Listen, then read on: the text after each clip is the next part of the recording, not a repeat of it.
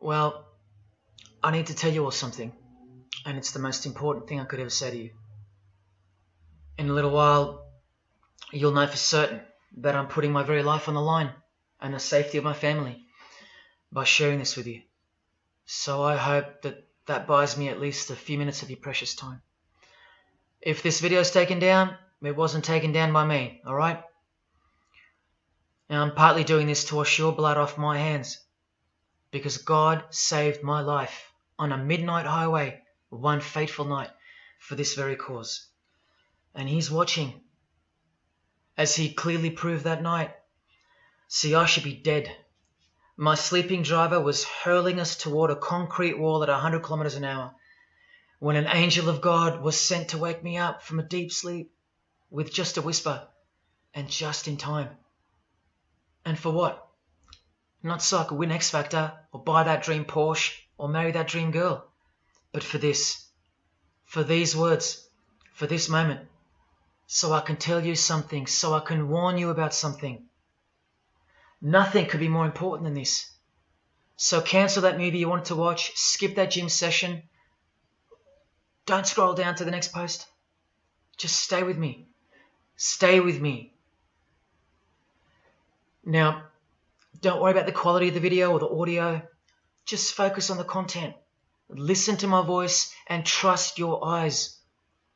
Most of you won't care for the shocking thing I'm about to expose to you, because no one cares.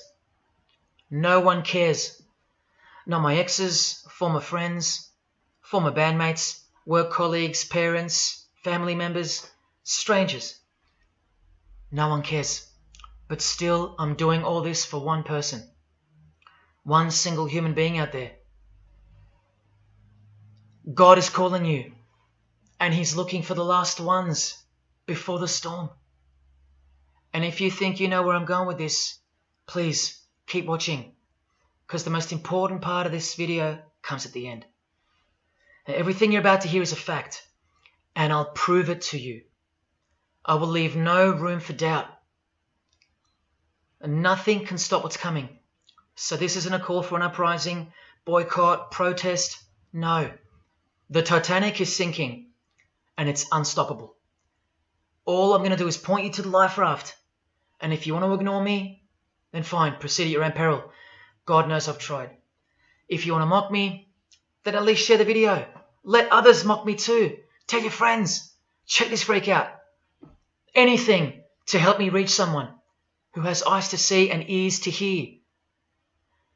And like I said, in a few minutes, you'll know why my well-being is in danger, and that of my loved ones too. Now let me ask you something real quick. Who do you think, generally speaking, runs the world? What type of people are the leaders of our countries and corporations, and the rich and the famous too? I mean, like, are they Christians? Do Christians run the world? Well, no, of course not. Buddhists? No.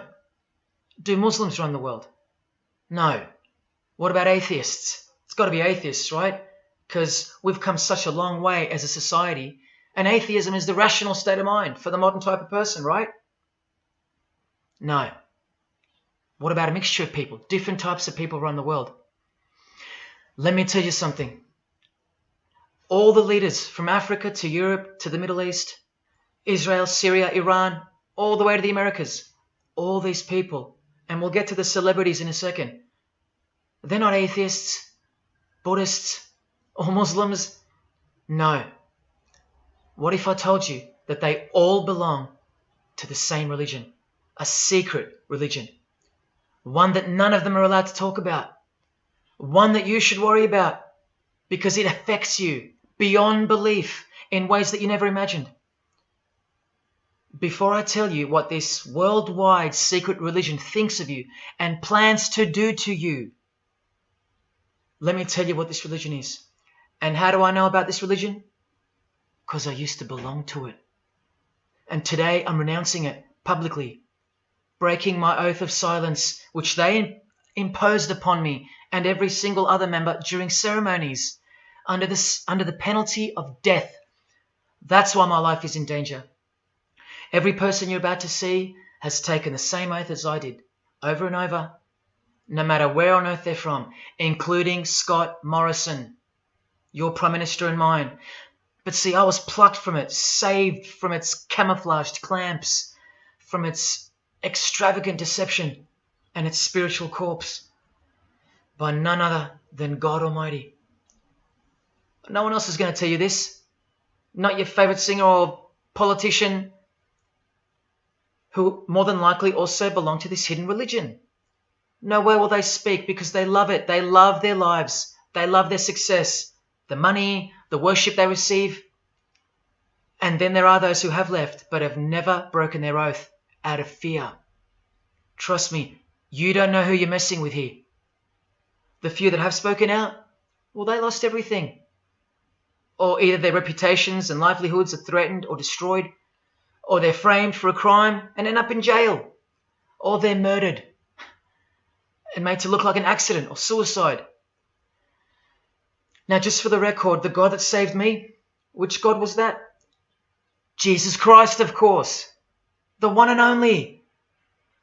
And he's the only one they hate, along with his disciples. So I'm invincible until he's done with me. That's why I don't fear him. Now please don't let the name of Jesus scare you off just yet, because if you're an atheist, you're especially going to want to hear this. Christians and atheists are the most pathetic bunch in the eyes of this ancient religion, the one that rules them all. And I'm only going to show you the tip of the iceberg. And just like an iceberg, the full body of this secret religion continues down past the line of sight, beneath the ocean. It widens in mass and scope until it continues further into the depths, into ever-increasing darkness and invisibility, until it reaches its foundations, which is firmly established in thick blackness, completely unimaginable and not perceived at all to those who only ever get to see its tip peeking out of the ocean top, including most of its members. At least 75%, 80%. And unless you're a member of this religion and this secret society, as they call it, you won't be granted access to the world stage or of a position of influence. It's become a prerequisite for success now that they've gained pretty much full control and their members own every place of prominence and power. So brace yourself for the truth that has been hiding in plain sight every day of your life, and for the mind-blowing, out-of-this-world climax to this video. Now look at this. There's a few different ways they display their allegiance. They don't do it often, and some don't do it at all. But most of them can't help themselves, because when they do it in public, it's a hidden statement, and that statement gives them a lot of satisfaction. The celebrities usually cover one eye, or hide it in some way, and obscure it, or emphasize it like this. Or they close one eye, or peek through it, through this hand gesture, all to highlight one single eye. It's called the all-seeing eye. Other times they'll just display a drawn eye somewhere, or a tattoo of it. The other method they use is what's commonly known as the hidden hand. Here, for example, River Phoenix is doing both the hidden hand and the all-seeing eye, so you can see the direct connection between the two. But in the political world, usually it's done with the hidden hand, and of course, this. That's a secret handshake for the members of this secret one-eyed religion. We'll start with Scott Morrison here, hidden in plain sight as usual, for everyone to not see as usual. Look at the handshake. I was taught this very handshake, or grip as they call it, during my time in this great school of deception. Here's a picture of a normal handshake, and here's the secret handshake. Normal, secret. Now here's Scott Morrison with Daniel Andrews. Normal handshake, secret handshake. All of them are sworn to secrecy under the penalty of death. And remember, I'll prove it to you very soon. Here's former Prime Minister John Howard giving the secret handshake, and Kevin Rudd bowing down to to this bloke in front of Julia Gillard, all of whom are members of the religion. And Tony Abbott, you'll see in a second, and he's Julia again. Now, I once heard Julia being asked in a brief interview on TV while she was the Prime Minister. The interviewer asked her, "What religion are you?" My ears pricked up as I was eating breakfast and I froze to hear the answer. And she actually said, with a sinister smirk, "I'm a member of a secret society. Next question, please." And what happened? Nothing. No one cared. No one cared that the person who represents them just confessed that she's a member of a secret society, when the Australian society is at large the only society that should matter. And why is it a secret in the first place? I'll show you. Very soon you'll know their beliefs, and you'll know their master plan, and you'll know why they take such extreme precautions with such hideous oaths of silence under the unbelievable penalties, including death, to stay hidden from the public. So what's the name of this religion? Well, I'll tell you right now. But keep in mind, the magic word you're about to hear only hides the true religion inside of itself. That's how it's secretly flourished to spread like a cancer around the world. It's a religion within a fraternity. The name of the international fraternity, the one that camouflages, conceals, and cloaks the secret religion inside it, is this: Freemasonry. This is their official symbol, the square and compass. Sometimes with a G in the middle, and sometimes with the eye, the all-seeing eye. This is the same eye that these people are referring to. That's where it comes from. The eye is sometimes placed in a triangle, and that's where this comes from, the eye in the triangle. Here's Chris Angel doing it, standing also next to a mate with a square and compass shirt on. Not a coincidence. This is not something Jay-Z invented. This is the religion Jay-Z belongs to, and proudly, as you're about to see. The Freemasons also place the eye at the top of a pyramid, because the Egyptian pyramid is integral to their secret system. Here it is on Chris Angel's shirt and Madonna's jacket. That's a Masonic symbol. The Freemasons are sometimes called the Masons for short. It'll all come together and make sense really soon. Here it is hidden in plain sight at the Australian MTV Awards. And this is the MTV headquarters, by the way. Trust me, there's no doubting this. Here's the same eye in a pyramid on a Crowded House logo. Yes, initiated Freemasons. Here's the eye on the Harbour Bridge for a New Year's Eve gig. And I wonder what that eye could be referring to. So what's the connection? The religion is the connection, the secret religion. And you'll see. Prepare yourself for an incredible revelation and the amazing climax that comes at the end of this video. Now this is where the Freemasons are counting on you to lose interest, or roll your eyes and move on. Because in their beliefs, the uninitiated, meaning you, are ignorant and stupid compared to them. You're technically called the vulgar and the profane. Please prove them wrong. Prove them wrong. And stay with me just a little longer. Now the secret identity of this one eye lies in the heart of this religion that lives, breathes, feeds and grows deep inside of Freemasonry. And Freemasonry camouflages it very successfully.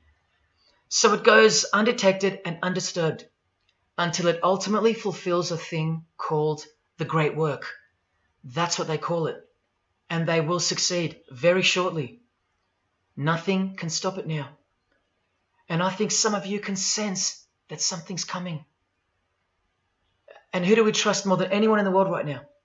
This bloke. And there he is, giving the sign of the hidden hand in front of the whole world. The hidden hand sign is technically called the sign of the Master of the Second Veil in Freemasonry. Veil, get it? Meaning hidden.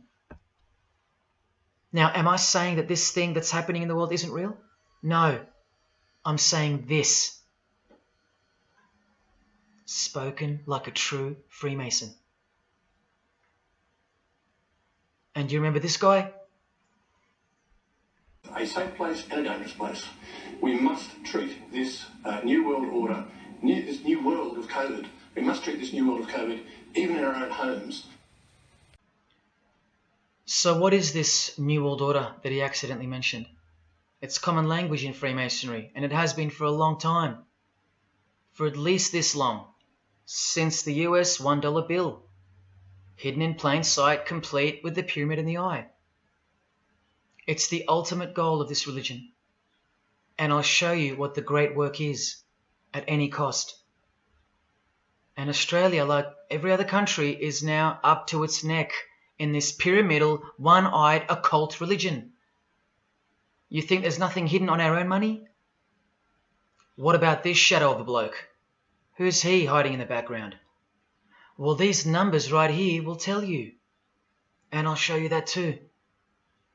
Did you know there's a giant pyramid in Australia? You want to see it? Sitting right at the centre of Australian power? Look closely, because you'll miss it. Because that's the way they designed it. There it is. Hang on. Do you see it yet? And what about now? That is the frame of an Egyptian pyramid, which we can now firmly call a Masonic pyramid, complete with a missing capstone. And if you're still in doubt that you're looking at a pyramid, there you go. A perfect to-scale pyramid hiding out of sight inside the giant frame that surrounds it. This is going to be so unbelievable to you that you probably won't believe it. Or if you're that far gone, if you really have lost touch with your own soul, you won't care. And you'll miss the opportunity to have your own eyes open first to the worst news and then to the best news you could ever wish for on this God-forsaken planet in which you're destined to lose everything you have and everything you love until eventually you lose yourself. We have to establish what this religion that's hiding inside of Freemasonry actually is, and we will. And it's shocking, but it's reality. The symbol of the Freemasons itself is not what it seems. It's a squaring compass on the surface, but it conceals something that'll become obvious when I show you. But before we uncloak Freemasonry to see its true nature, its ugly face and its shameful nakedness, because I gave you my word that I'm going to prove it to you. This is the oath they have to take. This is the oath that I took. And your favorite actors and singers, just about all your heroes, just about, even some of your relatives, who probably have no idea what Freemasonry is or was, and why they took such gruesome oaths. So for those who are going to say, my grandfather was a Freemason and he was a great bloke, or don't the Freemasons run that retirement home? Just wait. Because I'm talking to Freemasons here as well. And don't you worry, they're going to come out of the woodworks. But they're all under the oath of secrecy. Don't forget that, no matter who they are. Adele, Neil Finn, Chris Angel, or Scott Morrison. The oath comes first. And here it is. This is taken from an official Masonic publication, not intended for the public. This is Duncan's Ritual of Freemasonry. In brief, I, of my own free will and accord, do hereby promise and swear that I will never reveal any of the secrets, arts, parts, point or points of the Master Mason's degree to any person or persons whomsoever. This I solemnly, sincerely promise and swear, under no less penalty than having my body severed in two, my bowels taken out and burnt to ashes, so no more remembrance be had of so vile and wicked a wretch as I, should I ever violate my Master Mason's obligation. So now you know what they think of me. I'm a vile and wicked wretch for breaking my oath. So how can anyone ever trust a Freemason when he speaks about Freemasonry? Unless you're speaking to a rare breed like me. Never reveal any parts, not even a single point, to anyone. Here's another penalty from another degree, this time from Richardson's Monitor of Freemasonry, a legitimate Masonic publication for instructing and laying out the ritual. binding myself under no less penalty than having my throat cut across, my tongue torn out by the roots, and my body buried in the rough sands of the sea. These are the penalties they swear to. And yes, the lodge has penal authority to execute. This is how they look when they're initiated. They have to remove all their clothing and jewelry, including wedding rings, crucifixes, the most meaningful things to them, no matter what. They have to go, because complete allegiance to the society is required. You're blindfolded at every initiation because you symbolize someone who lives in utter darkness before you receive the light of Freemasonry. And that light will become so obvious to you in a bit. The secret that is being unveiled by incremental degrees to the candidates in the lodge is staring us in the face in daily life. And that truth is pretty scary if all you know and all you have is this world. But they know much more than that. At one point, when the blindfold comes off, this is what you're surrounded by. Blokes dressed like this, holding swords to your face. And that's nothing compared to what comes later. So your own wife or daughter don't qualify for discussion in these matters, unless they too are initiated to the same level as you. So please don't tell me that your grandfather or your neighbour is a Freemason and that there's nothing wrong with Freemasonry. How would you know when they're under oath never to reveal anything to anyone? The whole successful system is constructed by the art of lying to the public and to their own members of lower degrees. And we trust these people? Now here are the illustrations for the signs and handshakes. And you only receive them after the oath has been taken. This is the sign you do upon entering and exiting the ritual room while facing the Grand Master. It stands for throat slit, and it goes like this. A continual reminder of where you are and what awaits you if you have a change of heart or rebellious spirit. And here you have the illustrations of the secret handshakes.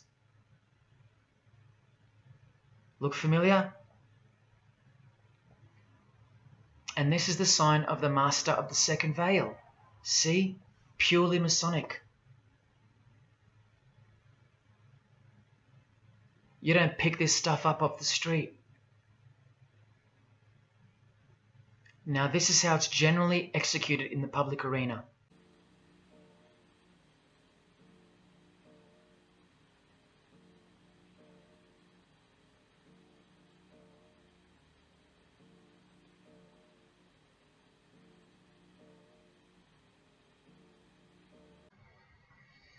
Sneaky, sneaky, huh? So when you see this, or this, you know for certain where it comes from and who they belong to. Look at Kramer on the front page of the privately circulated Freemason magazine, officially a Mason, like fellow brother Tony Abbott, and he's doing this.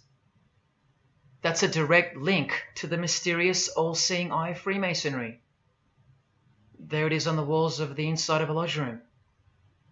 So there's no reason to doubt that those who do this belong to this. This is another sign they do quite prominently. It's the sign of silence. This is from Richardson's Monitor of Freemasonry again, a finger over the lips. Now these signs are slightly morphed over time, so covering the mouth in a variety of ways is the expression of being bound to secrecy and silence. Silence or death, as Little Wayne here is portraying. Here's the oath of a second-degree Freemason on page 21 of Richardson's Monitor of Freemasonry. Binding myself under no less penalty than having my left breast torn open and my heart and vitals taken out, thrown over my left shoulder, should I wilfully transgress any part of this my solemn oath. In this degree, the penalty is to have your whole body dissected, bowels removed and heart cut into pieces and thrown into a field where you are eaten by animals, all to protect the secret religion of the rich, powerful and famous. In the Knights Templar degree, the penalty is to have your head cut off. Listen to this penalty. And this one has happened throughout history more than any other because it works so well without having to resort to death or the threat of death, and it's easier to execute. Now this applies to all areas of industry. It's done through the ruining of your reputation by fellow Freemasons, pointing him out to the world as an unworthy vagabond, by opposing his interests, making life very hard for you, by deranging his business, by transferring his character wherever he may go, and by exposing him to the contempt of the whole fraternity, the secret society, and the world. Wow.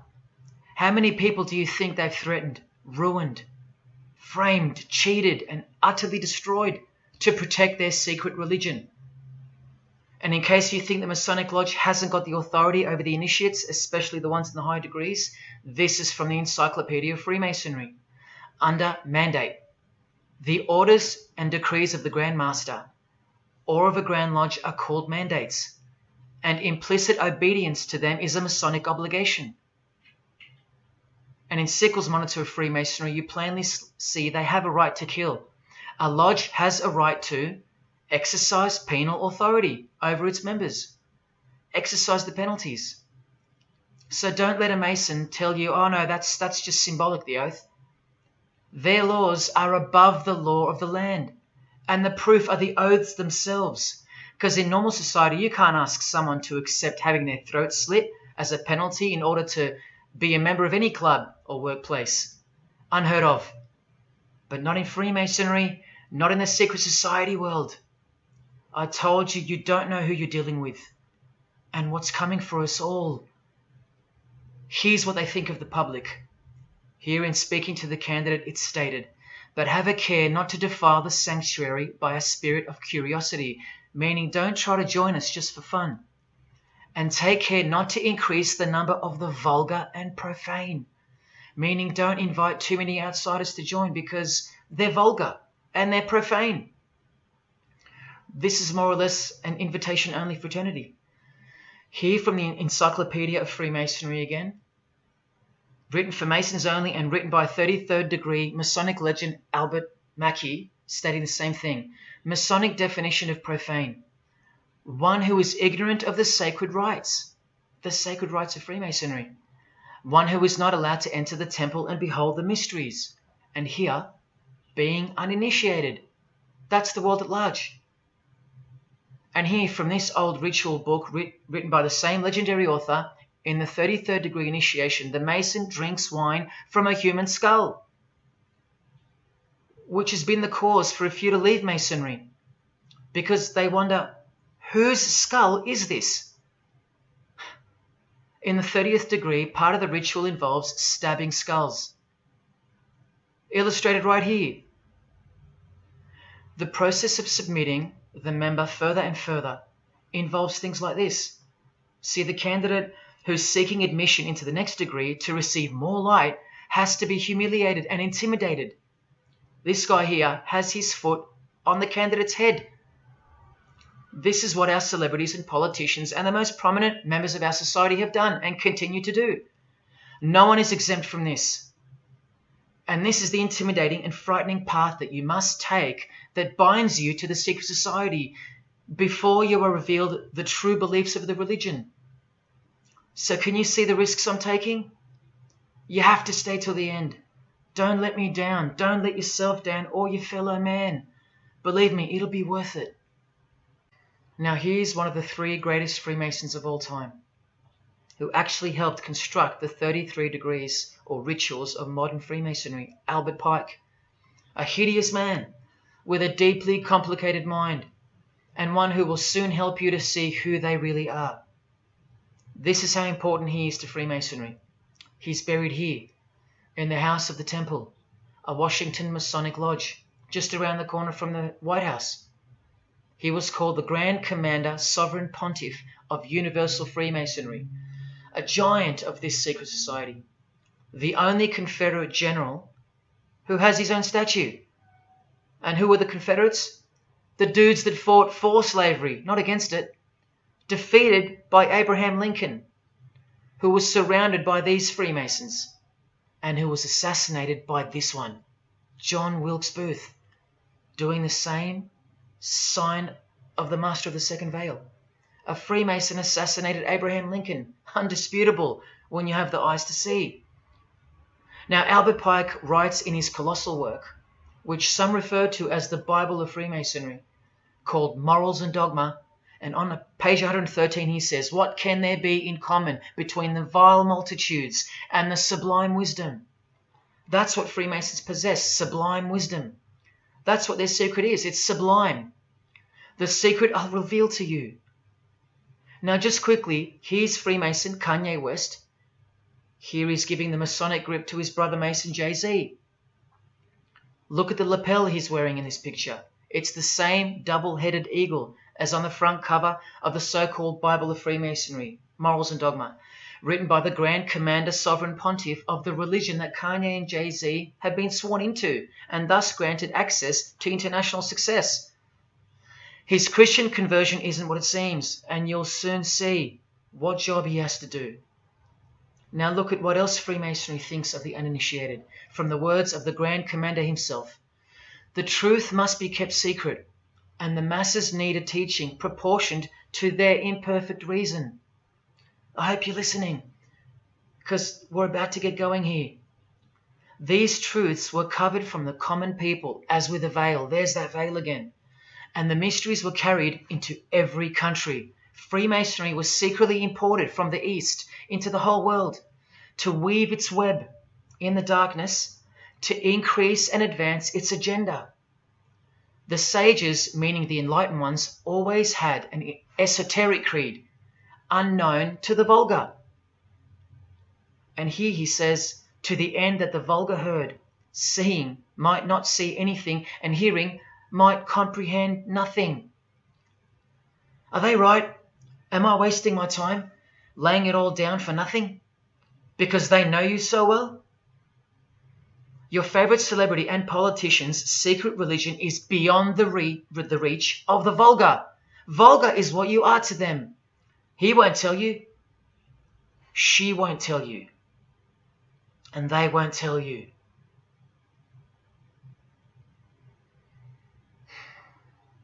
Because the other obscene penalties from the rituals of Freemasonry include having your ear and hand chopped off, or both hands,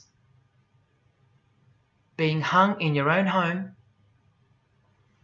and my personal favorite, having the top of your skull cut off so your brain is cooked in the sun. Now, can you imagine what they're hiding? And then the ritual monitor goes on to illustrate the same secret handshakes and signs. Hidden hand, sign of silence. These people mocking us, sometimes to our face with their symbolism, while we respect them, admire them, and sometimes even love them and idolize them. All of them partaking in the same initiation rituals, to belong to the secret society, a prerequisite for success, to belong to the religion that gives you everything you want, everything your heart desires. While the Gospels teach accurately that the heart is wicked. Now here is a practical example of how Freemasonry comes first, even above the title of president. Here's a portrait of George Washington doing the sign of the Master of the Second Veil, and here, Freemason, before and above president. And if you think that's just by chance that they put the word Freemason above president, then here, read this genuine quote from Harry Truman. This should tell you how deep the consequences of Masonic initiation go and what lies deep within. It's Freemasonry above everything else. There's the Queen showing her allegiance over and over.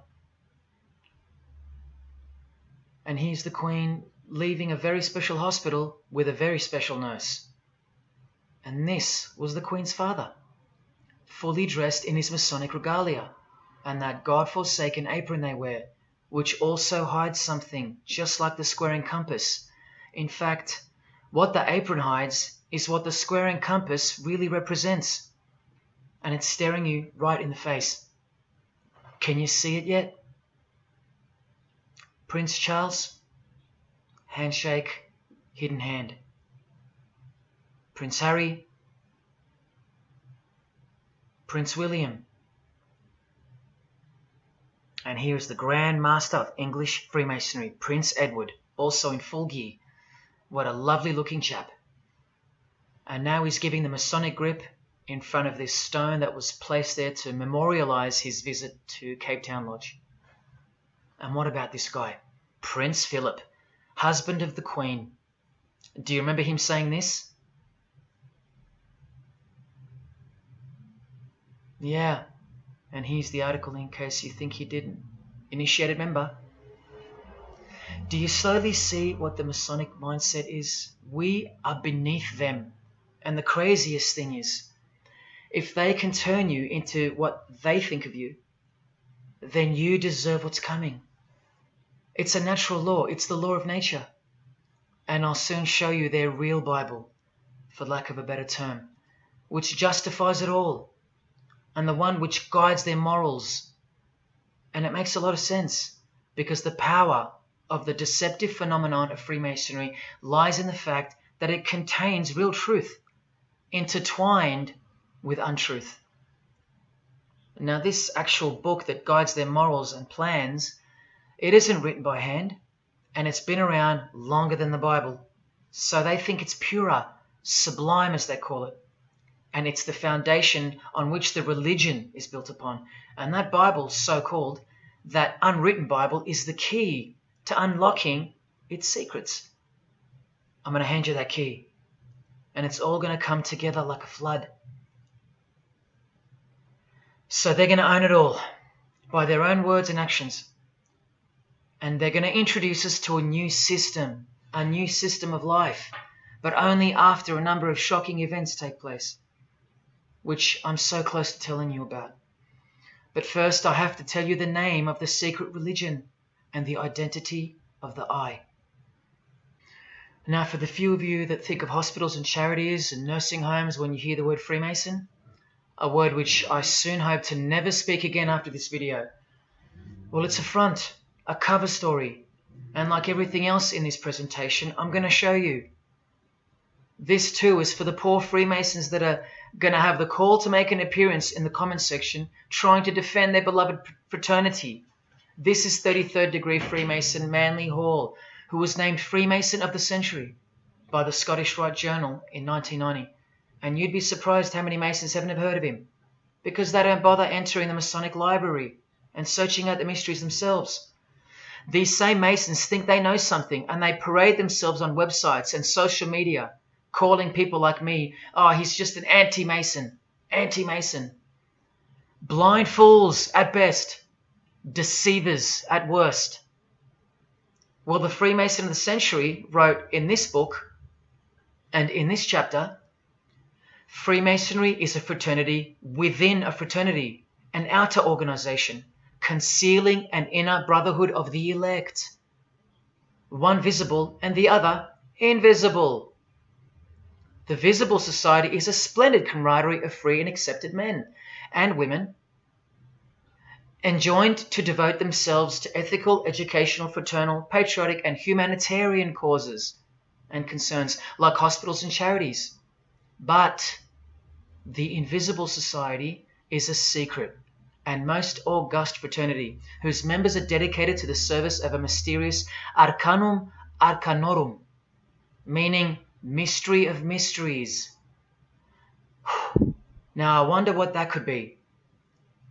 So once again, don't listen to the lost or deceptive Masons that'll come here trying to cheat you from the truth, telling you that I don't know what I'm talking about or calling me an anti-Mason.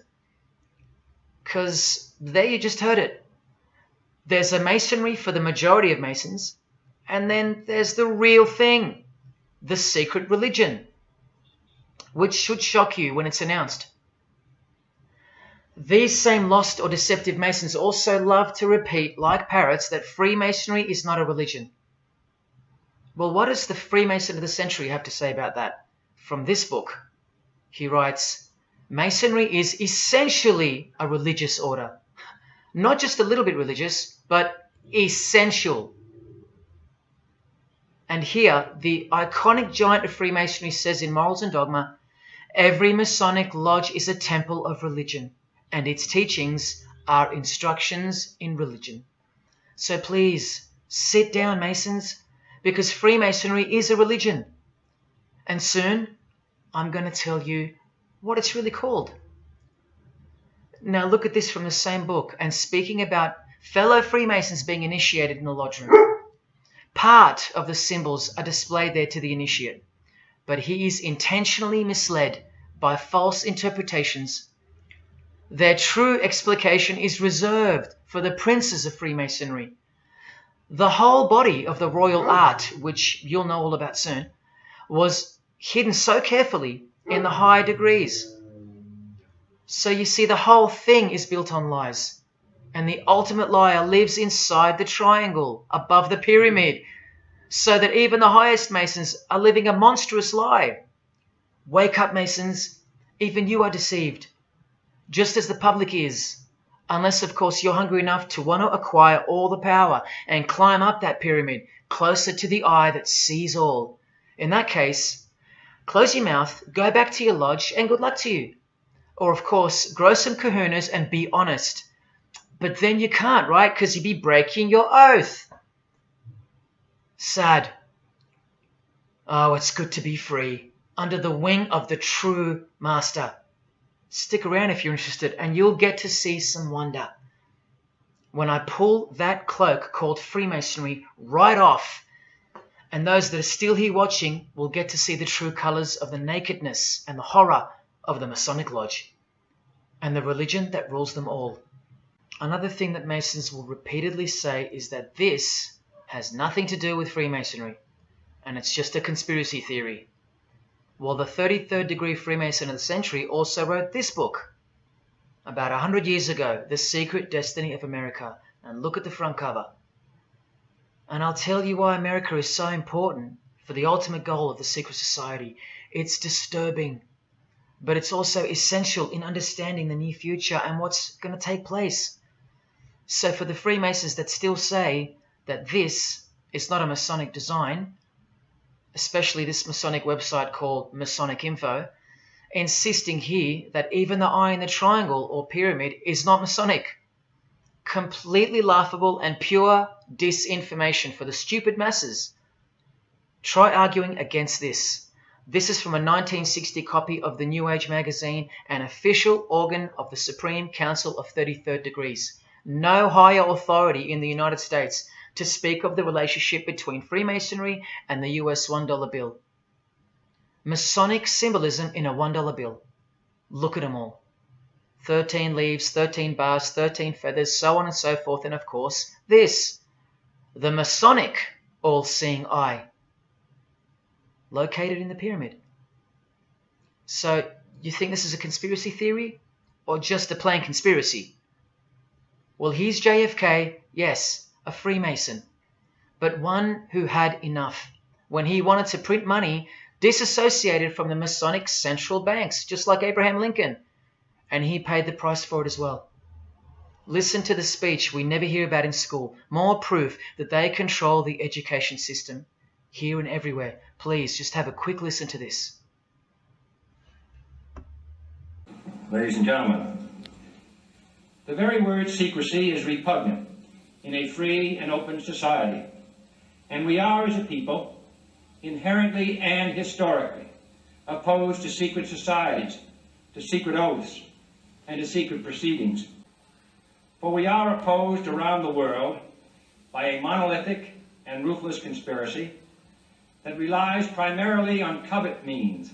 I am asking your help in the tremendous task of informing and alerting the American people.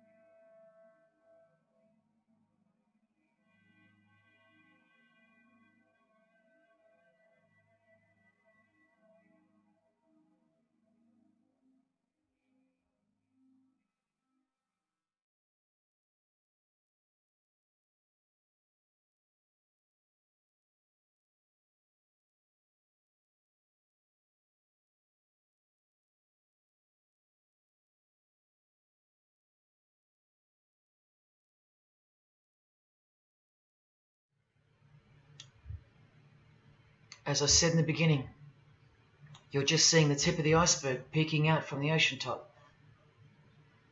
I told you, all personalities in the field of great influence are initiated members of Freemasonry. Otherwise, they wouldn't be there.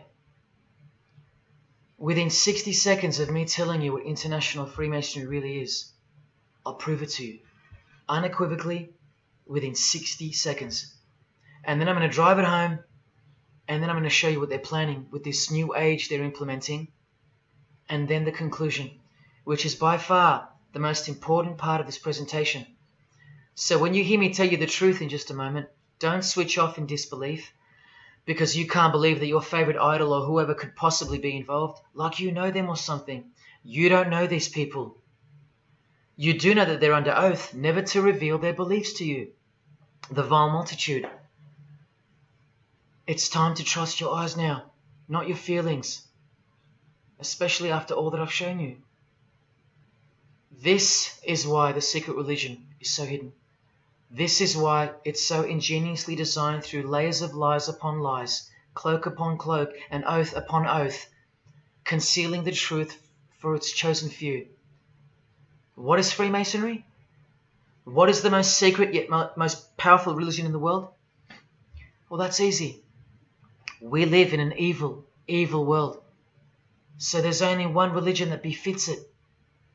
Freemasonry is Satanism in disguise. Now start the clock. From Morals and Dogma, prepared for the Supreme Council for 33rd degree. That's the highest degree in Freemasonry, and written by the undisputed heavyweight champion of modern Freemasonry, Albert Pike. On page 321, he boldly states, Lucifer, the light bearer. Strange and mysterious name to give to the spirit of darkness. Lucifer, son of the morning. Is it he who bears the light? Doubt it not. Did you hear that? Lucifer is God, and do not doubt it. Come on now, stay with me. Here from the Encyclopedia of Freemasonry, written by 33rd degree Freemason, a beloved member of the craft, Albert Mackey. He tells us whose name represents the good principle in Freemasonry's secret worldview. Writing under the Masonic meaning of the word pentagram, he says that the pentagram, depending on its position, represents good or evil. See how he puts the positive aspect in the first position? Good first, evil second.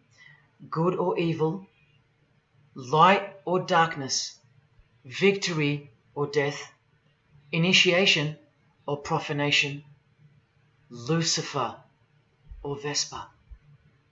Lucifer is good. Lucifer is light. Lucifer is victory. And Lucifer is true initiation. See, if you're not initiated, you're profane. If you haven't figured out that God is Lucifer, you're vulgar and profane. You're stupid, in their own words. That's the beginning of their big secret. God is the devil, and we're already in hell right now. Now from the Freemason of the Century, Manly Hall, and this will make it 3 out of 3 legends of Freemasonry stating the same thing. In The Lost Keys of Freemasonry on page 76, when the Mason learns that the key to the warrior on the block is the proper application of the dynamo of living power, he has learned the mystery of his craft. The seething, surging energies of Lucifer are in his hands.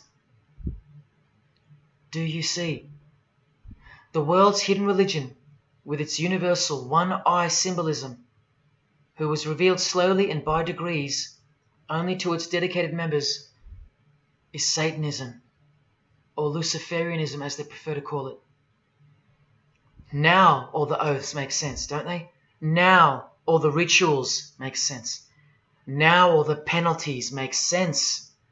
And their secret signs and symbols and handshakes all make sense. While the bulk of Freemasons make the external image of the fraternity and know nothing of who rules over them and who or what they're protecting. But which craft do you think the Freemason of the Century is talking about here? Which craft? Which craft? Which craft? witchcraft. You need to slowly wake up now. Witchcraft is the royal art of Freemasonry, jealously guarded and reserved for the few. I'll show you clear as day that this is in fact true. This is the symbol of Satanism. And this is the symbol of the lodge of female Freemasonry called the Order of the Eastern Star. Look at that. Satanism, Freemasonry. Trust your eyes. This is the symbol of the Church of Lucifer, founded by a 33rd degree Freemason, which I'll prove. Look at the Masonic scoring compass in the design. The Church of Satan and Lucifer, two sides of the same coin, nurtured and brought to an organized international level of power and influence by Freemasonry, in secret, and all done right under our noses. And if you think that your politicians or religious leaders or favorite idols can't be a part of this, you have to try and snap out of it, or suspend your everyday beliefs just for a moment, and I will clearly show you how it's not only possible, but it's actual. Please, I feel like it's now or never. If you don't get a glimpse of this now, then when? Who else is going to tell you this? When will you next be confronted with this? This is reality. And as much as you thought that ordinary people came into positions of power through hard work or concern for society or family connections, combined with brains and talent, that's not the case. That's the fantasy. This is the reality. They all go through Freemasonry. You think that Sam Worthington was so talented that he was picked over all those American actors to star in Avatar? Of course not. He was a Freemason. And so was the director, James Cameron, of the highest caliber. You have to remember that to them, Lucifer is good. Lucifer is the liberator. Jesus is the suppressor. Lucifer is pure love. Jesus is impure love. Lucifer left heaven for you. Jesus was crucified because he was a false Messiah. The world has always been deceptive, and we have been magnificently deceived. Here is an incredible example. Pay attention. This should blow your mind. Charles Darwin, the father of atheism and rationalism, was an initiated Freemason, doing the hidden hand of Freemasonry in this picture, and the vow of silence in this one. This would have remained unknown to us because no one's going to teach us this. But now we have the tools to see his beliefs, not through his words, but through his signs and symbols. I told you they can't help but to show off their religions, because they think we're stupid, vile, and ignorant. And I've proven that to you as well. So once again, are you going to prove them right by switching off and ignoring this? Well, unfortunately, more than 90% of you will.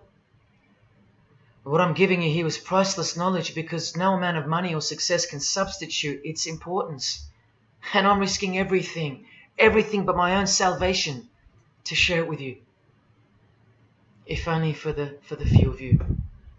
Think about what you've just seen here with Charles Darwin, because I don't know if you got it. You cannot be accepted as a candidate of Freemasonry unless you believe in a supreme being, as exemplified here with Phil Collins, speculated by some to be an atheist, but this seems impossible because being a Freemason, he has to believe in a higher power, or more accurately, supreme being, and I can personally vouch for that. And look here in the Masonic Oath itself. The candidate says, I will not aid or be present at the initiation of an atheist, a madman, or a fool. Freemasonry believes that to be an atheist is to be the equivalent of a madman.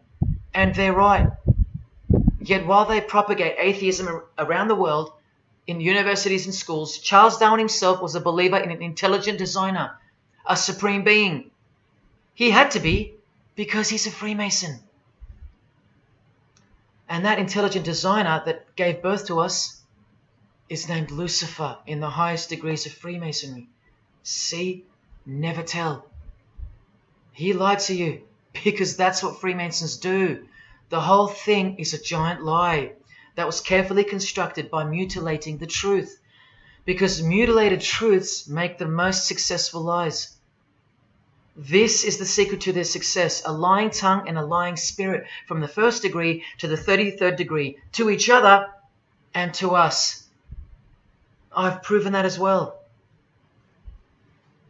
And what did Jesus, how did he describe their God? The father of lies. How accurate. The one who comes to cheat, kill and destroy. How accurate again when I tell you their plans. Look here, Charles Darwin is noted as an influential figure by the Satanic Temple. And proof for them, apart from the intelligent design that is all around us, that Lucifer is real and that he's the god of this realm, is the power of witchcraft or magic.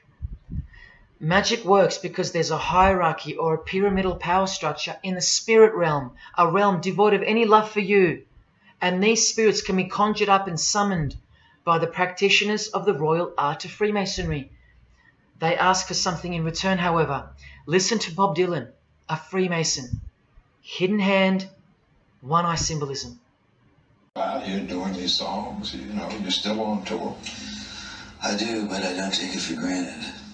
Why do you still do it? Why are you still out here? Well, it goes back to the destiny thing. I made a bargain with it, a long time ago, and I'm holding up my hand. What was your bargain? To get where I am now. Should I ask who you made the bargain with? with the chief commander. On this earth? And in this earth, and then in the world we can't see. How does one communicate with Bob Dylan's chief commander, Lucifer? By the jealously guarded royal art of Freemasonry, witchcraft. This is from the Encyclopedia of American Religions. Secrecy is bolstered by a system of initiations and degrees, the Freemasonic system. The material which is kept secret is the magical knowledge of the group. This knowledge may consist of rituals and powerful magical formulas. Do you think J.K. Rowling isn't a Luciferian? In this article, J.K. Rowling reveals the inspiration behind the Deathly Hallows symbol. And what is it? The Masonic square and compass, with the one eye that all the celebrities mimic. That's the inspiration. They're all members of the secret society. If you think that doesn't prove anything, here she is with her new tattoo. It says Solve Coagula. Also a song title by fellow Freemason Marilyn Manson. And where does it come from? Here, the Baphomet. The image of Lucifer as conceptualized by another Freemason, Eliphas Levi, in his book, The Doctrine of Transcendental Magic. This horrid thing, with breasts, a penis, and a goat's head with 2 horns, has these words written on its arms, Solve Coagula. The impact of the meaning of these 2 words should disturb you to soberness when I tell you about them. Because apart from other things, they involve the process in which the new system will be implemented at unbelievable cost to you and I. Here's a statue of the Baphomet at the temple, Satanic Temple, complete with 2 little kids admiring it. That's J.K. Rowling's religion, Satanism. The secret religion for the highly evolved and the highly successful. Welcome to the real world. The same Masonic author writes in The Doctrine of Transcendental Magic, in the ceremonies practiced at reception by all secret societies, there are found indications of a doctrine which is everywhere carefully concealed, and that is witchcraft. And in his History of Magic, he tells us it is the royal art, and that's what Freemasonry calls it. And where did he get his inspiration for the Baphomet? From the Knights Templar, another secret society who were banned, and some of its members were executed in the 1300s for glorifying evil, as it's openly stated here in the Satanic Rituals. And where do modern day Knights Templars reside now? Within high degree of Freemasonry, right here. Again from the encyclopedia, and listen to this. The continuing impact of speculative Freemasonry, which means modern day Freemasonry, provided fertile soil in which new magical orders could grow. Magical orders, meaning other branches of secret societies, of which Freemasonry is the umbrella. Because Freemasonry is the king of secret societies. Just like JFK tried to tell us, it's the prestigious channel that one must go through. And it is the reason that the oldest religion in the world has made a colossal comeback and is now on the brink of success. Which, as I said, nothing can stop now. And again from the encyclopedia, the groups wear ritual garb and meet in magical lodges. And where do Masons meet? In the Masonic Lodge. Like here with a magical pentagram on their checkered floorboard. Are you believing your eyes? Or are you making excuses? Here's another statue of the Baphomet at a satanic temple doing the sign of the horned god Lucifer. The hand sign mimicking the horns on his head. And of course the upside down cross. And here's Barack Obama doing the same sign. And the sign of silence with a twist. Who do you think he's mocking here? You and I. But mainly Christians. Because Christianity is the one force that has stood between you and the inconceivable horror that is awaiting us and is on its way. Here's an article on Barack Obama, and that's his hands adjusting his presidential seal. And there's his Masonic ring, and the sign of the devil's horns, over and over. Freemasonry and Satanism are intertwined. Look at these Masonic politicians throwing up the devil's horns. George W. Bush. Look how sneaky and sinister the look on his face is here. And the manner in which he's delivering the sign. In front of the whole world. Is he a fan of rock music? Is he saying I love you in sign language for the deaf, like some people like to say? This is his fraternal order called Skull and Bones, also known as the Order of Death, where you lie naked in a coffin with what's called a temple prostitute during initiation. Clearly a Masonic order, with this guy displaying the hidden hand of Freemasonry. In Stanley Kubrick's last movie before his death, he's telling you that all prominent members of industry, including politics, as the movie goes on to show, are members of a satanic secret society. In it, he shows the members engage in an orgy and feast after the ceremony of dedication to their horned god. To identify which secret society he's referring to, he leaves the clues in the artwork. Not once, not twice, but 3 times. The One-Eyed Religion. And who do you think the title of the movie is dedicated to? None other than the stupid, ignorant, and uninitiated masses watching the movie. And you know it now. He knew that when we'd leave the cinema, we'd be commenting on the performance of Tom Cruise, or giggling about the orgy scene, or just being disappointed because the movie went too long, or some other meaningless critique, with eyes wide shut. Look at the cover of his other movie, A Clockwork Orange. The eye on top of the pyramid. And on his shirt, the word devil in Italian. Let me take it up a notch, in case this isn't registering. Listen to the founder of the Satanic Church, Anton LaVey, tell us in his book, The Satanic Rituals, which is a companion to the Satanic Bible, Masonic orders have contained the most influential men in many governments, and virtually every occult order has many Masonic roots. This is back in 1972 he said this. Now 40 years later it should read all governments, not many. And why is the founder of the Church of Satan talking about Freemasonry, the most respectable and charitable fraternity in the world, that no one seems to talk about and that we never hear about in school? This is why. Because the Satanic Ritual is a blend of Gnostic, Kabbalistic, Hermetic, and Masonic elements. That's crazy, because Freemasonry is a blend of Gnostic, Kabbalistic, and Hermetic elements too. Any Masonic writer will confirm that. But how can that be? Because Freemasonry is Satanism in disguise.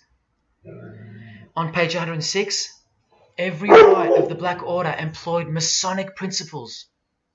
Every rite of these Black Orders, one of which was called Freunden von Lucifer, which translates to Friends of Lucifer. And guess what? There are numerous manifestations of Satanism in Masonic ritual, including the goat, the coffin, and the death's head. Please awaken, O sleeper, and let the glorious light of the truth dawn upon your sleepy eyes. How did Freemasonry get away with this? Just like Jesus, the greatest enemy of theirs, said they would, by dressing the wolves as sheep. A satanic underground carefully cloaked in Christian trappings. That's how Freemasonry got away with it. We can't find out about it because they run the media and the education system clearly. John F. Kennedy was brutally assassinated after he attempted to inform us that we are opposed around the world by a monolithic conspiracy. Did he know that Lucifer was the god of Freemasonry? I don't know. The Grand Master of my lodge, who was the mayor of the city, was a 32nd degree Freemason. That's one short of the top, one short of the true beginning of the secret religion, and he had no idea what Freemasonry really was. After 42 years in the lodge, they never invited him into the 33rd degree initiation because he couldn't see past the Christian trappings, as they were designed to do exactly that, trap the Christian, or trap anyone else who was too sensitive to behold the truth. Thus, Freemasonry could halt their progress at any time without suspicion because it's a rare thing to reach the 33rd degree, and every Freemason knows that. So that there are no rude awakenings that take place with those that aren't ready to embrace Lucifer as the true god of Freemasonry and the world. This is an ingenious system, birthed by what must have been demonic inspiration. Anton LaVey says that this ingenious system I speak of serves as a rudimentary screening process for organized Satanism. Exactly right. It's a filtering process, as I've said earlier. An international filtering process from which men and women are picked and permitted to enter the world stage. And I'm saying all this for those who naively think that politics and magic ritual do not mix. That's the founder of the Satanic Church. He admits that. Admissions that were never heeded because no one cares. How else did the Freemasons pull the wool over our eyes? The companion to the Satanic Bible tells us that as well. By filling the world with fools. And who's the biggest fool in the eyes of Freemasonry? An atheist. From the Encyclopedia of Freemasonry.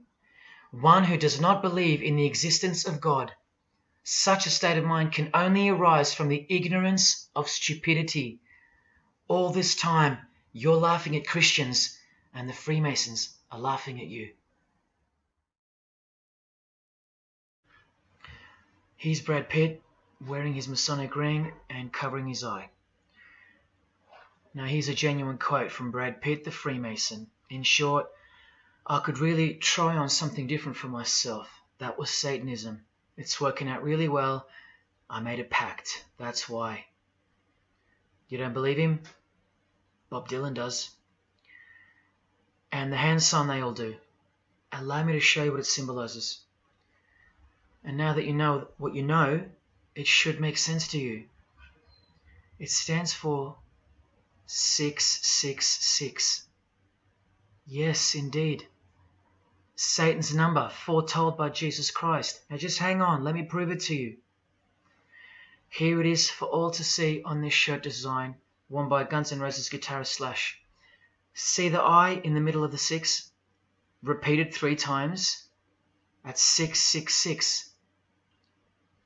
In this one, the design in the shirt is clearly demonstrated by the person wearing it. Another example, the hand sign with 3 6s on the shirt. Here's a movie poster, the hand sign and the 6 on his lapel. Connect the dots. Here's Don Cheadle, the hand sign, and here he covers one eye with the dice. What's the number on the dice that he holds toward the camera? 6. There's literally 3 6s that manifest in the hand sign itself, like this. That's why they do it. Here's Drake with the most obvious example, holding up the hand sign with the all-seeing eye of Lucifer on his bicep. And here, blatantly connecting the 6 to the hand sign on the artwork to one of his songs. The hand sign over one eye, obviously signifying a 6. This is proof. The number is mystical and it's grounded in reality, and it's related to sex rituals within witchcraft. You'll see, I'll show you. But if that's not enough, there. Drake is clearly intending that hand sign to be a way of communicating the number 666. A hater of Christianity and Jesus Christ. But I wonder why. He has everything he desires. Christians aren't suppressing him. He doesn't hate Buddha or Muhammad. None of them do. No. Jesus is who they hate. But they protect Freemasonry by communicating its presence in their lives, not by word, but by symbols and signs. Disciples of Lucifer. While you don't believe it, they take it very seriously, and they mock you by displaying it in your face. They know the truth. The chief commander, the one at the top of the pyramid, is Satan, the god of this world, just like Jesus told you who he is. Britney Spears doing the 666 over the eye, and look at this. The devil's horns while she wears the seal of the US $1 bill, designed by Freemasons. You know why now. You just have to stop denying it. Freemasonry is Satanism in disguise. This is how they tell you.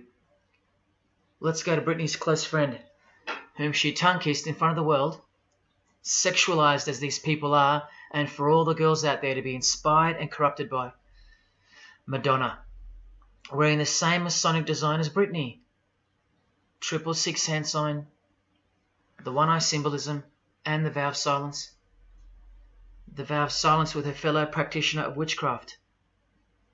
The Masonic eye in the triangle behind her, and now the upside down cross of Christ on her outfit. A member of the secret society who hates Jesus with a passion, as you can see here with Lucifer, the god of Freemasonry, giving her oral sex. Deep despisers of Christianity.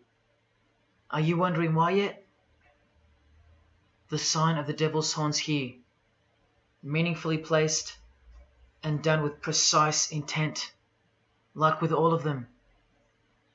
And here teaching her poor children to follow in her footsteps.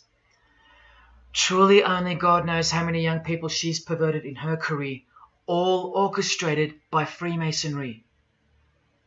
Here's the founder of the Church of Satan again, Anton LaVey, showing the horn sign. The horned god of the witches, as illustrated by Una Woodruff in her book Witches. And here, with a member of the Agora sect of Hinduism partaking in a ritual of the oldest religion of the world. She's drinking blood here from what? A human skull. Sound familiar? That's right. That's what all the high-level Freemasons do, except they use wine, until they themselves are invited into the secret religion. It's ritualistically done to gain magical abilities, not a myth. And look at her hand sign. It's also known as the El Diablo. Do you still think this hand sign is a joke, or it's misunderstood or misrepresented by people like me? Look at the cover of Anton's other book called Satan Speaks. Look at the eye. He has one eye emphasized. Can you see? What about the image of Lucifer in the Satanic Temple? Look at the right eye. It's darkened. You ready for this? From the Bible. And this passage is thousands of years old. Woe to the worthless shepherd. His right arm shall be completely withered, and his right eye shall be utterly darkened. Where do you think this hatred for Jesus comes from? Do you think it's because we've outgrown it? Or because it speaks the truth?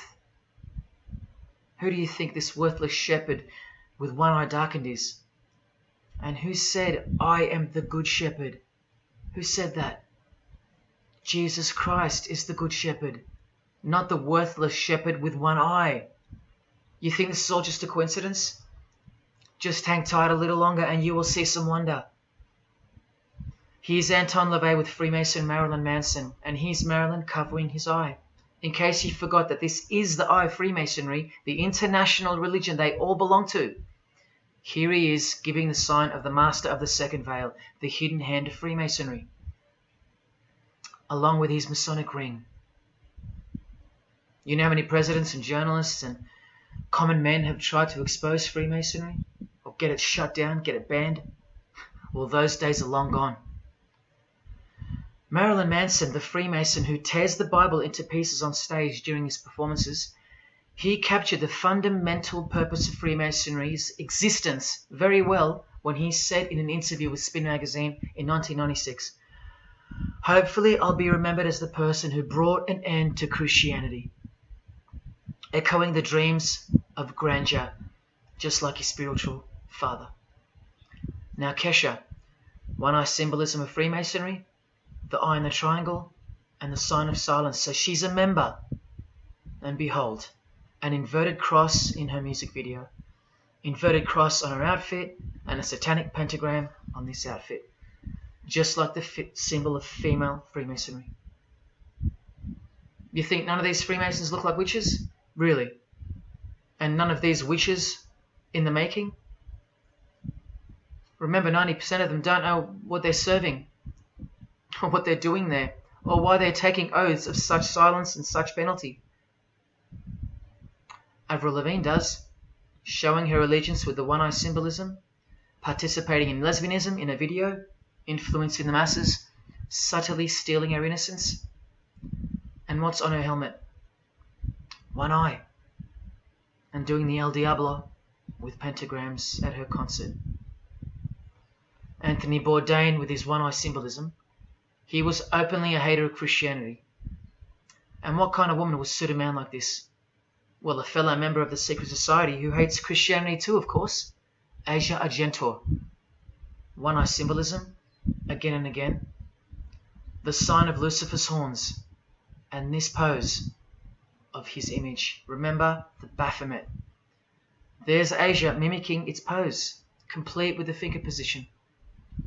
Creatures with breasts and an erect penis and a goat's head.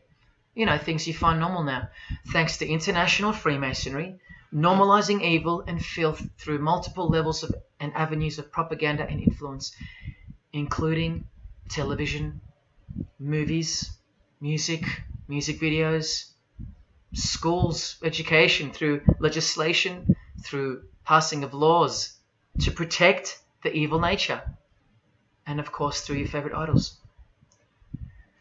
Chris Hemsworth, just your everyday good Aussie bloke? I'm afraid not. One-eye symbolism and the sign of silence, both of which mean he's taken all the disgusting oaths of Freemasonry under the penalty of death, thus catapulting him over the competition, never to promote Christian values or Jesus Christ again. The 666 hand sign, and now, see how the hand symbol makes sense? Amber Heard, who was married to this Freemason, who's best friends with this Freemason. I told you they only date, marry and associate with their secret society. Here with the 666 over one eye, and this tweet. I think it's a tweet, I don't know. Look at the one eye closed, darkened if you will, and identifying its meaning with the devil's hand symbol. Of course, she camouflages the whole thing with her misdirecting words for the dumb masses. But we can see through that now, right? But look, it's Elon Musk replying. He's a fan of Amber Heard. Or is there more to it? Good sign, he says. The sign of the devil's horns. The fertility god. The sex god. That's what he's referring to. Why on earth would he point that out?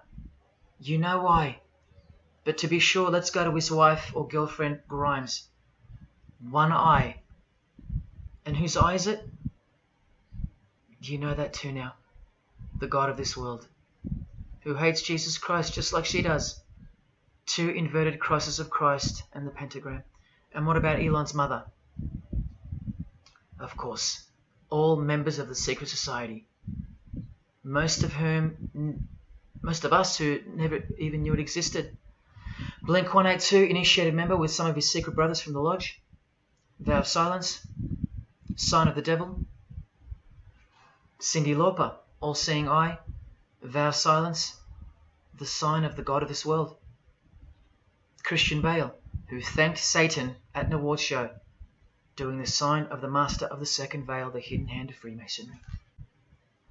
Ashley Tisdale, all-seeing eye, social media post, and hanging out with her boyfriend, who proudly wears the satanic cross.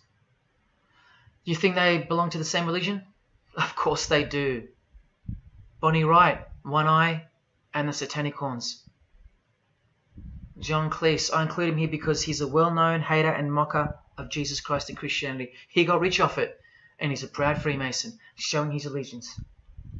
Motley Crue, Nikki Sixx, Tommy Lee, Vince Neil holding a cross upside down, and their album cover. Secretly Freemasons under oath while promoting Satanism in the open, doing their job and influencing the masses to hate Jesus and Christianity and to live a life of sin through seduction of their music. Secret Society member Jimi Hendrix hiding one eye and telling you about the secret powers of music. Nirvana, Kurt, bass player Chris, Dave Grohl, Dave and Jack Black making the sign of the pentagram, a geometric tool used in the magical curriculum, and Dave wearing his upside down cross. Hard to listen to all those beautiful songs he's written now. Courtney Love and her daughter glorifying the symbol of Satan, and Nirvana discovering something on a road trip while covering some numbers up.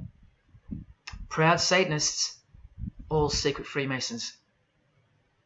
Here's Quentin Tarantino.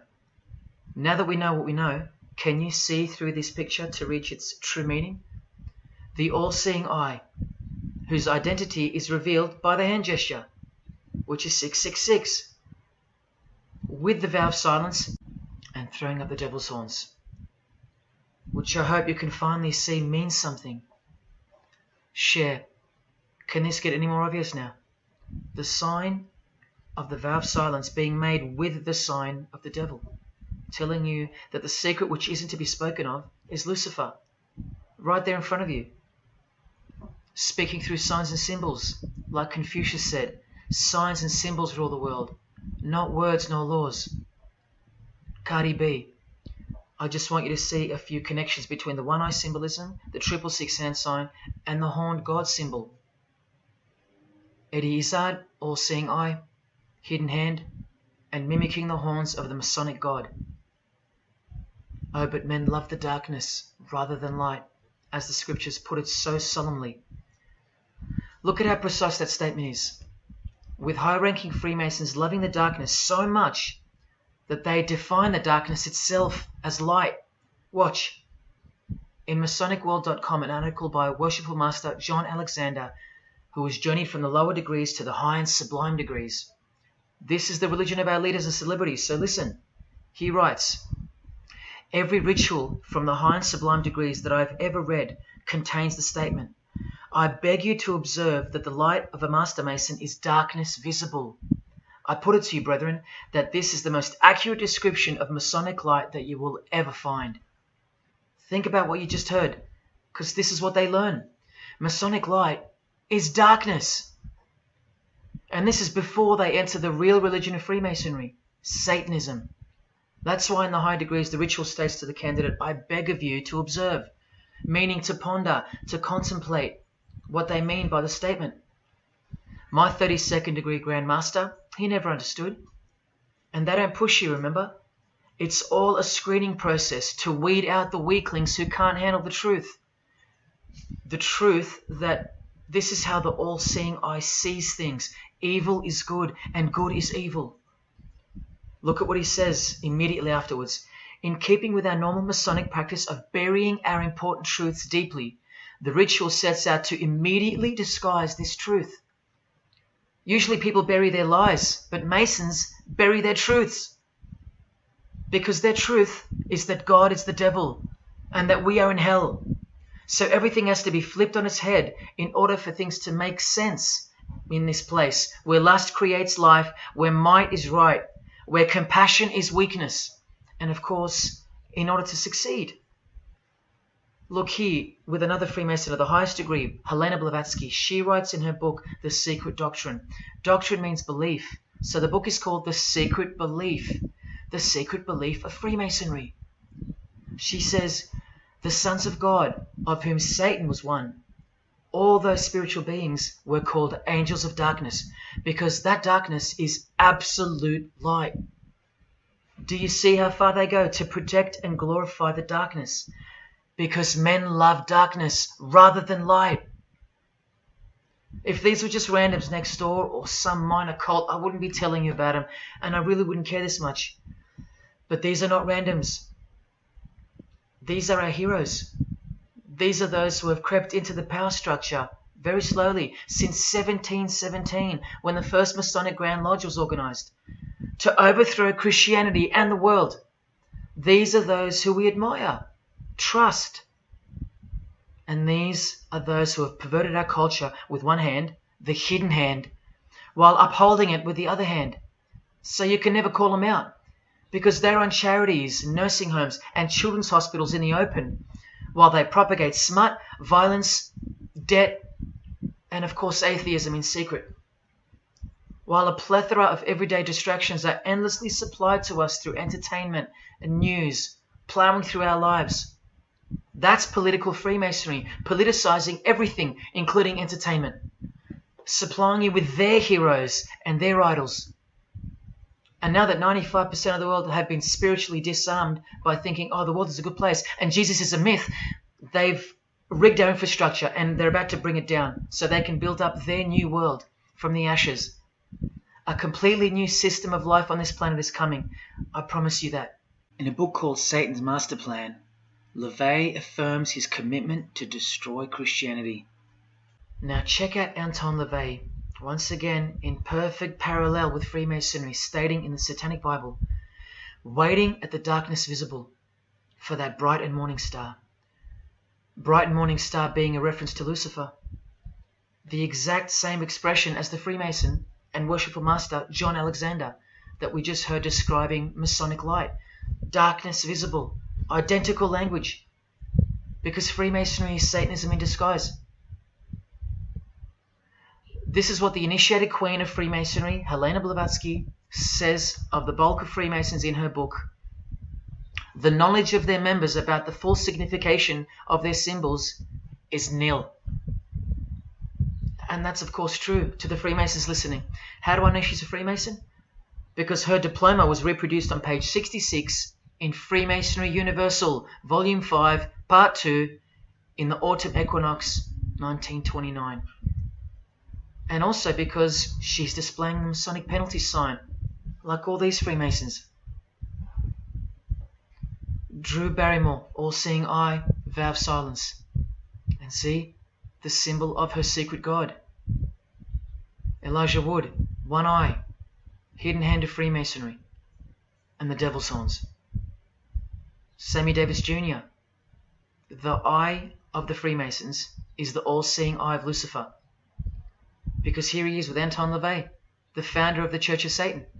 So when you see him hanging with other celebrities like Bill Cosby, can you be sure that they belong to the same religion?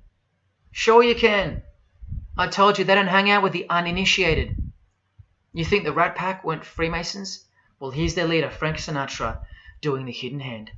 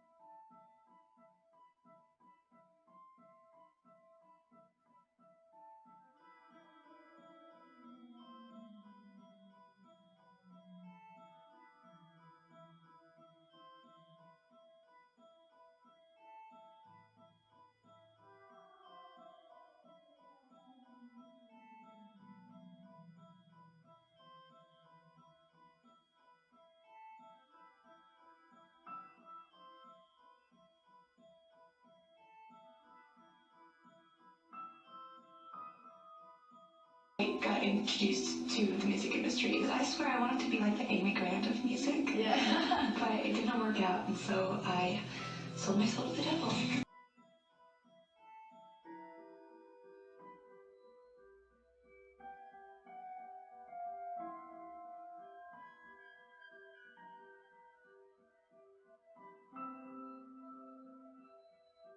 On that, how do you consider maybe doing more acting? I only had a few lines. It was fantastic, but I can't really tell you anything else. But it was. Sure you can. I know I can't. It's very secretive. It's a very secret society.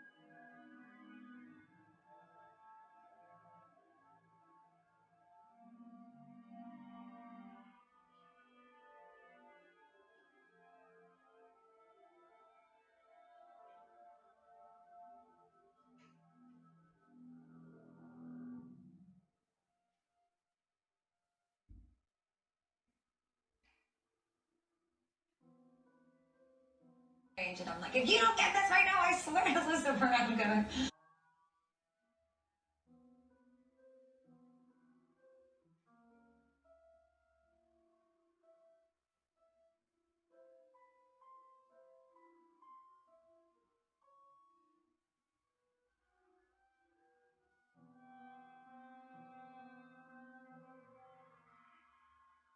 poker facing with your sexuality. When I was making love to my old boyfriend, I used to think about women sometimes. Oh, good Lord. I'm sure he was delighted when you told him. Oh, good Lord. I'm sure he was delighted.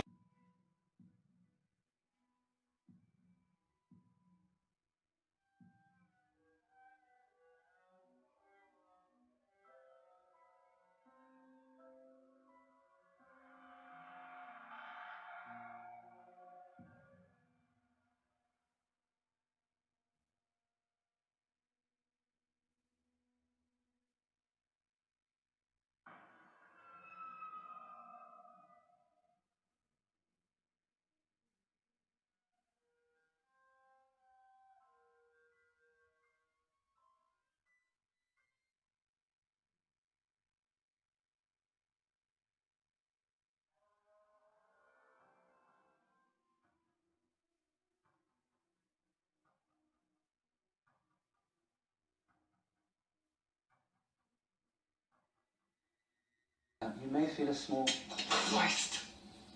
prick. Christ. Prick.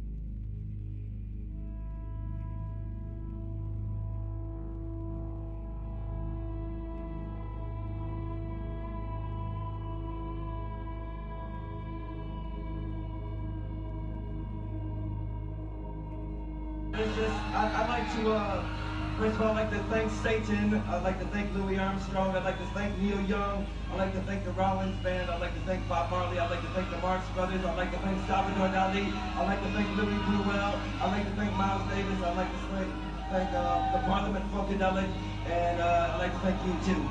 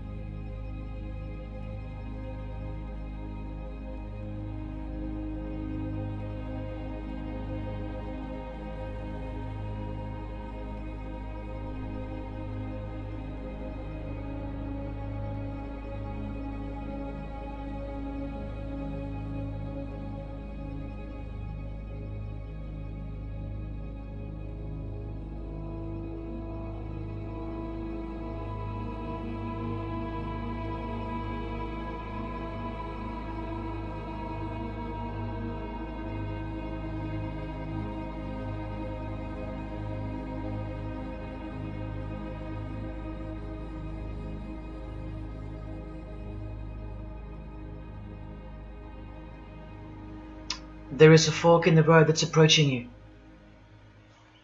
And you can stay on the path which curves to the left by denying the existence of Satanism in the fullness that you've been shown. Or you can surrender to the truth and take the right-hand path. Now, where that road could lead is the sweetest risk you'll ever take. Are you still pretending that this one-eye religion of Freemasonry isn't Luciferianism? See, this here is the biggest obstacle you'll ever face. The very thing that could lead you to the prize is the very thing that will keep you from it. The reality of international Satanism.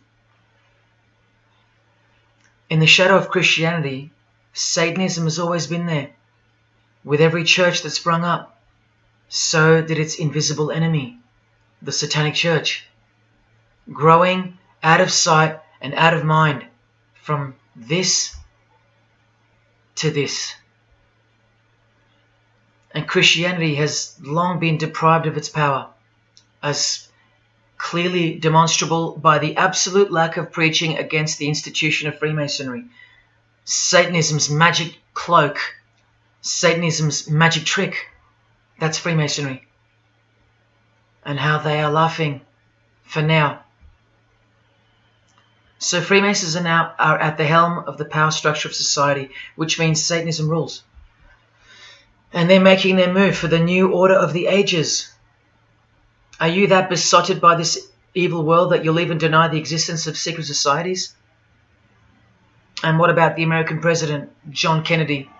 Was he just a nutjob like me? Warning us about an international secret society with an international secret plot. A Freemason trying to tell you and the world about Freemasonry. Shot through the head. I've shown you who they are. I've shown you how they successfully operate with degrees of initiations and horrific and illegal oaths of secrecy. And I've shown you why they are a secret society. I've proven it to you. And only now that I've done that, I can show you in this many minutes what the shocking new order that Freemasonry has so cautiously been guiding us toward actually looks like. And of course you won't believe that either. By now there's a 98.5% chance that you belong to the world. And in that case, the world can do, will do, and is doing whatever the hell it wants to with you. And when all you have is the world, you'll do anything to hold on to it. Christian or not, most of you will follow this world straight to the slaughterhouse in the name of peace, safety, and progress. Clinging to it, because all you love is inside it. Blissfully ignoring people like me warning you of who's really in charge of it. Men, women, actors, singers, businessmen, and politicians, all interlocked, whose God is named Lucifer. You've seen it with your own eyes, but now you can hear it with your own ears from this 33-degree Freemason in person, just in case the Masonic literature wasn't enough for you. Okay, define Lucifer for me. Pure, virtuous, wholesome, innocent individual that's out to help people. Lucifer is? Yeah. Say that again. Lucifer is a pure, holy, Virtuous. virtuous. Now, is he the Lucifer that God created? That's the same one. Oh man, this is great. I'm going to put this on the internet. Oh, God bless you, Amen. brother. Because that's exactly what the Shriners and Masons teach, is that Lucifer is light. No. And you're What about those confirming it. hospitals? You know what, sir? Jesus said, many will say to me on that day, Lord, Lord, we did not do these good deeds in your name? And you'll say, away from me, you workers of iniquity. I never knew you. Jesus said it? In Matthew chapter 5. You've been bred from childhood to fall for the biggest lie ever told, that Satan doesn't exist. And if Satan doesn't exist, well then neither does Jesus. And while your heroes and idols know full well that they do exist. And when I say you've been bred from childhood, I mean just that. Walter Disney was a high-ranking Freemason. Here's a Masonic stamp dedicated to him, and his very exclusive Club 33, which stands for the 33 degrees of Freemasonry. And who's the god of the 33rd degree Freemason, Walt Disney? Well, Walter hides the answer in plain sight because that's what Freemasons do. Firstly, the God of Mr. Disney is wicked. See how they veil evil with a cloak of innocence? What does the word veil itself conceal? Secondly, Walter's God is horny, symbolized by the horned god of the witches. And we all know Walt Disney loves magic, which is witchcraft. So the depictions of sex are hidden in plain sight as well. Remember, lust produces life, not love. So lust is purity, lust is love for the high degree Freemason. And thirdly, he hides the number of his God's name in the open as well. No, that's not a 666 you're seeing interwoven in the design. That would be ridiculous, wouldn't it? Not even when they separate the sixes from the name, all three of them, and place them together for you like this, in plain sight. No, not even then will people see. Do you think things are any better 50 years later? Here's the Eye of Lucifer in the Nickelodeon channel, and his lightning flash. Remember what they actually believe about Satan. From Freemason Helena Blavatsky's book, The Secret Doctrine, meaning the secret belief. Who is Satan? He is the angel who was proud enough to believe himself God, brave enough to buy his independence at the price of eternal suffering and torture, beautiful enough to have adored himself in full divine light, strong enough to still reign in darkness amidst agony.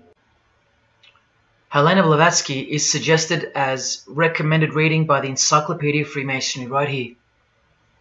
And the Grand Pontiff of Universal Freemasonry, speaking of Lucifer, Satan and the Devil on page 407, writes that to the initiate, the devil is the instrument of liberty or free will. That's who Lucifer is to them, okay? To show you how little you know of who you're dealing with and the extent of this religion's influence and power, not to mention their plans, let me jump ahead for a minute. Watch this. This is Lucius Trust. The Lucius Trust is a non-for-profit service organization incorporated in the United States in 1922, and their objective from Lucius Trust website, dedicated to the establishment of a new and better way of life for everyone in the world based on the fulfillment of the divine plan for humanity. The divine plan. A new way of life. Like a new world system. Like a new order. Now you want to see who they work for? The Lucius Trust has consultative status with the Economic and Social Council of the United Nations. The United Nations, the UN. They consult the United Nations of the world. They advise the United Nations of the world. Now look at this. The Lucius Trust's publishing company was founded in the early 1920s as Lucifer Publishing Company. The Lucius Trust says that the name was probably chosen to honor Lucifer. What on earth does a modern-day consultant to the most powerful and progressive force engaged in uniting all nations under one banner, the UN, have to do with the fallen angel of the Holy Bible? The one that Jesus Christ told us would manifest on earth as a world ruler, to deceive the whole world into a new world system. Yes, that angel. Why on earth would they honor that angel? Well, that's easy. They were founded by Freemasons. Incorporated into the United States by Alice Bailey and her husband Foster. Well, here's a book written by Foster the Freemason, The Spirit of Freemasonry, published by Lucius Press, also known as Lucifer Publishing. And one last thing, if you dig a little, you'll find an article on their website, The Esoteric Meaning of Lucifer, on a modern company website with consultative powers to the United Nations of all things. Wow, I really hope you're seeing this.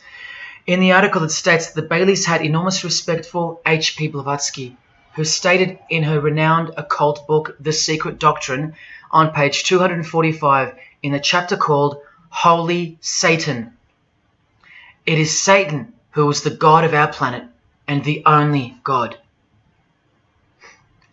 Then the article goes on to say that the Baileys sought to elicit a deeper understanding of the sacrifice made by Lucifer. Everything has been reversed. Evil is good, Jesus is the enemy, and Lucifer sacrificed himself for you, not Jesus Christ, the one who washed the feet of his disciples and the only one they fear. Modern progressive atheists do not influence world events, people. Satanists do. Remember the goal of the Lucis Trust? The fulfillment of the divine plan for humanity. Yeah, the divine plan exposed by Jesus Christ in the Gospels. Hence their war on the Bible and the abolition of it from the school system and even from modern Christian churches who dare not preach from the book of Revelation. Your most highly evolved and contemporary leaders of society secretly believe that in the theosophical perspective, the descent of these solar angels was not a fall into sin or disgrace, but rather an act of great sacrifice.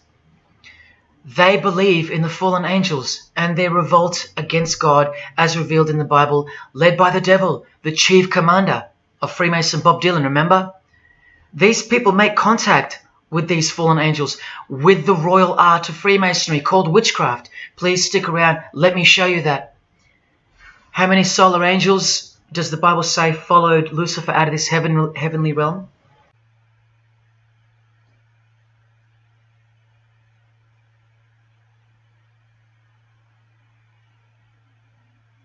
A third of the angels makes 33%. Does that number sound familiar yet? 33 degrees of Freemasonry. Just a coincidence?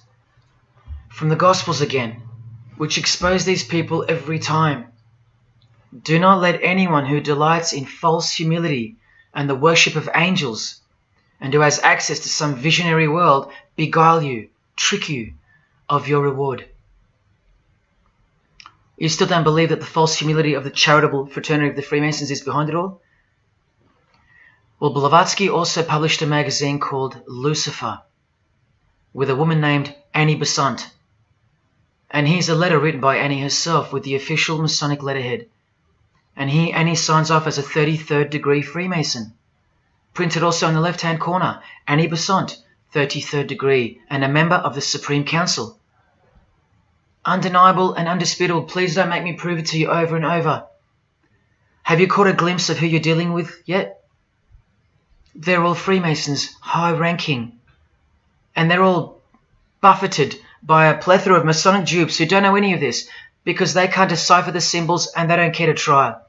They're proud and boastful and defensive of their beloved fraternity, in which they get to rub shoulders with the most important people of their suburbs, cities and towns, and in which they got on their knees to take blood oaths of death, calling other old decrepitated men worshipful master, yet still they think it's innocent and has nothing to hide. Delusional and lost, almost beyond hope. Some of them still think it's a Christian organization, just like the founder of the Satanic Church described. What do you get when you carefully conceal Satanism with Christianity? You get Freemasonry. People, Satanism is at the core of our world, and it is behind the new order that will be implemented soon enough. It will be all done through deception. You'll be tricked. Remember how I told you that the all-seeing eye sees that we're in hell? Well, the massive witch and Freemason Helena says so right here. Satan is the minister of God, Lord of the seven mansions of Hades, the angel of the manifest worlds. Hades means hell, manifest worlds means earth. This is who you're dealing with. This is the religion and the beliefs of the rich, powerful and famous. And yes, politicians. Do you want to go back to sleep? You can sleep after this. Or wait till I show you what they're going to do to you, coming up in this many minutes. For those who simply refuse to believe that Bono or Scott Morrison or Prince can be Luciferians because they all go to church, let me show you another Masonic ritual they do.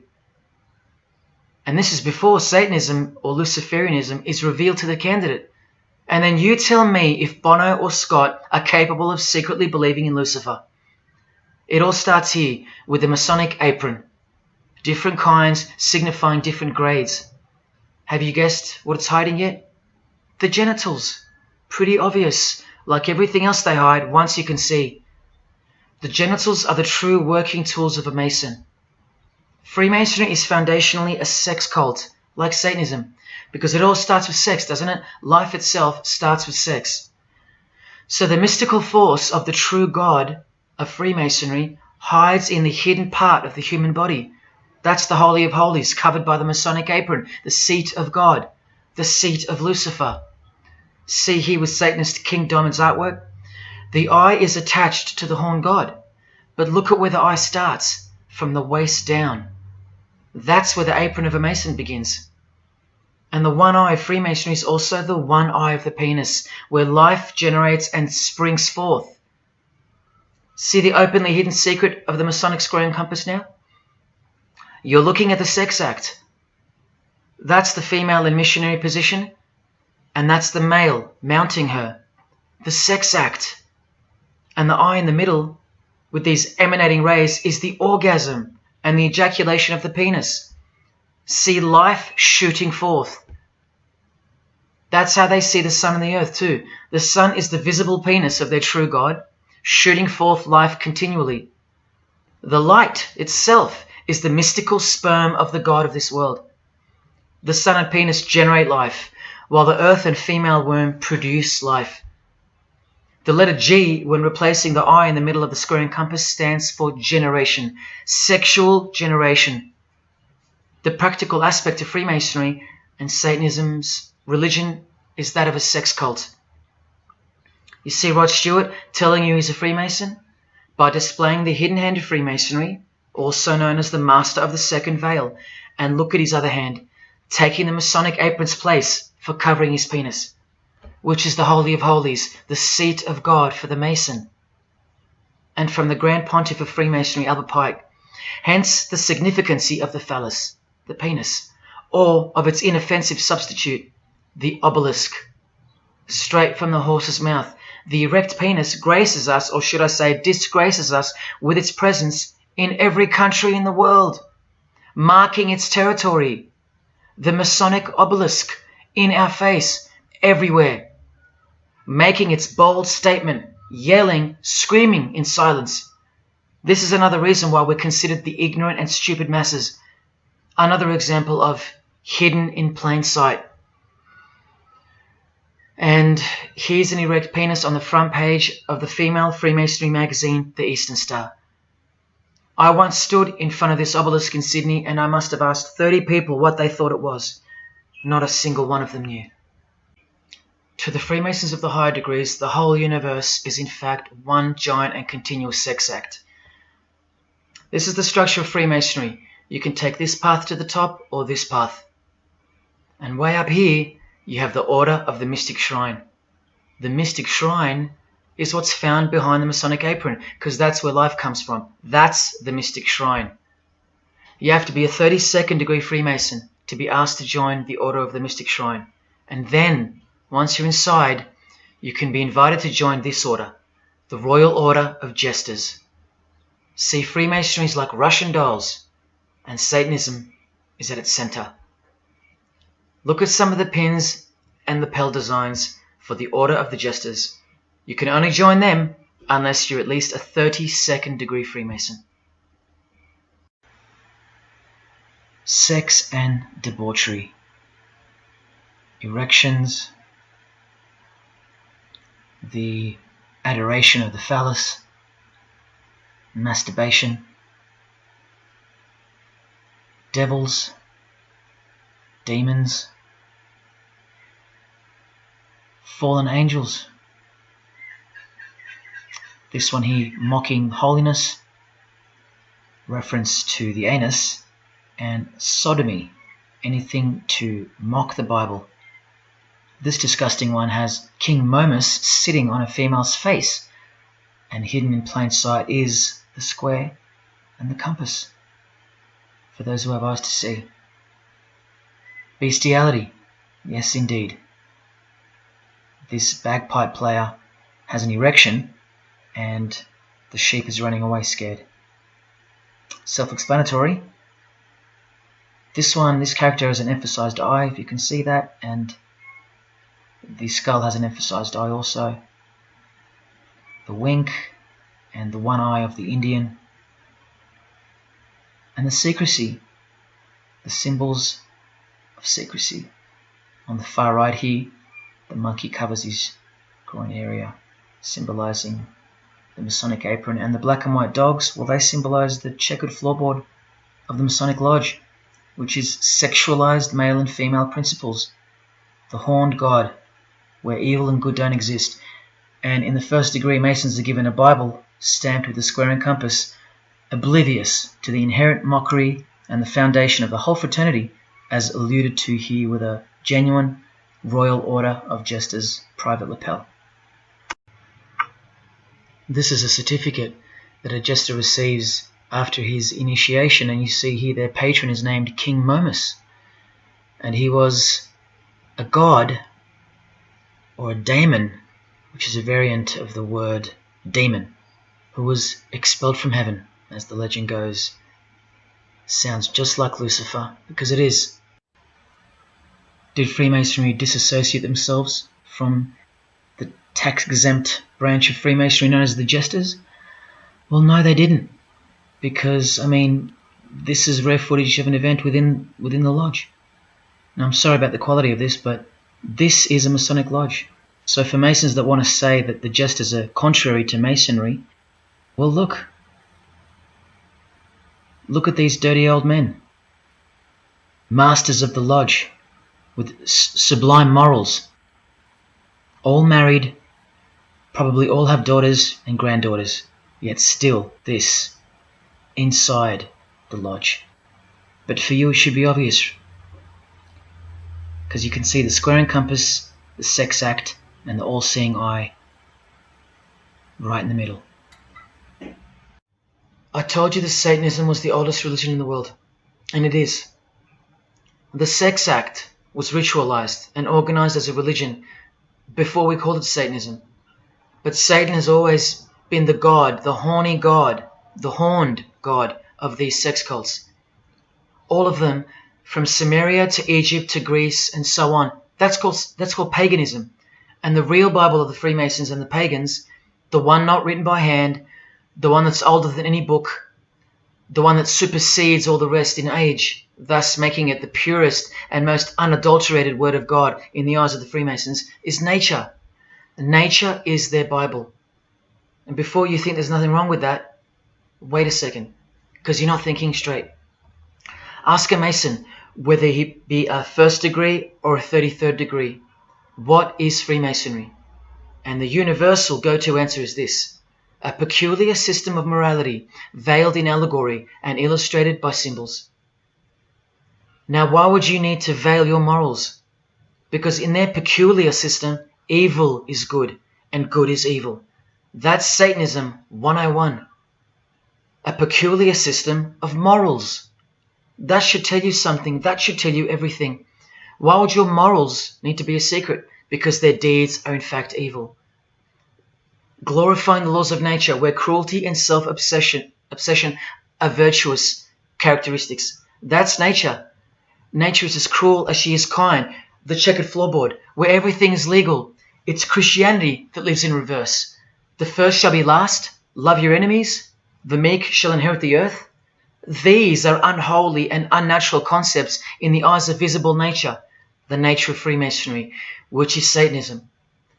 What the Freemasons really mean by this morality veiled in allegory is that they're allowed to steal because nature allows it.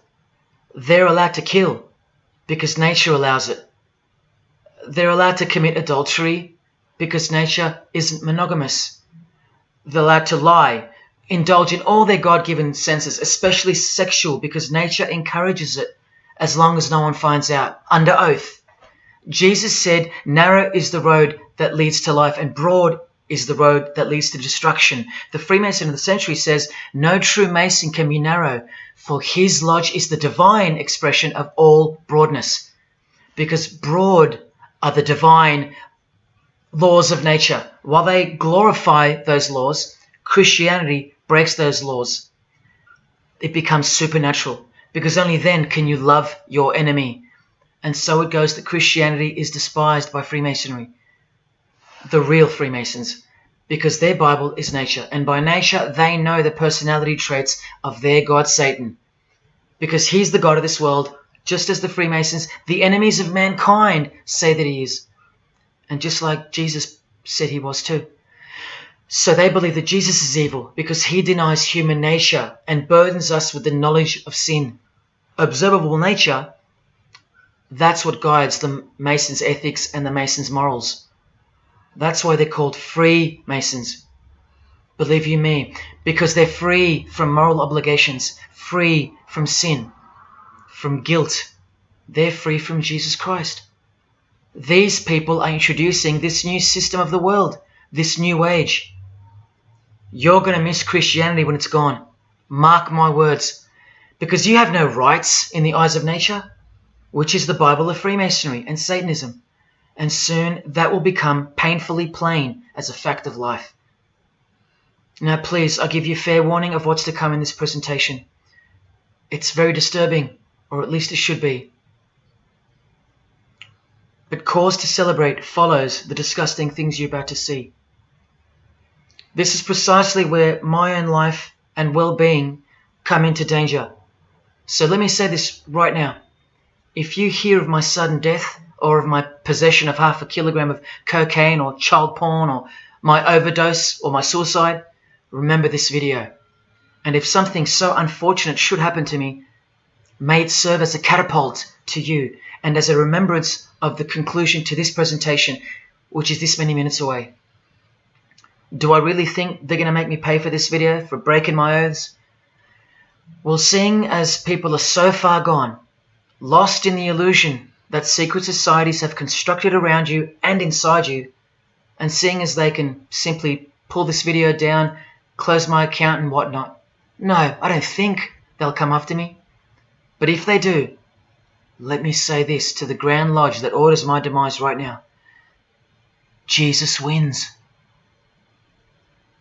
So in saying all that, here we go. Is Scott Morrison a Satanist? I'll let you answer that. Here is a ritual that Scott and every Freemason from this guy to this girl have performed. There is one Masonic apron you'll never see being worn. This one. And when I bumped into it, I thought it was a fake. Until I found this in Richardson's Monitor of Freemasonry, official Masonic literature, written for Masons only. On this page, what is that head doing there? You'll find out in a sec. Let's read the description of the apron worn in this degree. Speaking of the initiates, it states, they wear white aprons sprinkled with blood red and lined and bordered with black. On the flap of the apron, a bloody arm holding a dagger, and on the apron, a bloody arm holding a bloody head by the hair.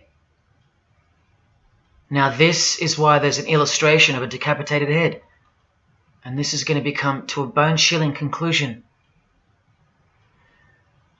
So during this ritual, the candidate removes the blindfold and discovers a basin of water with a tumbler beside it.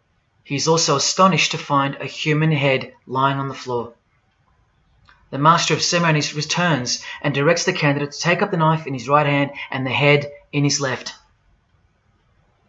Yes, this Pope, this rock star, this pop star, this actor, this actress, and this beloved Prime Minister. This is what they've done. All of them, hands down. And you thought all you needed to be is talented to succeed? No, you need to belong to the secret society called Freemasonry. And believe me, when you belong to them, you belong to them. Now you tell me, can these people end up believing in Lucifer? Is that really a stretch? Carrying around a bloody head? Swearing to have your brain cooked, tongue torn out from the roots if you ever reveal anything? No, the stretch is that you think they couldn't believe in Lucifer. That's the stretch. Lucifer, the one who sets you free, remember, from sin by sinning. Can you now see the bloody spirit of Freemasonry lurking behind the veneer of charity and the veneer of Christianity? Because Scott Morrison goes to church, apparently. The Pope is a Christian, apparently. But look at these people. So-called Christians or Christians gathered around a giant erect phallus in the middle of the Catholic square.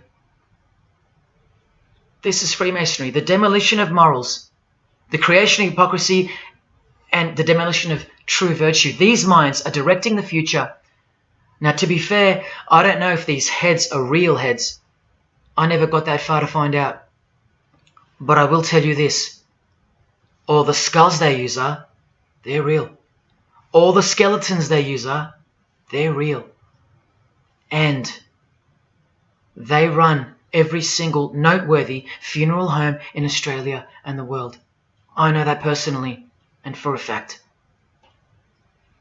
Once again, you are only seeing the tip of the iceberg, because I can't bring myself to tell you about what I really know of the rituals that come after the 33rd degree Freemasonry. For as much as they celebrate life in various grotesque ways, they also celebrate death in ritual form, which are the things I can't speak of to you.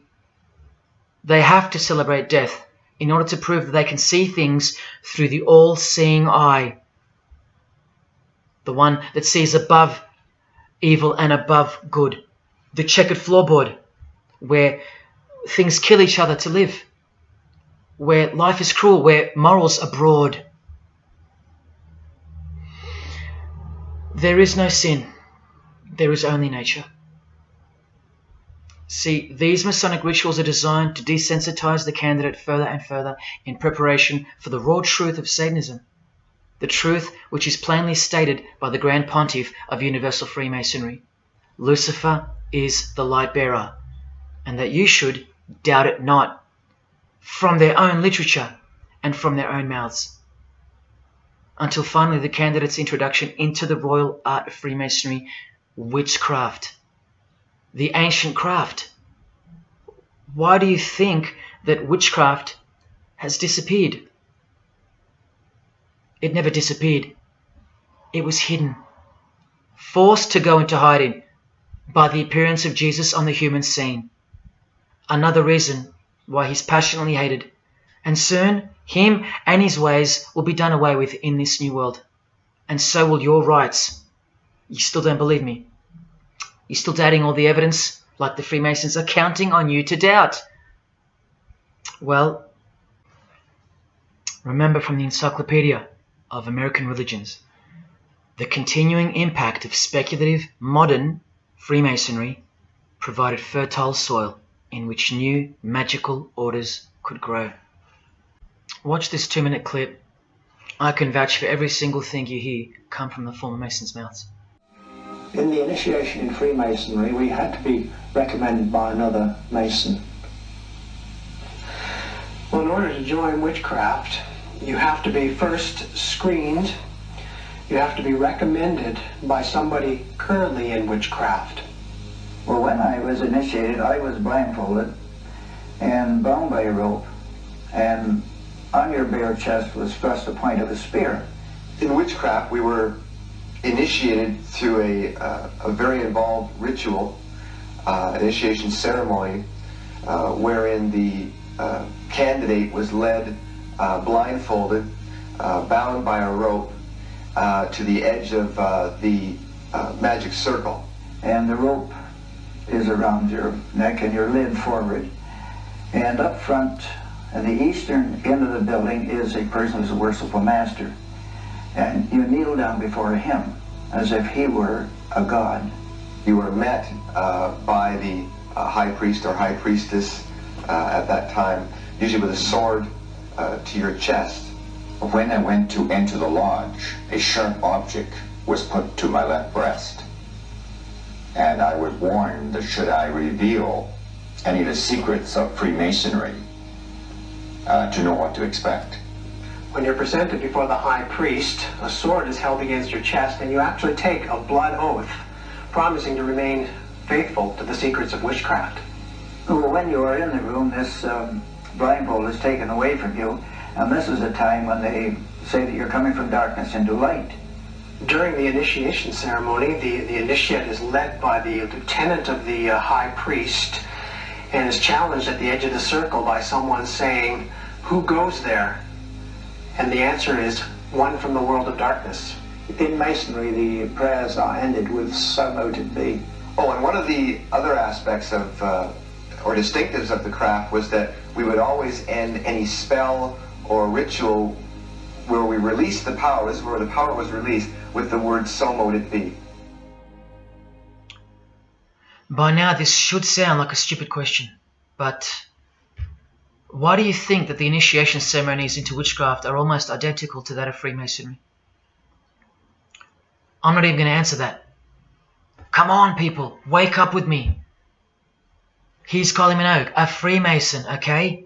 Hidden hand of Freemasonry and the one-eye symbolism of the god of her religion. Now here she is giving the vow of silence, but what the masses fail to see is what's written on the book she's holding. Witchcraft, the royal art of Freemasonry. This is what her vow of silence is referring to in the picture. Yes, Kylie Minogue is a witch. And if you're still that deluded by the magic wand that is television, entertainment, movies, media and whatnot, then you'll no doubt fail to use the incredible eyes that God gave you, from which to see the real world with, the evil world, where Satanists are at the helm. The ban on witchcraft was only officially lifted in England in the 50s, after more than 1500 years. So that tells you who's in control now. And when I give you a glimpse into witchcraft in a minute, you'll see why it's evil. And why it should be anything but legal, even when using it for so-called good. Because the well they draw from is poisoned. But thanks to propaganda, the craft of the witch has been absorbed into the realm of fantasy. Justin Timberlake here is also referring to magic in this cover art, with the all-seeing eye looking through the number of their god. Magic. Magic is a much smoother and more acceptable word than witchcraft, that other word. That word still retains its ferociousness, its true character. But that word has been sterilized. That word isn't real to you anymore. You can't feel it for what it really is. Or if you do, your mind has isolated it, confined it to some small groups of unimportance scattered here and there over this diverse world. And so it's nothing to be feared or concerned about. But that's the furthest thing from the truth. Now, some witches want to say that witchcraft isn't Satanism. That's either more delusion or misdirection, as confirmed here by Anton LaVey in the Companion to the Satanic Bible, when speaking of the followers of the Witchcraft Not Satanism school. He writes very accurately that they cannot afford to admit to an affinity with anything that bears the name Satan. He knows where the power of witchcraft comes from. Now, does that mean that Justin Timberlake is a Satanist because of his symbolism and the use of his word alluding to witchcraft in his artwork? Well, yes, actually, that's correct. He is. Here's a quote from one of his songs. You want to see who else is in good company with these famous idols? Suzanne Atkins. Same sign, same religion, Satanism. Do they all have to admit it in the English language for you to believe me? Or can the symbols they use finally be enough for you? Look at what another legendary Freemason, Arthur E. Waite, states. Out of evil comes good. And the confusion of tongues gave rise to the ancient practice of Masons conversing without the use of speech. Out of evil comes good, so it's good to do evil. That's what he's saying. See, I'm trying to include you into the conversation that the Freemasons are having with each other in public via symbolism, unbeknownst to you. Listen to what famous US footballer Tom Brady said regarding his wife. So, man, I listened to her. And right after the game, she said, see, I did a lot of work. You do your work, I do mine. She said, you're lucky you married a witch. I'm just a good witch. Well, this is Tom Brady. And this is his wife. Both initiated into the secret society. Of course they are. Wait, she's not displaying the one-eye symbol of the Freemasons, is she? That's just art, isn't it? Well, no, it's not. She's a witch, and her husband just told you she was. Here's Steve Miller's front cover to the famous song Abracadabra, and he covers his eye because he's a member of the one-eyed religion, and abracadabra is a legitimate word used in witchcraft. Here it is in the 100-year-old Encyclopedia of Freemasonry. Why would the word abracadabra be in the Encyclopedia of Freemasonry, the fraternity that runs charities, hospitals, nursing homes, and that secretly supply us with popes, presidents, prime ministers, kings and queens, and the bulk of our entertainers? Why? You know, I really think it's time to show you what the Satanists dressed as Freemasons are going to do to you and the world to finally establish their new world, their utopia. And this is going to be the segue into that. This is my last practical example of Freemasonry's satanic roots. And then I'll close this presentation with the most shocking thing you'll see or hear.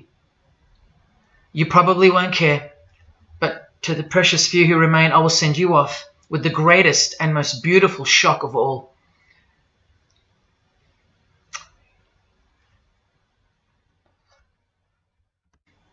This is Jay-Z inside his Masonic Lodge. You can see the Masons in aprons in front of him.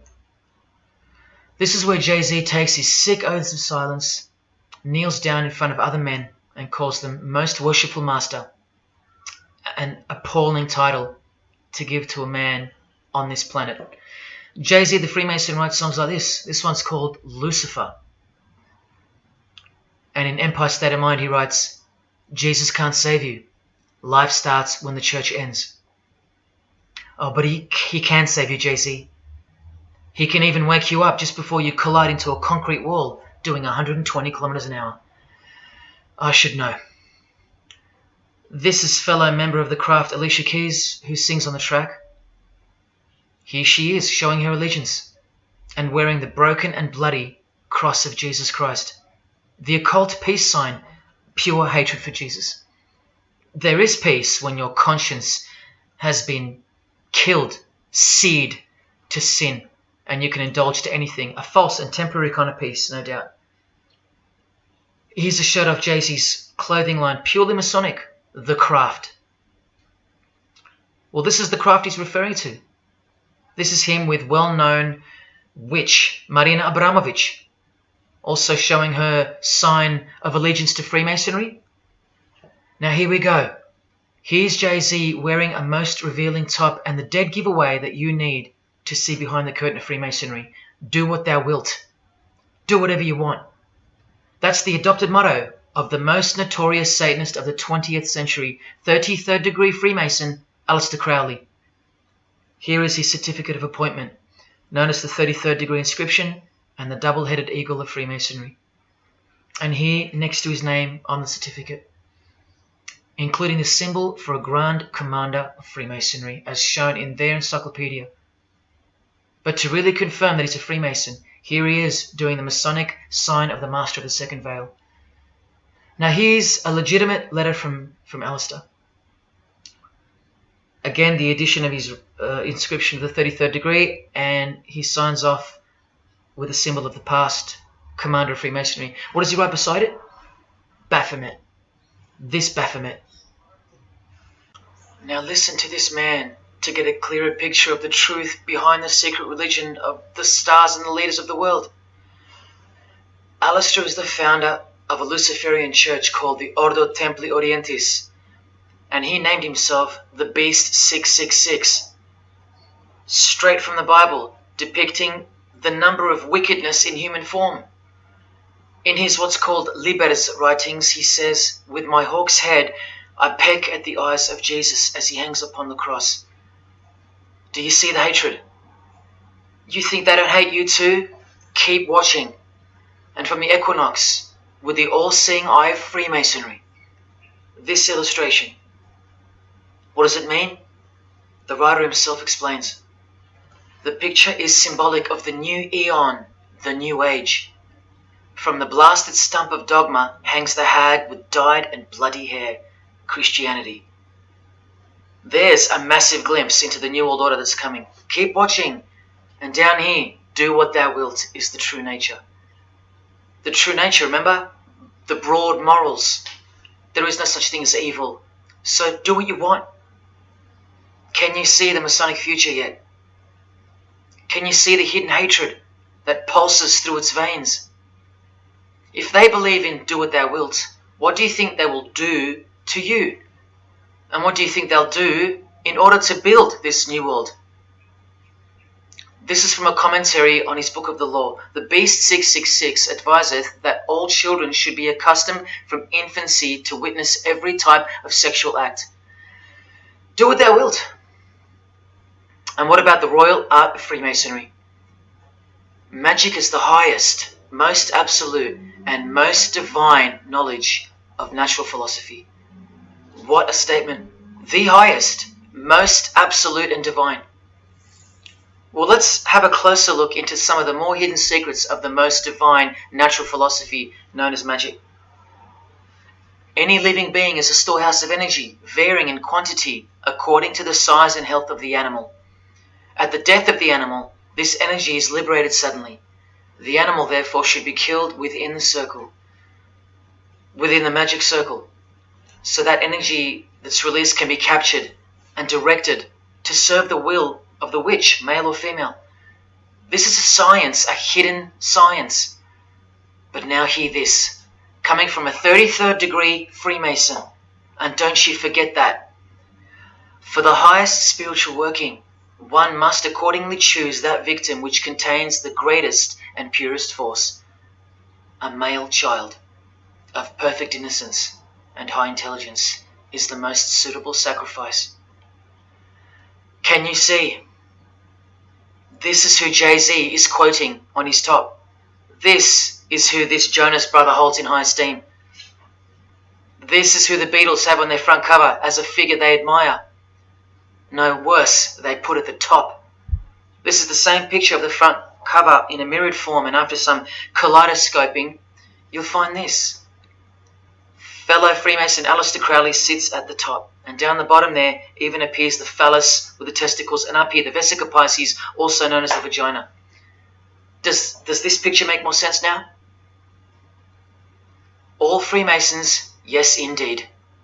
And by the way, that's where Jay-Z got his symbol from Satanism, as portrayed here by Satanist and Freemason Aleister Crowley and by Satanic Church founder Anton LaVey. Does anyone still think that Freemasonry isn't Satanism in disguise? Let's finally take a peek into the royal art of Freemasonry. And this is the briefest way I can show you from the complete book of magic and witchcraft. This is a practitioner's manual, not from some bogus author trying to expose witchcraft. Just so you can get it through your head that this is real and this is protected. The writer or compiler of this God-forsaken book warns the reader that the recipes may seem disgusting, that the knowledge revealed has been forbidden, and has caused suffering and death to witches and the victims of witches. You don't think witchcraft was a serious menace in times past and present? Come with me, and I'll show you how bad this menace actually gets, as the world's most powerful and secret religion moves ever closer to fulfilling its biblical destiny, and it will. Close your eyes or not, it will fulfill its destiny. Firstly, let's connect this sick art straight to modern Freemasonry with the word abracadabra, both written in triangular form, from the Manual of Witchcraft and from the Encyclopedia of the Secret Society that your Prime Minister belongs to. And just like high-ranking Freemasons, male and female witches also drink out of a human skull. But here the practitioner drinks wine, in which they first dissolve or boil the brains or heart of an animal, before consuming it all from the human skull. In this ritual, the initiate is instructed to drink in the night at spring water, out of a skull of one that hath been slain. That's right, out of the skull of a human who's been murdered or sacrificed. Otherwise, eat a pig with a knife that slew a man. Please don't turn away. Look straight ahead and open your eyes to the planet you are on, because the real monster under your bed doesn't actually go away when you close your eyes. In other rituals of the craft, you burn a rooster while he's alive.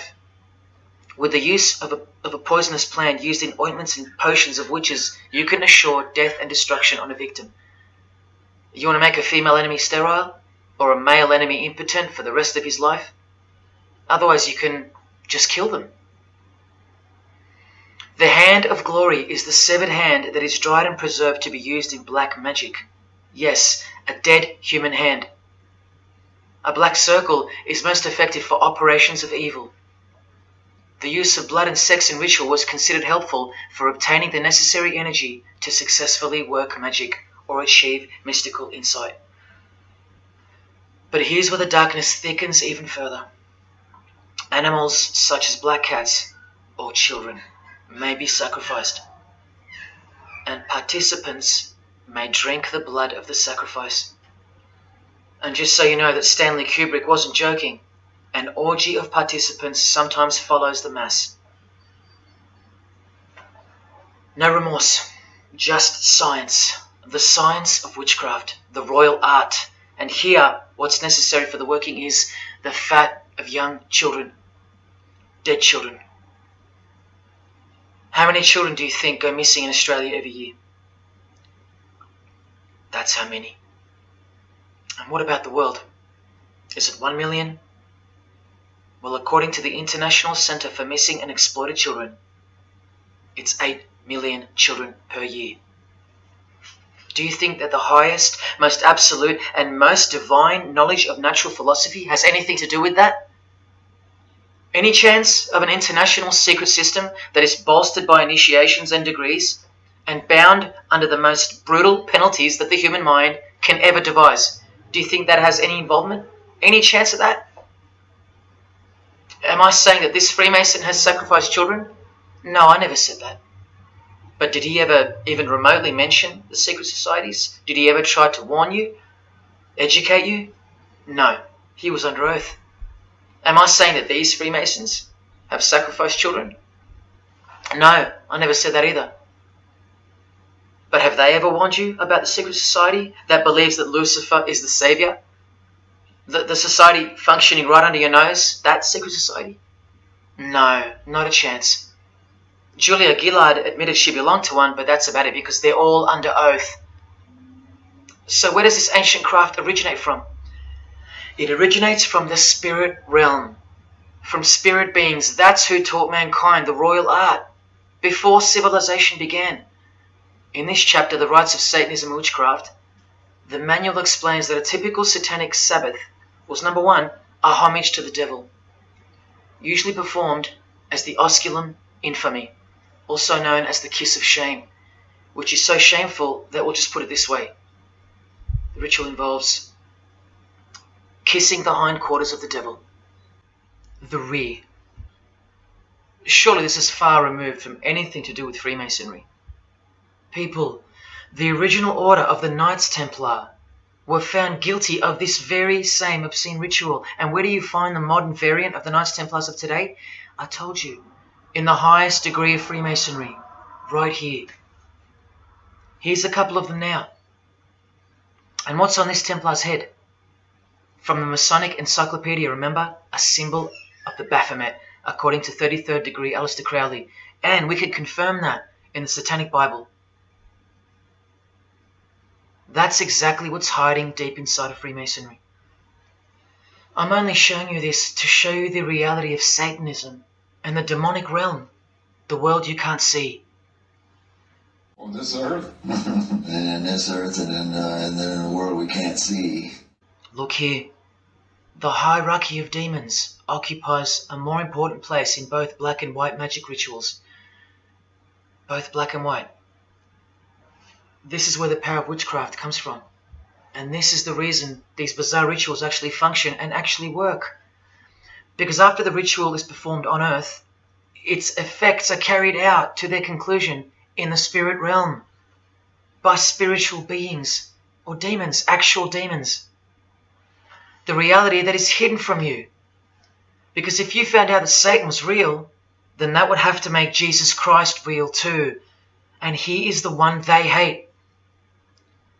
And if Jesus Christ is real, that changes everything. And this is how much they hate him. The prayer that Jesus taught his disciples is performed backwards. The high priest is sometimes naked. A prostitute assists him, and a naked virgin, who may later be deflowered, is the altar. Everything that is sacred is defiled, and everything that is filthy is honored as pure. Because of their burning hatred of Jesus Christ, just as he's hated by the fallen angels that they worship. It gets worse when you hear what they use as a substitute for the bread that Jesus broke and told his disciples to eat in remembrance of him. A wafer which initiates me with this, this, and this. Or the name of Satan may be written upon it. And this isn't even witchcraft. This is just a ceremony announcing who they love and who they hate. So is Satan real? It continues to state in the hierarchy of demons at the very top, Satanakia, whose title is the Commander-in-Chief. What did Bob Dylan, the Freemason, call the one he made a bargain with? Should I ask who you made the bargain with? with the chief commander. Same title, Commander-in-Chief, Chief Commander. Are you following? But watch this. In case the darkness is getting a little too thick and encompassing for you, let's shine a little light. The true light that only the Gospels can supply. Speaking to us humans and revealing something about Satan, the Gospels state, you follow the spirit of the age in this world system as dominated by the commander of the spiritual powers of the air. Satan, the god of this world, the commander. You still think the Gospels are wrong or fake? See, Satanists know that the spirits also live in the air, just as the Gospels reveal. You can summon any of these demonic spirits by name if you possess the royal art. Who do you think this figure on the front cover represents? A magician who is inadequately prepared and cannot attain his desires may seek the aid of Satan. That's who this is. Now that you know, hopefully for a fact, that these are people at the top of the human food chain, do you think they'd be fooling around with stupid fairy tales? No, witchcraft and Satanism is absolutely real, hence their earthly power. This demon here, fifth in the pyramid structure, holds the title of Inspector General. And what's the title of the highest degree in Freemasonry, who exists in every local lodge in every suburb, a suburb near you? Inspector General. Same title as the living demon. Do you believe me now? You can even conjure Lucifer himself, or be Beelzebub, who the Gospels call the Prince of the Devils. Both of whom are listed as superior spirits in this book of witchcraft and magic. I can show you so much more from this disgusting book, but I'll cut it off here with the seal of Saturn, a demonic sigil from the complete book of magic and witchcraft. And this is his seal. Can you see? Do you see? This is the society that lives amongst you, above you. The one-eyed religion of Freemasonry, hidden right in front of those who have their eyes wide shut. I'm going to now show you what that world that they are building, from the ashes of the one you're currently living in, looks like. But lastly, to drive this business of blood sacrifice home, here's American rapper Azealia Banks with the 666 hand sign, and now over the all-seeing eye in her video, the eye in the triangle of the Freemasons on her shirt, and the devil's horns, her liberator, her master, her commander. And now displaying the secret society vow of silence, along with that, the last brief glimpse into the highly concealed royal art of Freemasonry. The amount of crap that's about to come off my floor right now, guys. Oh my god. 3 years worth of brujeria. Yes, you know I gotta scrape all this shit up. And what does brujeria mean? You know what it means. Witchcraft. Azealia Banks, the witch, with her eye in the triangle shirt, and the logo of, for example, the Grand Lodge of Freemasonry in Spain. one and the same symbol. The logo of the Fraternity of the Freemasons and the logo of this Church of Lucifer. The one eye. One and the same symbol. Freemasonry has deceived you. Yes, people, now you know how Satanism has functioned out of sight and out of mind. You still think there's no such thing as witchcraft? Or that it only existed in the olden days? You still think that blood isn't a part of the royal art? You still think that local Masonic lodges of the world are not filtering systems for Satanists and a cloak for organized Satanism with a grand master plan for the world? You think there's nothing to the blood sacrifice of Jesus Christ? After seeing all this and the Azealia Banks clip, and after realizing that there exists a hidden and guarded science of the art of blood sacrifice, you think there was no science behind Jesus' crucifixion, a deeper reality that we can't see or understand? You think Jesus didn't know what he was doing? Or are you one of those who still think he didn't exist? Tell me, how can they hate something that doesn't exist?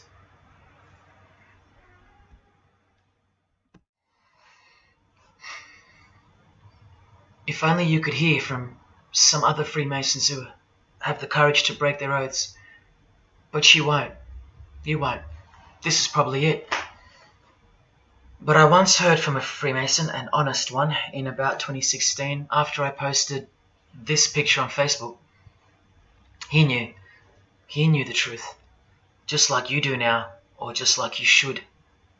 And he wrote to me, and he said, by the time we are done, every church will be a brothel.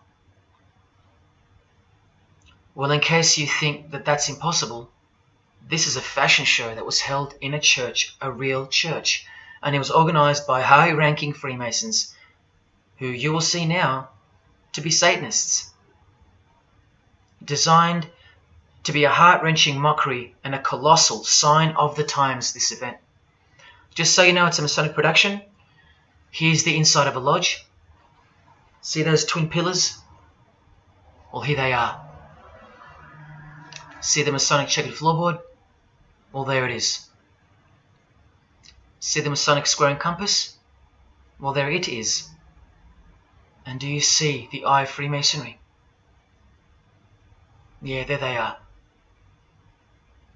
The lower square in the square and compass has been disfigured so that as to not make it too obvious. But now that we've established that, here is the spirit of Freemasonry, as displayed through just a few of the models. This one wears the horns of the Baphomet, the horns of Satan, with his all-seeing eye in the background. More horns. This model wears the all-seeing eye, as does this one. And this disgusting thing with another huge all-seeing eye of Lucifer in the background. Then there's this, with a satanic pentagram on her face. And finally, this male model in a skirt with two satanic inverted crosses of Jesus Christ on his top in a church. Oh, the morbid victory of the Freemasons. Unstoppable. For now. When people like Lady Gaga cover one eye while wearing an inverted cross, and you don't see the connection of the one eye symbolism to Satanism, then your observational skills have been compromised. In the span of 2 days, I saw these ads in my local shopping centre. And that alone tells me that the satanic age is here, manifesting all around us, seemingly invisible, while you look straight ahead through the symbols. Just like the initiation process of the secret societies themselves, society at large must be incrementally introduced and seduced into further depravity and self-love. And haven't we been slowly but surely perverted over time, degree by degree, until we think that men dressing as women is beautiful and healthy, anal sex is a form of expressing love, the sick world of pornography is considered as liberating for women and men, and protected by free speech. In California, babies are allowed to be aborted after birth because it's a woman's choice. And that's not considered murder. A world where we should applaud young children like Desmond is amazing, cross-dressing while he dances for gay men at a gay bar on a podium because he's paving the way for the kids of the future. And we should get shamed, fined, and even jailed if we point out that this is sick, sinful, and dare call it evil, which is what it is. What spirit is behind Desmond is amazing? Oh yeah, an evil spirit, no doubt about it. You think Freemasonry and their peculiar morals aren't behind the decline of Christian morality and morality worldwide? It's all by design. The Masonic war on Jesus and the Christian social structure, generally undetected by human perceptions, and still people will write to me and comment on how absurd what I've said is. A cloud over the eyes of their heart. Well, I'll tell you this. There is no bigger axe that has ever been grinded than the one Freemasonry grinds. Because the appearance of Jesus Christ pretty much destroyed their religion, drove it underground, and they will have their revenge. Soon you're going to see it. We've all been initiated into the lowest levels of materialistic Satanism under the banner of secular humanism. I know blokes who think that life's great, mate. Life's terrific. Life's what you make it. Evil, Lucifer, Satan, these are just words that Christians invented to help them sleep better at night. There are no cults. There are no conspiracies. John F. Kennedy's speech about secret societies plotting against the world, that's not relevant anymore. That's history. There's no such thing as Satanism amongst civilized people. Oh, children, when darkness comes to your door, takes your wife, takes your health, your job, your home, your freedom, your children, then you call out, oh my God, this is evil. Why is this happening to me? Well, here comes the darkness. Here comes the evil. You want to know what the New World Order looks like? You want to know what the future holds? You want to know what horror is coming to our planet? As Jesus told us, for then there will be great distress, unequaled from the beginning of the world until now, and never to be equaled again. Ladies and gentlemen, welcome to the Masonic New World Order. These are the mysterious Georgia Guidestones, also known as the American Stonehenge. They are a set of granite monoliths which were constructed in 1980 and funded by an unknown and anonymous group and commissioned by a man using the pseudonym R.C. Christian. On a ledger beside the monument is written, "Let these be guidestones to an age of reason." Here we have a reference to a new age. With this, we get a clue as to the spirit behind the structure. The Age of Reason happens to be the title of a book by Thomas Paine. Now, you can colour him any which way you want to, but whichever way, one glaring colour shines through. Thomas was a hater of Christianity. That's the second clue to the spirit behind the Georgia Guidestones. The third is the fact that the Guidestones feature as what could be seen as a replacement to the Ten Commandments of the Christian God with the new Ten Commandments of the New Age. Because I will not steal, cheat, lie, kill, and so on. They're just, well, too narrow for the New Age, for the Age of Reason. Clearly designed to be a take on the biblical commandments, being 10 in number. They are all very vague indeed. But anyone can ascertain the horror that must first take place before this New Age can begin by looking at the first guideline. Because this one's not vague at all. Maintain humanity at under 500 million. That's right, a reduction of at least 7 billion human beings would be necessary for that.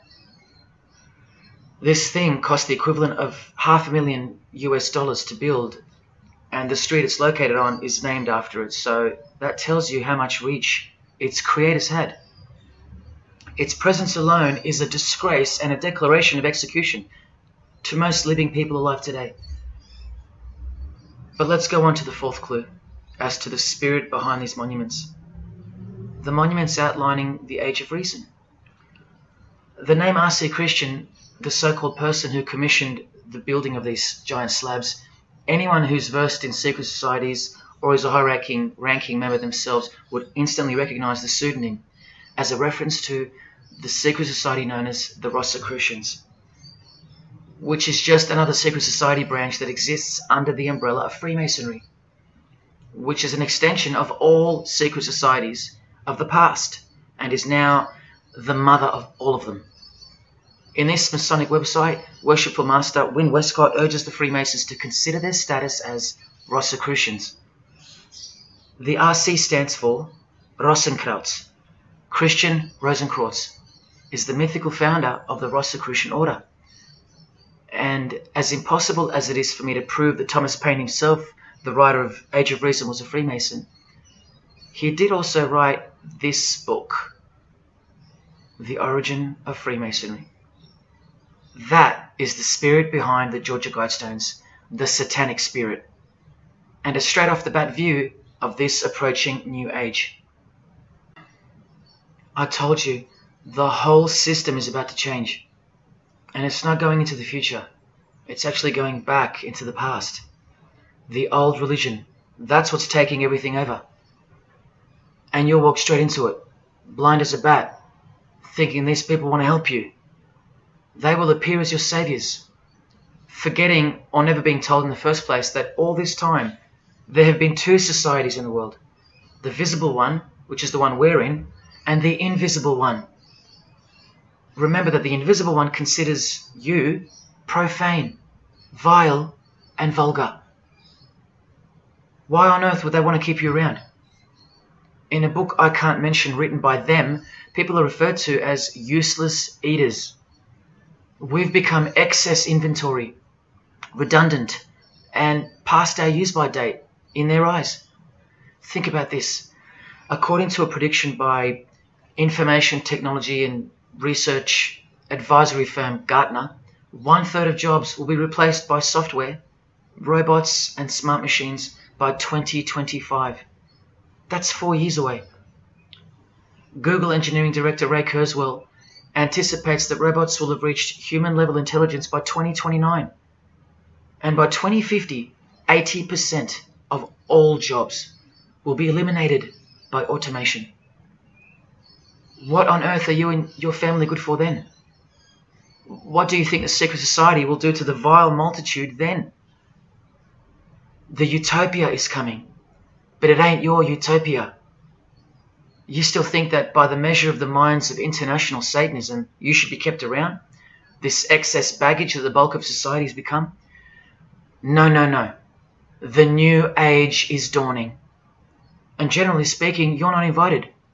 It'll just look like you are. Remember that Charles Darwin, the Freemason, is listed as an influential figure in the Satanic Church. So mass murder and mass death are natural and necessary themes in the name of evolution, an artificially induced evolution into this. He is the same image in real life in Eilat, Israel, seemingly unrelated to the seal on the US dollar bill, right? But standing in glory with a Masonic square and compass, telling you exactly who owns this pyramidal symbol, complete with the one eye on top. Same symbol, same designers, worshipping the same God. You should be getting goosebumps by now. Is this a conspiracy led by international Freemasonry? Oh, you don't have to bet your life on it, because your life has already been placed as a bet on your behalf and without your knowledge, but with your permission, because all of the information is hidden in plain sight. In your face is where it's hidden. You're going to lose this battle unless you've been hidden in Jesus Christ, the only one who warned you that the new age is a trap and that it is the climax to this epic drama being played out on planet Earth. Now hang on, brace yourself, because I ain't going to let you down. This is a magazine called The New Age, but if you press rewind, you can find its source. Supreme Council of 33 Degree, Freemasonry. This one stretches way back to 1922. See the twin pillars of Freemasonry?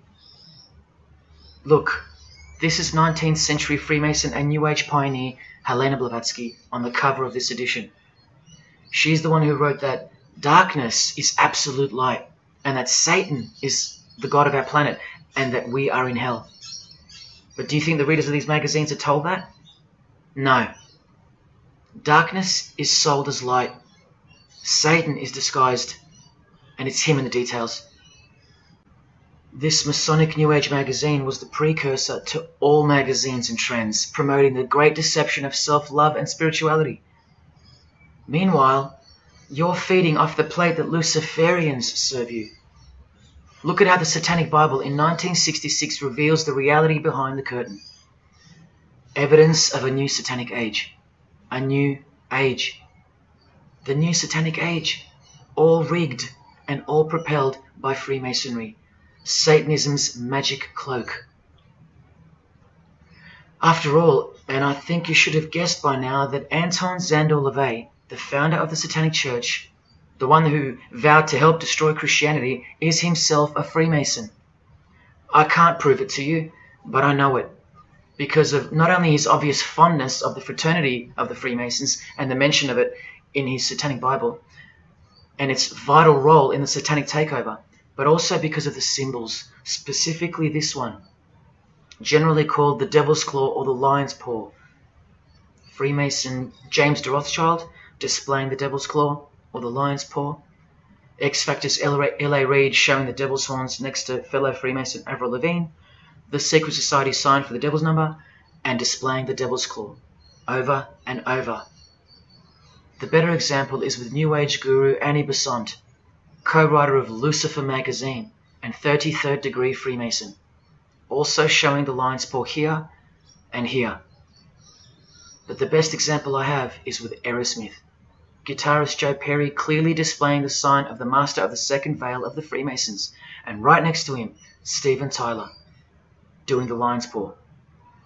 Clearly both Freemasons, secretly showing their allegiance with symbols. And here's Anton LaVey displaying the same Masonic symbol. Yes, a Freemason founded the Satanic Church.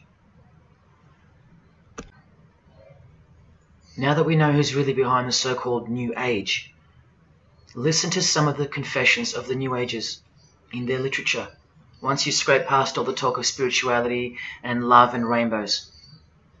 New Age author, feminist and hater of Christianity, Barbara G. Walker writes in The Woman's Encyclopedia of Myths and Secrets, a 666, 666, was the magic number of the triple Aphrodite. She further compliments the number when she calls it the miraculous number 666. Speaking of the New Age to come, PhD Christopher Hyatt writes in Undoing Yourself, as we moved closer and closer to the well-planned for and long-awaited invocation of the Prime Minister unto the very King of Hell, the Grand Vicar of Lord Lucifer. Yes, the very well-planned for and very long-awaited indeed. Do you see what's coming? Mr. Hyde also enlightens us in the fact that opposites do not exist apart from the mind. Evil and good are all in your head. That's why you should brace yourself, because these are the minds creating the New World System. He confirms this. The New Age will require new men, men of high consciousness and fortitude. All of our present dogma models will crumble. He means the Christian and the Christian social structure will crumble. In the introduction to the book, another PhD, Robert Anton Wilson, tells you what the New Age really thinks of the Christian social structure, which you have more or less enjoyed your whole life, Christian or not. Christianity and democracy have been among the worst disasters to ever befall the human race. I told you, atheists, you're going to miss Christianity when it's gone. Here's a picture of Robert with the Masonic eye in the triangle on the wall behind him. Remember where the term New Age came from. So once again, do you think that the new system, the New Age, is going to be democratic, a system that respects you or gives a damn about what you think once it's in place? Let me answer it this way. Christopher Hyatt quotes from one of his literary heroes and famed philosopher, Friedrich Nietzsche, who said, "What is more harmful than any vice? active sympathy for the ill-constituted and weak. Christianity. So to be a Christian and to actively have sympathy for the weak, that's the worst vice. That's backward and evil. So the answer's no. This is what I'm warning you about. And look, Frederick's work has exerted a profound influence on modern history. That's from Wikipedia. You know what else Frederick said? You probably won't find this on Wikipedia.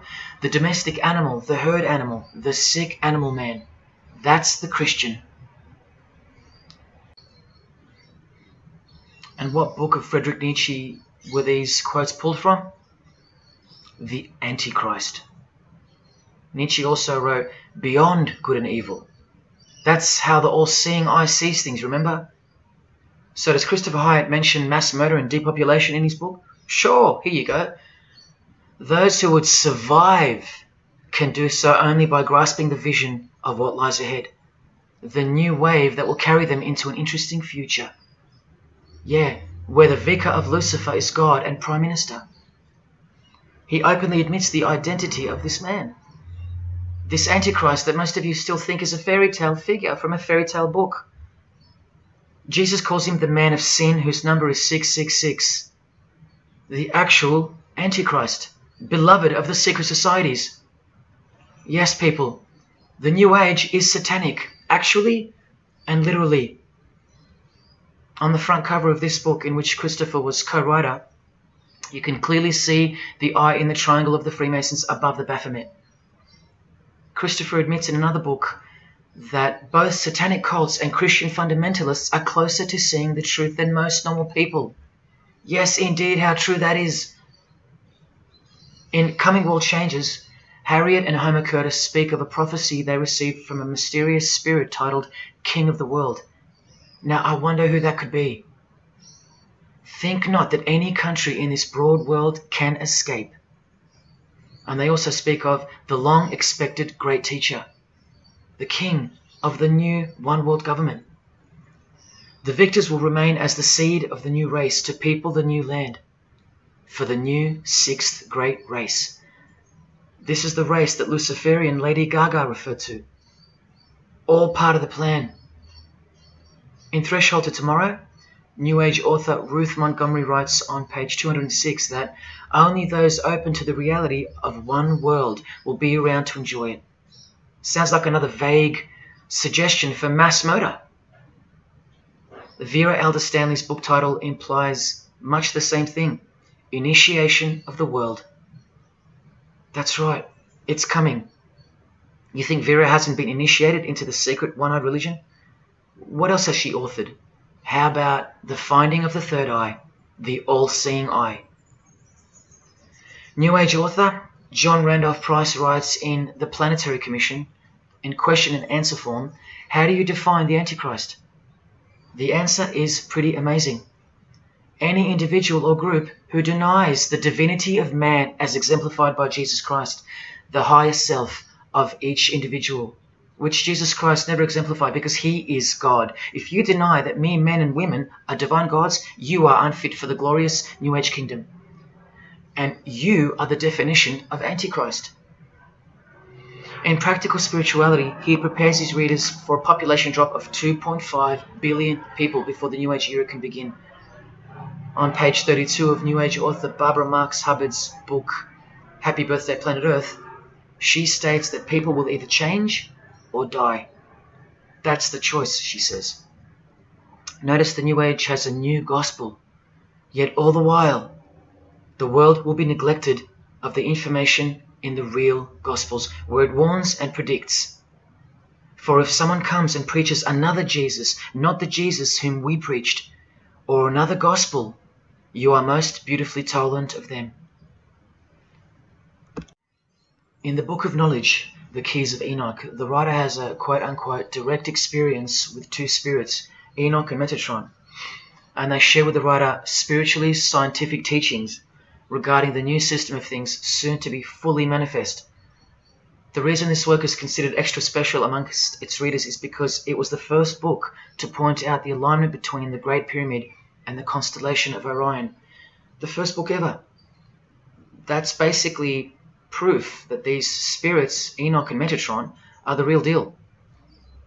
Not only that, it was also the first book to show the direct relationship between DNA coding and the divine name. That's pretty serious, and the atheists should be really waking up by now, because this is the world's most powerful and secret religion we're talking about, nothing less. The writer was told that those who govern the earth are those who have fallen from the heavens. He calls them the masters, and even states that they were punished with penalties that were assigned to each. These are the fallen angels of the Bible, people. These are the masters of the Masonic New Age, as proven here in one of the illustrations from the book. Same symbology.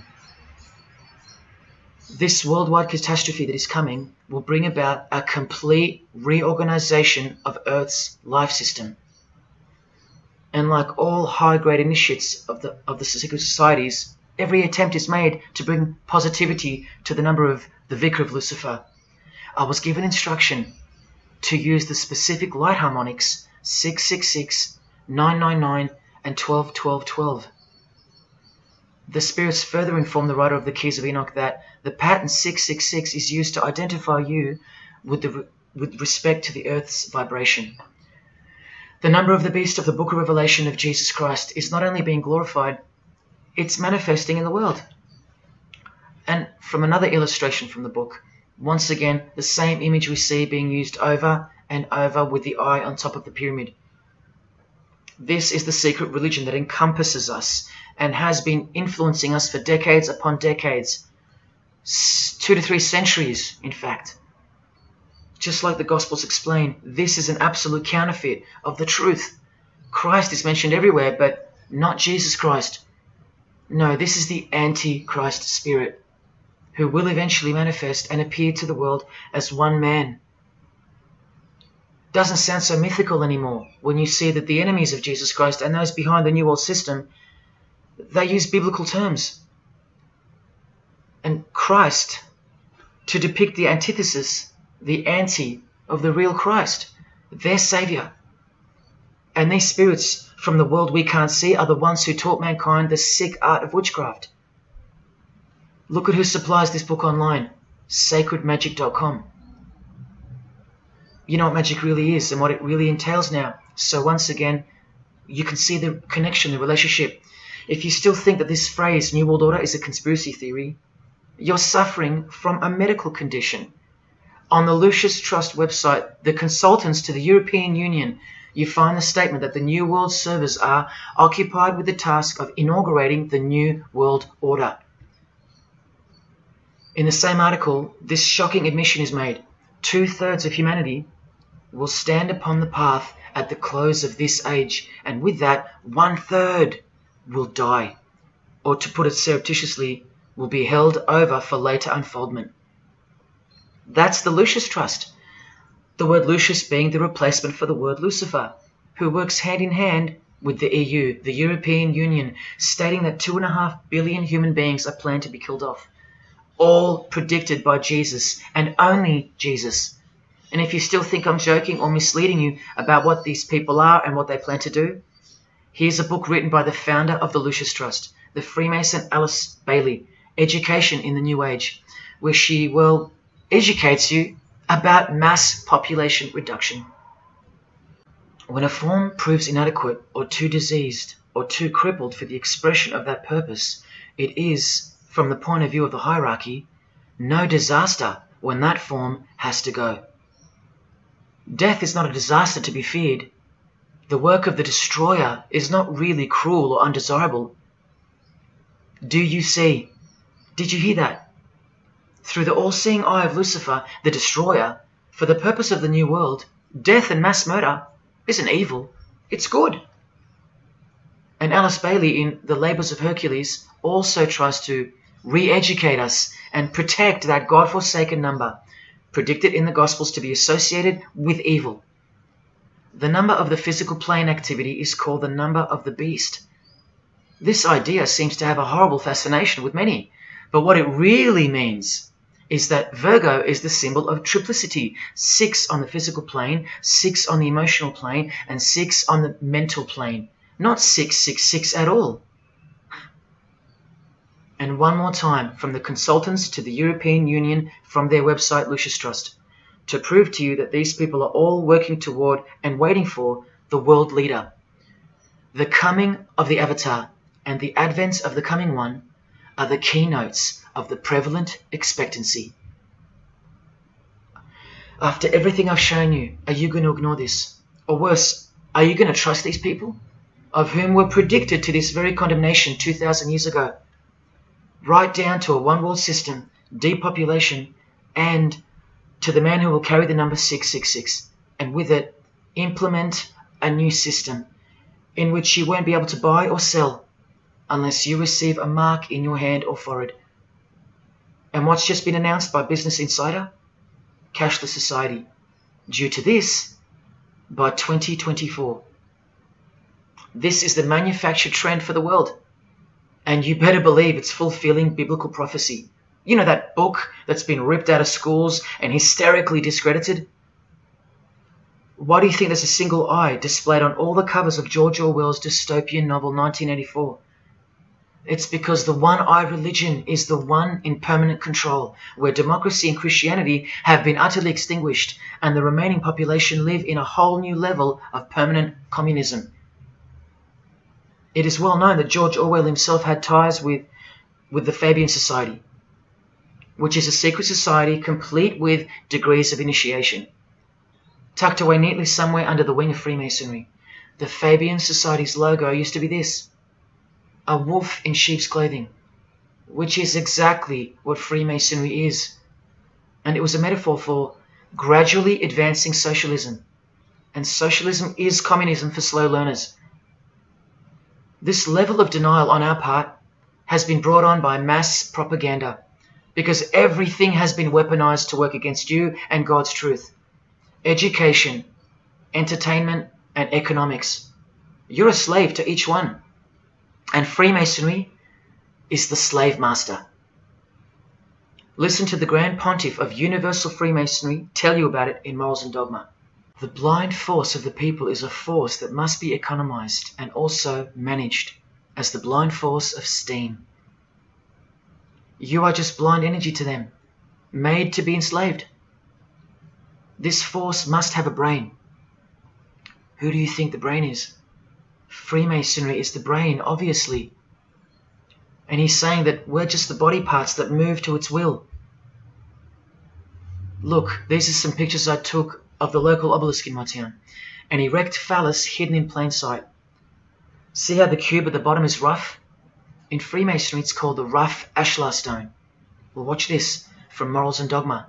The rough ashlar is the people, rude and unorganized. Once again, you can see what this secret society secretly thinks of you. Now see how the stone built on top is smooth? That's called the perfect ashlar. The perfect ashlar is the state, the rulers. Yeah, the one-eye sex cult of Freemasonry, which hides its master, Satanism.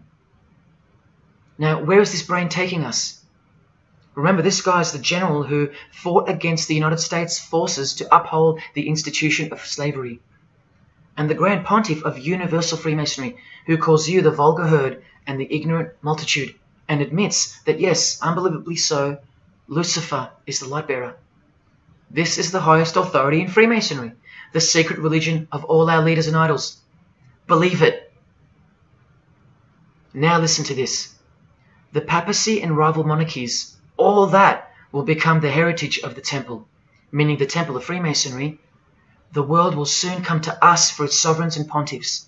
We shall constitute the equilibrium of the universe and be rulers over the masters of the world. They're gonna own it all. And it's true, the papacy and the monarchy have fallen into their hands. All Freemasons now. This is a 150-year-old book, so you can see how far ahead they plan, while we stay ignorant. How do you suppose that they won't achieve the New World Order? The New World Order of death. Of combined and systematic movement and effort, the great revolution prepared for by the ages will begin to march. The future is all planned for by them, And the revolution prepared for by the ages is coming. And it'll look like a natural occurring event, just as current events seem natural. Lastly, from his other book, Legenda, and reading from the ancient and accepted Scottish rite of Freemasonry, Albert writes, "And thus the warfare against the powers of evil, meaning Christianity, that crushed the order of the temple in the 1300s, goes steadily on, and freedom marches ever onward toward the conquest of the world." The conquest of the world, guys. And this is their method. Ingenious as it is, the double-headed eagle, the left and right paradigm. Whether you are pro-abortion or life, prefer Macca's or KFC, Ford or Holden, vote Liberal or Labour, shop at Coles or Woolies, go for the Parramatta Eels or the Canterbury Bulldogs, always the two most opposing forces, the result always feeds the one belly. The two heads always serve the same Masonic beast. Do you get it? That's number one. Number two is the horribly magnificent motto of their double-headed eagle, Ordo ab Chaos. That means order out of chaos. It's the ultimate way to achieve your sinister goals while looking like a hero. With one hand, they create beautiful and noble things.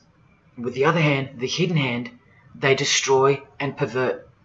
Then the helping hand comes back in to save or fix things again, alternating from one to the other, while nudging toward a predetermined goal, until finally reaching that goal that's set in mind in the first place. All the while, you never knew that the same hand that's saving you is the same hand that was destroying you in the first place. Order out of chaos. Their order out of their chaos. Another way to look at it is this. Z creates or exploits a problem, then attributes blame to others. Y reacts by asking Z for protection and help to solve the problem. Z offers the solution that was planned for by them long before the crisis occurred. Ordo ab Chaos, order out of chaos. Now you can change Z and Y to suit any scenario. For example, your best friend who wants to sleep with you creates or exploits a problem, then attributes blame to others.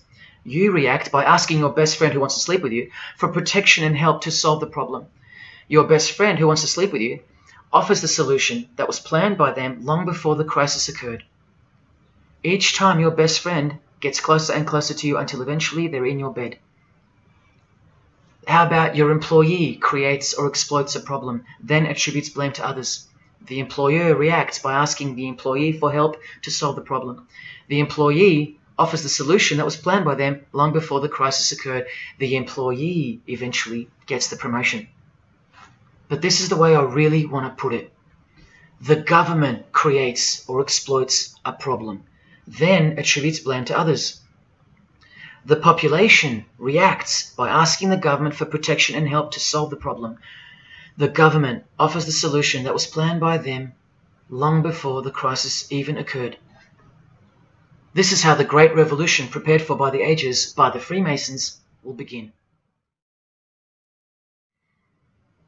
So who's going to warn you? Even modern Christianity is steered by Freemasonry. Hillsong won't warn the sheep about Freemasonry and the One World Government. What, the Hillsong senior pastor who wrote these books and lives here? No chance. Did modern day Christian heroes like Billy Graham warn you about Freemasonry? Well, no, because here he is giving the Master Mason grip to other Christian giants like Paul and Jan Crouch, all Freemasons. Here he gives the same third-degree handshake to former President Harry Truman, and here to a Muslim Freemason. Billy is listed as a Freemason in the 33rd degree Albert Mackey's History of Freemasonry by the publisher on the inside flap. Billy's son, Franklin Graham, also won't ever expose Freemasonry because he's too busy eating at Voodoo Donuts, where they sell these donuts and these pentagram donuts. More Christian heavyweights like John Hagee or Hagee throwing up the devil's horns. He'll never preach against Freemasonry. Neither will all these world-famous pastors throwing up the devil's horns.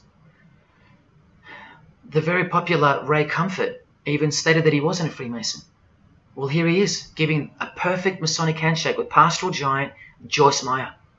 Do either of them expose Freemasonry, or the fact that it's the driving force behind the One World Government, all predicted by Jesus? Of course not.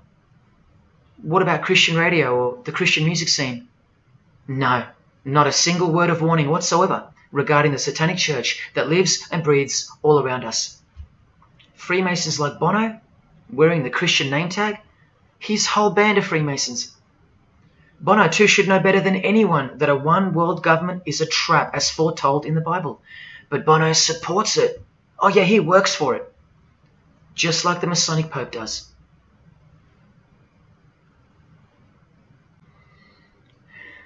Even if by some freak chance they didn't know any better. No disciple of Jesus can bend their knee to another man in the Masonic Lodge, calling him master and swear to keep secrets. Look what they call each other from the Encyclopedia of Freemasonry. Master Mason, Grand Master, Most Eminent Grand Master, and the most appalling title of all, Most Worshipful Master. Most worshipful. Do you see how extra diluted the Christian Freemason has to be when Jesus said, "Do not be called master, because one is your master"? And what about all those oaths? Don't worry, Jesus covered that too. What I tell you is this: do not put yourself under oath at all, but let your yes mean yes and your no mean no. How's that for an idea? But the Freemasons' yes means no, because they all swear to lie and conceal from the first degree initiation all the way through. What is whispered in your ear, proclaim it from the rooftops. That's Jesus. You see the contrast? How precise he was and still is. You think Bono and the Pope don't know about the Masonic calendar and how it's not the same calendar as ours? From the Encyclopedia of Freemasonry, the real date of the world is found by adding 4000 to the Vulgar era. This whole Christian era is vulgar. So the year in the Masonic world is actually 6021. And this abbreviation is in French, the Vulgar era, beginning since the year of the Lord, since the year of Jesus Christ. That's how they feel about the current age, which is coming to a mind-blowing end by design. Now, do you think Freemasons aren't capable of mass murder? Well, Joseph Stalin murdered approximately 20 million people, and he was a Freemason, displaying the sign of the master of the second veil of Freemasonry.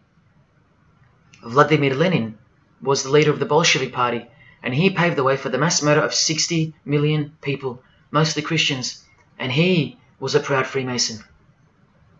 And ladies and gentlemen, this is Adolf Hitler, a Freemason, clearly giving the grip of a Master Mason. And here he sits next to his military leader, Hermann Göring, who is also displaying his allegiance to Freemasonry with a hidden hand. He even displays the Masonic triangle, just like fellow Masonic brother Jay-Z.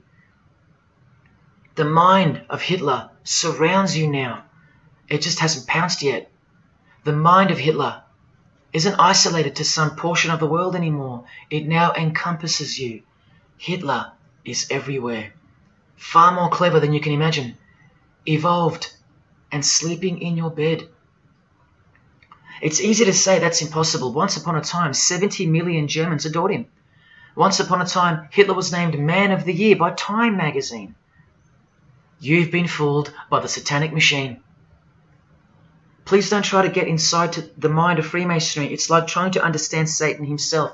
You can't, and you don't want to. Freemasons will make friends with their most hated enemies. They will cross-dress their morals to move closer to their goal. They'll make the English language void of any meaning by turning everything inside out and upside down to camouflage its objectives. They will simultaneously create charities along with the greatest machines to ever destroy the hearts of men, like pornography. They will sell their souls to gain the world.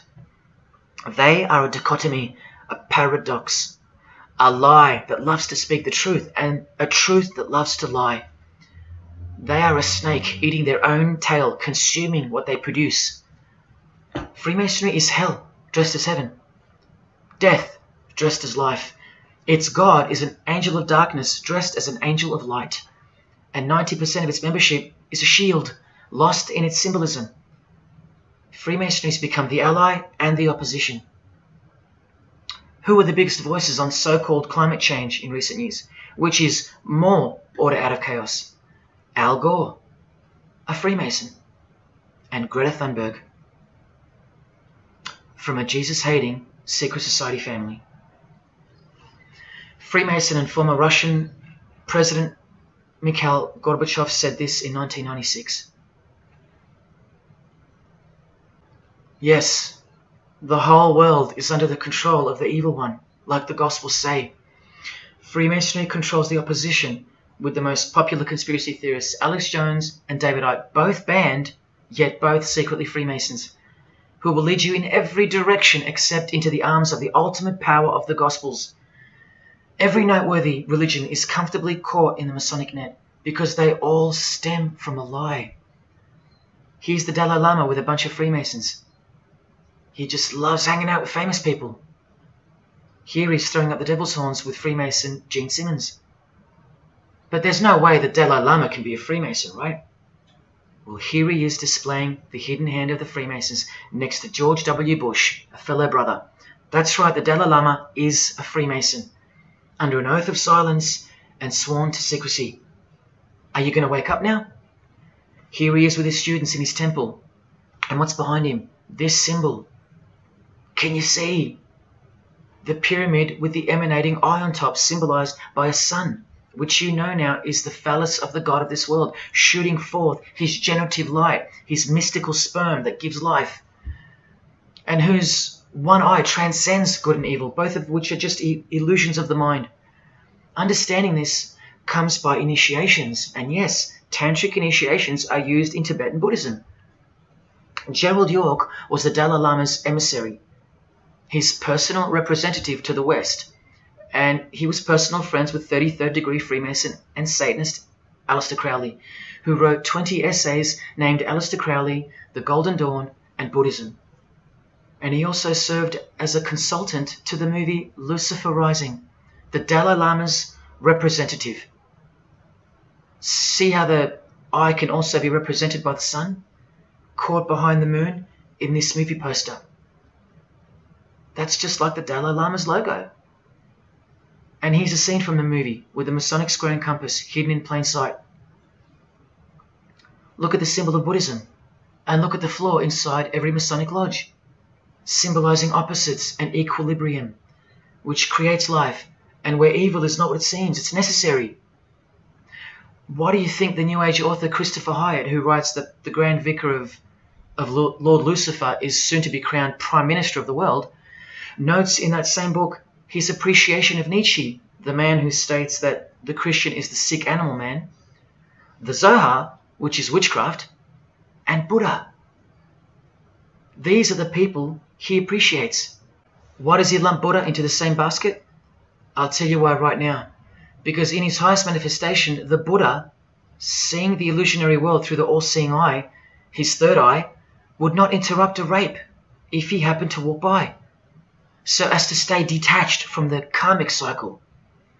Whereas Jesus, knowing everything and more than the Buddha, would sacrifice himself, because he was born to destroy evil, not transcend it.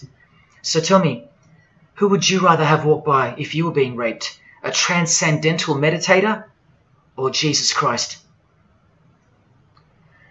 Whatever you think of me, you will have to reconcile the fact that all the leaders of the world, from Scott Morrison to the Dalai Lama, belong to the very same secret society as Adolf Hitler did, Freemasonry. The secret religion no one speaks about, for good reason, and by good I mean very, very evil. What do you think is going on here? I've told you almost exactly what's going on. We're in a lot of trouble, because in the land of the blind, the one-eyed man is king, and Hitler, Stalin, and Lenin combined will be child's play compared to what's just ahead. Now here's a point-blank picture of the future and the reality of their most brutal truth from the 33rd degree Freemason Aleister Crowley's The Book of the Law. We have nothing but the outcast and the unfit. Let them die in their misery. Compassion is the vice of kings. Stamp down the wretched and the weak. This is the law of the strong. Do you see? Can you see the future yet? Now please pay attention from his other book, Magic in Theory and Practice. This is what all the degrees of initiation are for. And this is what it takes for them to create the New World Order. he speaks of the initiation in the true order of the Rosy Cross. Rosy Cross being another name for the order of the Rosicrucians. Remember the guys that built this? Now this is a 33rd degree Freemason speaking.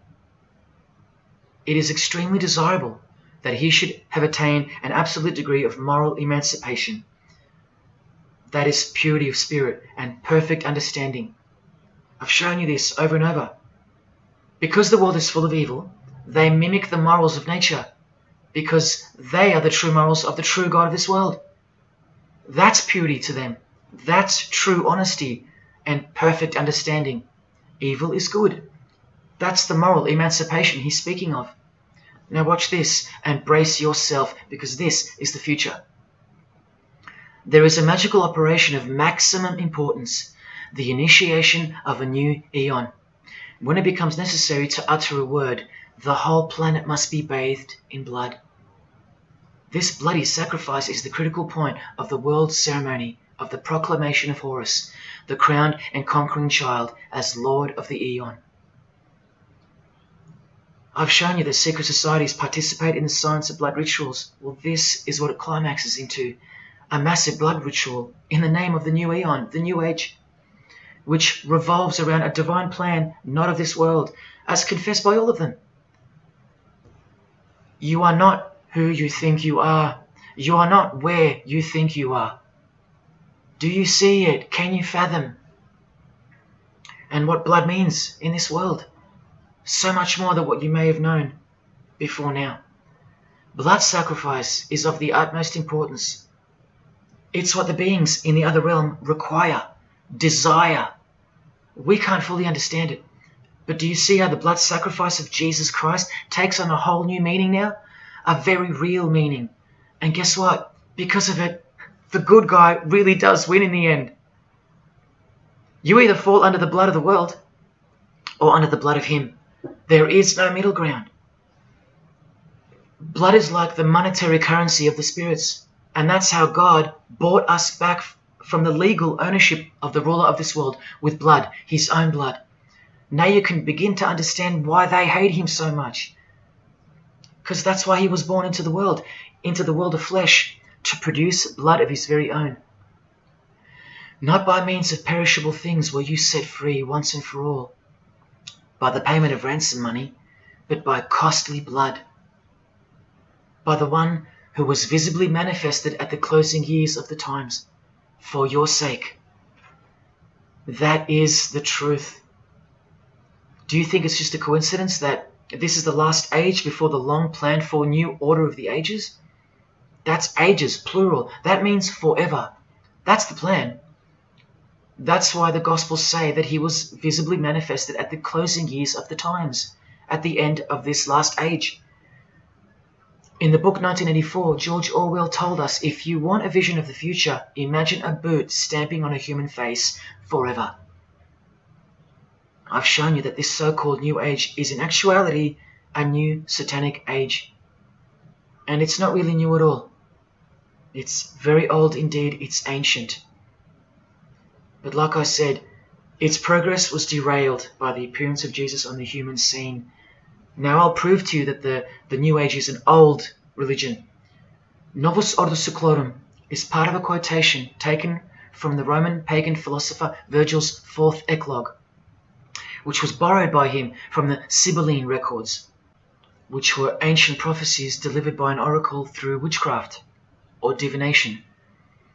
That's where the phrase Novus Ordo Seclorum comes from. Now look at what the full phrase actually says. A mighty order of ages is born anew. Both the prophetic virgin and Saturnian kingdoms now return. Now a new progeny is led down from the lofty heavens. Favour, chaste Lucina, the boy soon to be born, in whom the iron age shall come to an end, and the golden one shall arise in the whole earth. We've just been told that the new age is a Saturnian kingdom, which returns. So it's been here before. Next we see that a new progeny, meaning a new seed, a new race. There's that race again, is coming to earth. And that a boy will be born, who will bring the Iron Age, which is the age we're currently in, to an end. And that the Golden Age, the new age about to begin, will again arise over the whole world. Now, what is the Saturnian kingdom? Well, for starters, this is a band called Saturnian Mist. And here on their front cover, we have a reference to magic. Then we see by the singer's shirt, they're Satanists. Then with his other shirt, we see the connection once again between the inverted pentagram of Satanism and the one eye of Freemasonry, the secret religion of the who's who of planet Earth. Freemason and Satanist Marilyn Manson has a song called Saturnalia, and on a satanic website on ritual offerings for demonic bindings, we find that Satan is Saturnian in nature. Here on the front page we see the inverted pentagram under the head of the Baphomet, and right next to it, a version of the square and compass of the Freemasons, of which a lodge is located near a suburb near you, no matter where on earth you live. The Satanic Church hidden in plain sight. Now let's go straight to the source so you can see for yourself the nature of the New Age Saturnian kingdom found in the full quote of the Freemasons' New World Order seal. From this book, which is a factual study of the single most influential occult organization in modern Germany, the Fraternitas Saturni, or the Brotherhood of Saturn. We learn of the path of the Saturnian initiate, which is outlined in detail with the meaning of all 33 grades, 33 degrees of Freemasonry. This is the very same thing, the same objectives. All secret societies work for the same goal because they all have the same spirit. The only difference between Freemasonry and this Saturnian fraternity is that your local Masonic lodges are veiled and camouflaged filtering systems for future Satanists, from which all influential figures of society are chosen, where the real religion begins at the 33rd degree. Whereas with orders like the Saturnian Brotherhood, there is no filtering system. As such, you're a student of Satanism from the first degree. That's why Satanism's takeover would have been impossible without international Freemasonry. The Saturnian teachings include sexual mysticism, sex magic, and Nietzschean Thelemism. Nietzsche, remember the guy who says that Christians and the mindset to help the weak makes up the sick animal man? The guy who wrote this book and doesn't believe in good and evil. And Thelemism, from 33rd degree Freemason, who says that in this book that to initiate the New Age, the whole world must be bathed in blood in a bloody sacrifice before man can accept the law of Thelema. Nietzschean Thelemism. That's what the New Age Saturnian kingdom, from which the Freemasons took this phrase from, actually looks like. This factual study on the Saturnian Brotherhood is filled with references to Lucifer, Satan, magic, sex magic, blood, sacrifice, the number 666 as mentioned by Jesus Christ himself, and of course, Freemasonry. The secret society that all of our politicians and entertainers belong to. And what's the demonic sigil for Saturn? The Masonic square and compass. Are you going to snap out of it now? When you see a beautiful sunrise and smell the fresh air, or hear a great song, or see a great movie, are you going to forget where you really are? When you hear people using Jesus Christ's holy name as a cuss word, are you going to forget where this phenomenon really came from and why it's taking place? Now that you've seen how actual and bona fide the reality of 666 is from their own mouths and symbols, let me show you where else it's revealed. Do you see these Roman numeral numbers down here? They add up to 1776, the year that America officially became the country we know of today. And also the year of the birth of another secret society, which was absorbed into Freemasonry after it was banned in 1785. But look, the base numbers. M is 1,000, C is 100, and X is 10. All you have to do is subtract the base numbers. 1776 minus 1,000 minus 100 minus 10. Or simply remove the Roman numerals which represent the base numbers. No, I'm not playing tricks on you. Neither are your eyes. But someone else is. Now that you've seen the prevalence and seriousness of this horrid number, now that you've seen what you've seen, I can show you where else it appears. This figure is represented by the numbers. To make this work, they had to remove the number 1 altogether and separate the 2. Of course, we'd be too dumb to pick up on it. But 789 minus 456 is this, multiplied by this lonesome 2. That's right. This dark and mysterious figure is none other than the long-anticipated Antichrist, the ruler of the Saturnian kingdom, which is on its way. And Australia has been steeped up to its neck in secret societies since the early 1900s. World Economic Forum logo, with this slash through the O's, is of course representative of the number of the ruler of the New Age, 666. The barcode is the primitive version of the worldwide system that Jesus predicted would revolve around the number of the beast. And as you can see, the base of every single barcode in all the world is 666. No matter if the lines are on the ends and in the middle are elongated or not. I found that out from the horse's mouth in an interview with the man who was commissioned by IBM to come up with a new way to automate data collection. There are in fact 3 6s in the Google logo, which comes from this occult symbol. Coincidence? And he found in a Masonic lodge the square and compass symbol appears in the middle of a hexagram, which is a symbol used in the royal art of Freemasonry, witchcraft, as shown in this book. Well, among other things, the hexagram itself can be broken down to quite clearly represent 666. This is a Masonic square and compass designed by the Manaus Masonic Lodge, symbolizing world unity. Up the top you find the logo of the United Nations. Well, there are 33 segments in the UN logo, symbolizing the 33 degrees of Freemasonry. See this crop circle here with the Masonic eye on top of the pyramid? I know nothing about crop circles and the phenomenon of them, but I know how many rays are coming off the eye. 33. 33 degrees of Freemasonry. Don't forget that the highest authority of Freemasonry already admitted to be the designers of the pyramidal seal in a 1962 edition of their magazine, The New Age.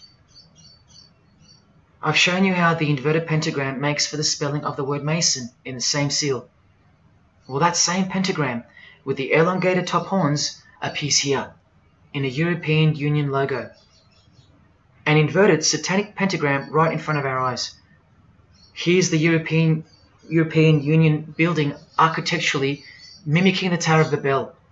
That was the very same tower that the God of the Bible destroyed thousands of years ago, according to the Bible, when Nimrod, one of the admitted founders of the original craft of Freemasonry, tried to unite the world under one world government. So this logo and this building design is a clear statement to the God who intervened the first attempt at a world government.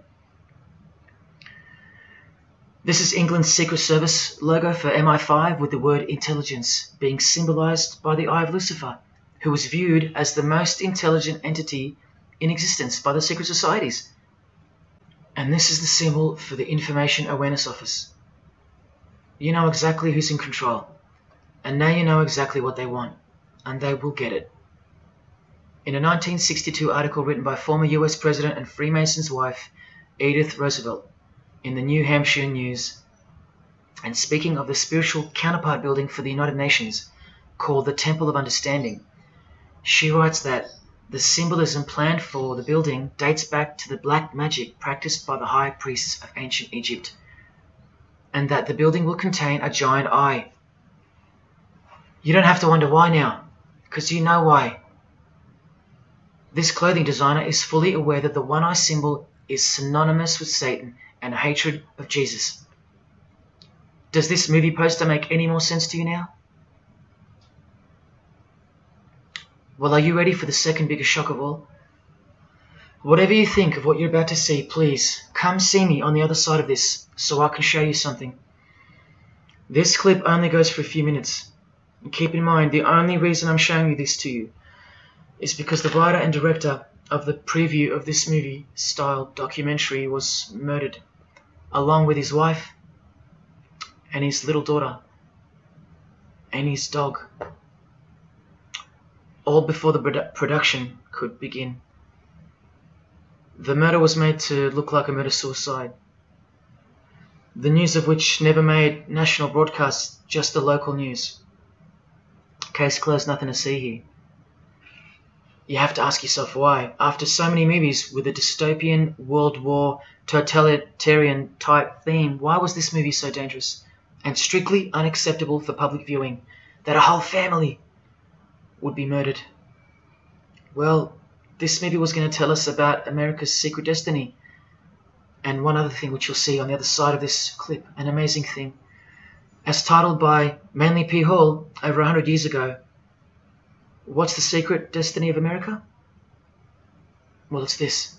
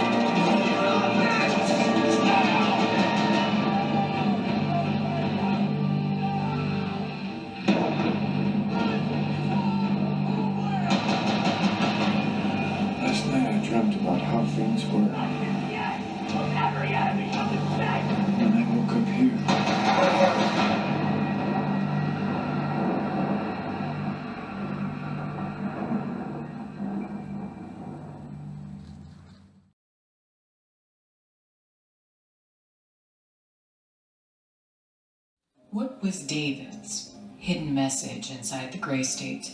And could it be the reason for his death? Perhaps the scariest part of Gray State's conceptual trailer is this character here, who appears to be operating a guillotine. David Crowley was very intentional in this frame of the movie. He added something that I believe he wanted the people to know about. Who is the identity of this executioner? If you look closely, you will see that this terrifying character is wearing something around his waist. It appears to look like an apron. The executioner wears a Freemason apron, complete with the all-seeing eye, the compass, and the two pillars. I do believe David Crowley is trying to tell us something. He is telling us that the organization behind the French and American revolutions, the organization behind the Italian Revolution of 1830, the organization that outlined a plan to overtake the Vatican in a document called the Alta Vendita, the organization behind the Trail of Tears and the deaths of thousands of Native Americans under Freemason Grandmaster Andrew Jackson, the organization behind the Ku Klux Klan in the United States post-Civil War and its rebirth in 1915, the organization behind Hiroshima and Nagasaki during 33rd degree Freemason Harry Truman's presidency. These are men with a radical revolutionary agenda throughout the entire world because they worship and follow a radical revolutionary deity. The first to have led a revolt against the Most High Lord.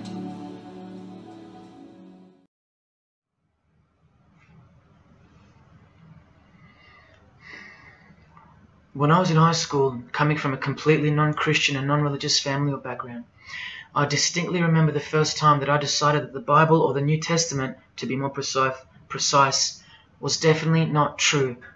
Made up, fairy tale, whatever. It was one verse, one scripture that to me at the time proved unequivocally that it wasn't written for our time. A prophecy that was impossible to be fulfilled. Here's the verse. And I saw thrones, and they sat upon them, and authority to administer justice was given them.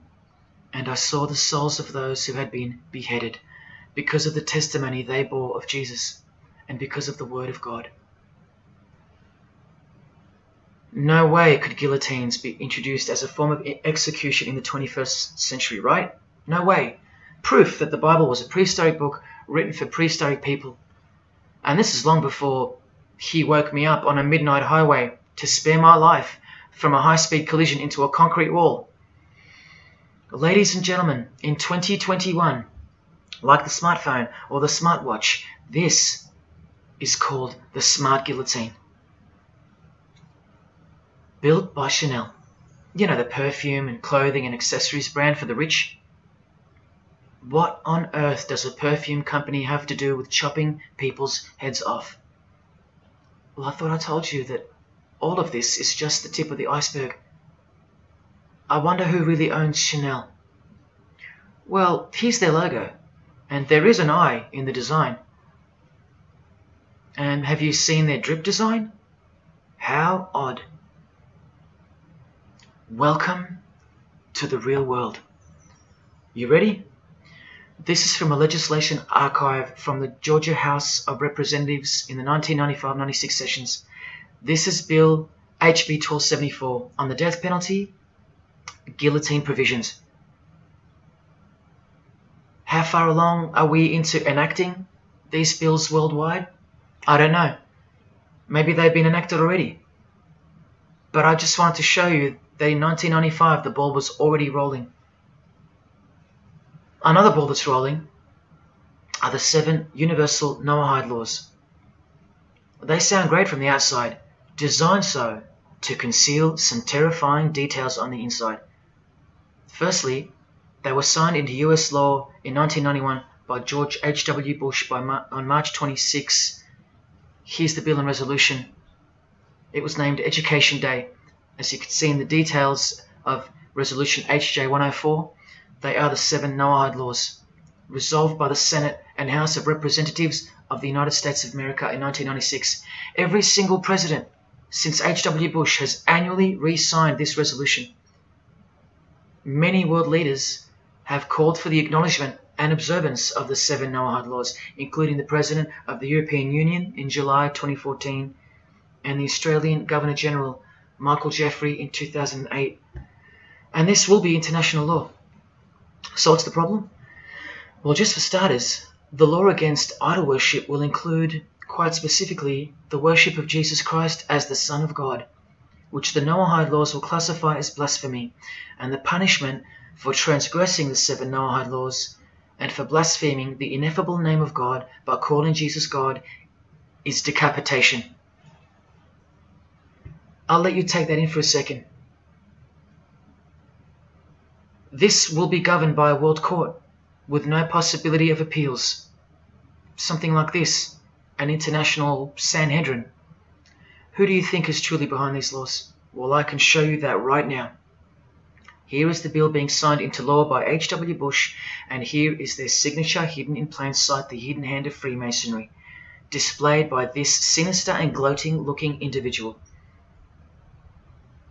And you know what Freemasonry is a cover for now. Who do you think designed the guillotine in the first place? This guy, Joseph Guillotine, a Freemason. Still don't believe in the prophecies of Jesus Christ? You're still in denial?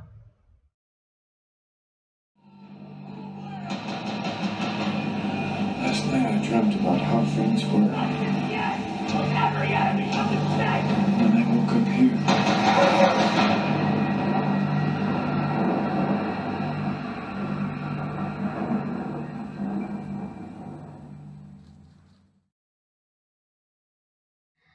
Well, that's why the director was murdered. And his wife, daughter, and dog. I think of them often, and sometimes when I need spiritual sobering up, I think of that fateful and evil night where that beautiful Christian family were brutally eliminated. If you think he wasn't onto something, well, he paid the greatest price to share this with you. Prophecy will be fulfilled.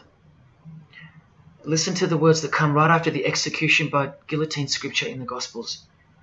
And I saw those who were such that they did not worship the beast, nor his image, and did not receive his mark of identification upon their forehead and hand. Remember this mark in the video? I'm not saying that the director knew what the mark would be, but based on the symbology, he knew who would be behind it. Look at the triangular symbol of the Freemasons. The Masonic triangle around the eye, and the Brotherhood of Saturn. Now look at the front cover of the book written by New Age author Maurice Nicoll. The mark. Same symbol. Identical to the symbol used by J.K. Rowling, who said its design was inspired by the Freemasons. Who has this tattoo, which represents the Baphomet. Well, Solve Coagula is the process in which they will bring this New World system to life. It's identical to the Masonic motto of order out of chaos. Solve means dissolve or destroy, and coagula means to bring the elements back together into a new and higher form, a new and higher system. Jesus described it as the beast system, and one way or another, we will be marked as a form of identification in order to participate. But first, chaos must ensue. A deep Masonic truth, which is mostly true anyway, is that destruction precedes construction. It's like having to destroy a tree in order to create a table. The same principle applies to creating the New Age. That's why I know that the process which involves the creation of a new system must involve the destruction of this one. Now, this is the last referenced work I'm going to use to show you who will be the head of that system, that one world government. A book by David Spangler, considered as one of the founding fathers of the modern New Age. He also has an intimate relationship with the United Nations, as shown in 1975 document which was uploaded to the UN archives in 2006. Please pause to confirm that, where you can find his name listed under the Board of Directors for the Planetary Citizens Group. In his book, Reflections on the Christ, David Spangler, remember, one of the founding fathers of the New Age and a member of the Board of Directors in a United Nations sanctioned program, repeatedly upholds and honors the entity known as Lucifer. He tells us all about what is required to step into the New Age.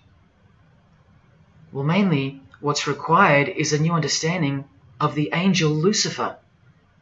He writes that when this great project of evolution began, man went forth as consciousness to learn his divinity, and Lucifer went with him.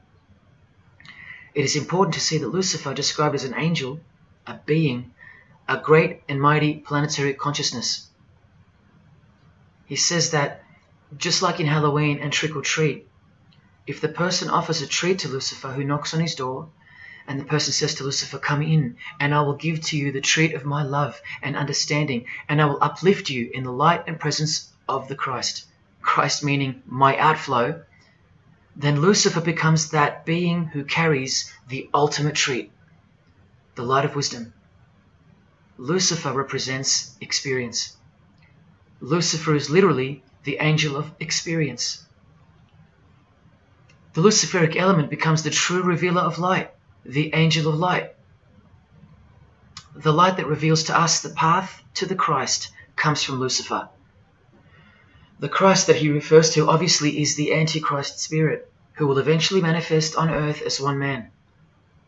But for some odd reason on page 60 he feels compelled to clarify that he was only joking once when he said maybe to enter the New Age we all need to take a Luciferic initiation. Well, that's definitely no joke. That's right, Lucifer is the savior of the secret societies. The solar system was the manifestation of the consciousness of a very great being known as the Solar Logos. And if we go back to the secret society of the Brotherhood of Saturn, we read that mankind will be able to take a measure of egocentric power from the Solar Logos. In this way, Lucifer is the savior of humankind.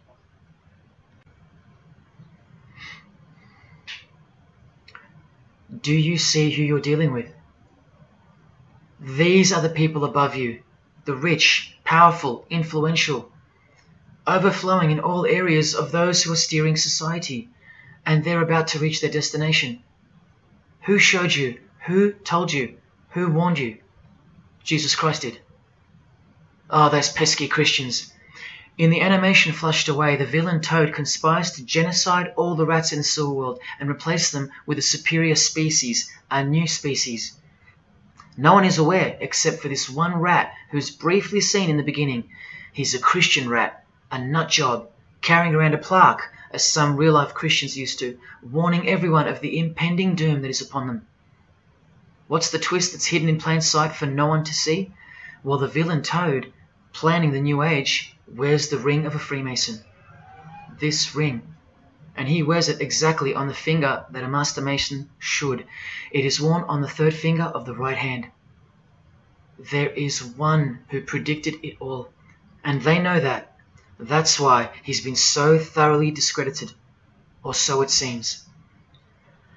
Yes, the nutjob Christian was right all along. Remember one last thing before I close.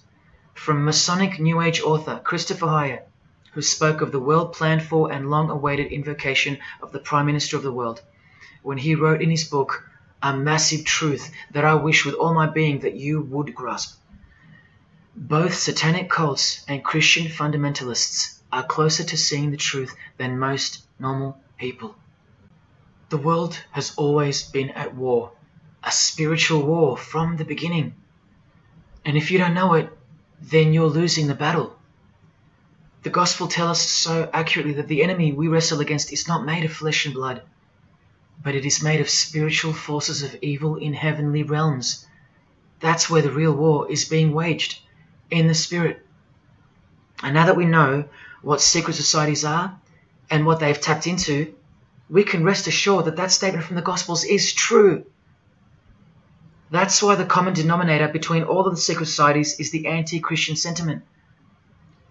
You need to ask yourself why. Why the negative obsession with Christianity? It's not as if Christians run the game. Freemasons have banned Bibles from schools. They teach evolution as a fact. Pornography is thriving. There are no Christian protesters left. Homosexuality is rampant and protected, and Christianity is buckled. Which church preaches against Freemasonry? Which church is telling you about Satan and his hidden church, which has permeated every vein of society? So why do they hate Jesus if they're at the top of their game? Because Jesus Christ is real, that's why. And he left us prophecy that they can't escape. See, the more they win, the more they fall into the hands of the prophecies of Jesus and his Gospels. What a blessing for you, those who would grasp this as truth. What good news for you, and what a terrifying conundrum for them. If you've come this far, and you still don't care, or still unwilling to trust, then you deserve what's coming, as a law of nature. because you've been warned of all of it. The one world government clearly on its way. Cashless society, inevitable. The mark that each person will receive, without which you won't be able to buy or sell or participate in this world. And the manifestation of the name, the number of the name of the one who will implement this system. 666. All of it is coming to pass. Inescapable we are from him. Everything and everyone will fall back into his hands, where he will finally separate the goats from the sheep.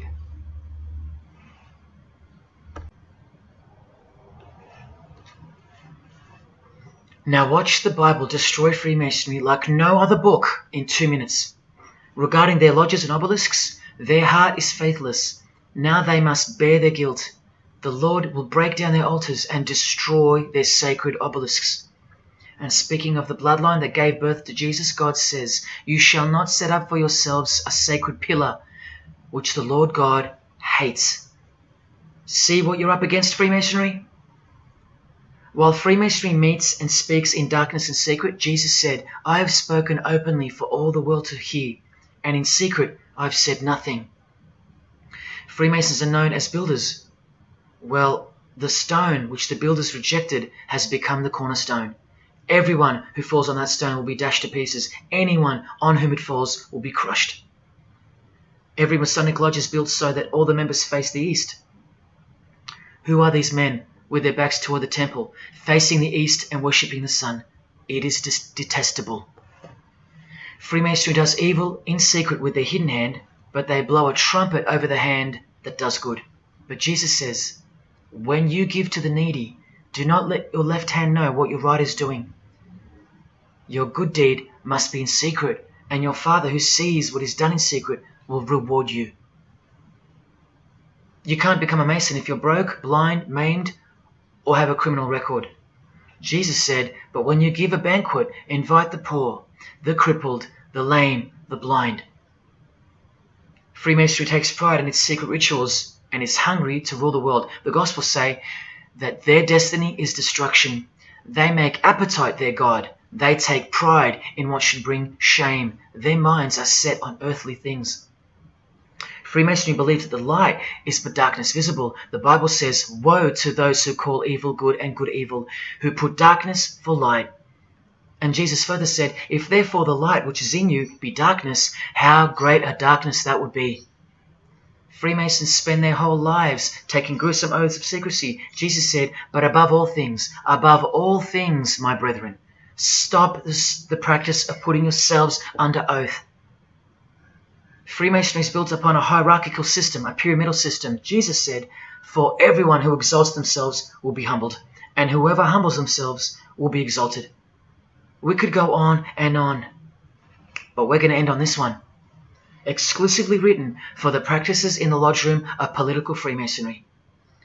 A troublemaker and a villain who goes about with a corrupt mouth, who winks with his eye, signals with his feet, and teaches with his fingers, who plots evil with deceit in his heart. He always stirs up conflict. Therefore, the disaster will overtake him. He will suddenly be destroyed. That is Freemasonry through and through. And apart from the man in the mirror, prior to your baptism of the Holy Spirit, Freemasonry is the villain. They do go about with a corrupt mouth as they are sworn to secrecy. They do proverbially wink with the eye, making the one eye. They most certainly signal with their feet and teach with their hands and fingers. In the lodge, I can vouch. And they do plot evil, stir up conflict, in order to further their goal of the New Age and the New World Order, the greatest conflict being up ahead. But thank God Almighty above, the verse also tells us that disaster will overtake them, and they will be destroyed. One frightful and glorious day, you can count on that. Because the only thing you can count on in this world, more than death, more than taxes, is the Son of God.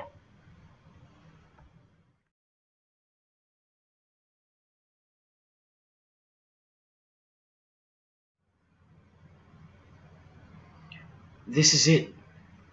This is the last shock, and by far the biggest. If you ever needed intellectual proof that Jesus Christ is real and living right now, this is it. If Jesus and the Gospels weren't true, then Luciferians wouldn't be running the world. Atheists would, or some other version of modern man. Anyone, but not Satanists, not the passionate enemies of Jesus. If Jesus wasn't real, then so-called Satanists would be scattered here and there over the world in little local covens by silly teenagers rebelling against society and living in their own la-la land with their own little make-believe devils, being make-believe rebels. But no, people who believe that Lucifer is God run the world from top to bottom. They are dedicated to the core. They're highly sophisticated. They make the movies, they star in the movies. They write the songs, they sing and dance. They are worshipped as idols. They set trends, they live large, and they practice witchcraft, complete with sex magic and blood sacrifices. Why? Why do they do that? Why would they bother? Because witchcraft is real and has been since before civilization began, hidden from the vile multitude who have been stupefied by propaganda to the point that they don't believe in anything anymore. And who waged a war on witchcraft on your behalf? God did, the God of the Bible. If Jesus wasn't real, Luciferians wouldn't be building their paradise on earth. Atheists would. If Jesus wasn't real, Luciferians wouldn't be passionately hating him to the point of keeping their existence hidden under penalties of torture and death. Lo and behold, in the 21st century. Yes, if Jesus was a myth, Luciferians wouldn't be working overtime to inadvertently fulfill every prophecy that Jesus gave us. Can anybody read me? What part of Jesus foretold a worldwide cashless system, a worldwide government, and a worldwide religion do you not get? If Jesus wasn't real, why do former Satanists freely admit that only the true Christians are immune to witchcraft? They have no power over the disciples of Jesus. How is that possible? And what about this one that's been going around? If the Gospels were written by the Catholic Church in order to control people, then why didn't they include a pope in the scriptures? There's no pope here. Why didn't they include instructions to obey the priests? There's no priests in the New Testament, except for God himself and all his disciples. We're all priests. If the Gospels were an invention of the Catholic Church, why does Jesus say to call no man Father except your Father in heaven? Yet every priest holds the title of Father. If the Gospels were an invention of the Catholic Church to control people, why were only priests allowed to own a Bible and not the common people? Why did they burn William Tyndale at the stake, a Christian scholar who translated the Bible into English? Are you with me? Please help me understand how you don't believe in Jesus when even your enemies, the high-ranking Freemasons, think that you're stupid for not believing in Satan. There was the first shock, which was the fact that an international secret society exists at all, and that all people in power, prominence, celebrities, they're members of it. That was the first shock. The second shock was the oaths they take and the rituals they perform. Decapitated heads, brains exposed to the sun, drinking wine from human beings' skulls, all done by the people you respect the most. Pretty shocking if you have any brains left in your skull and heart left in your ribcage. The third shock was the reason they took the oaths and performed the rituals. And that reason is that the secret society they all belong to is in fact Satanism. The fourth shock was the details of witchcraft and the details of the new satanic age, the Saturnian kingdom, where billions are planned for death to pave the way for a spiritual and technological utopia. But do you know what the biggest shock of all is? The shock that surpasses all of them combined. It's Jesus. Jesus is the shock. He's the shockwave, the reality and truth of him. Because that changes everything. He changes everything. The greatest news you could never think up, that God left his abode to come here, a form of hell, manifest on earth, to be ridiculed and executed, to save our sorry asses by taking a bullet for us. Don't worry, his second coming won't be so sacrificial. Better start fearing like you fear a cop and like you fear a judge. Oh, I know you tremble in front of them. But you don't fear God?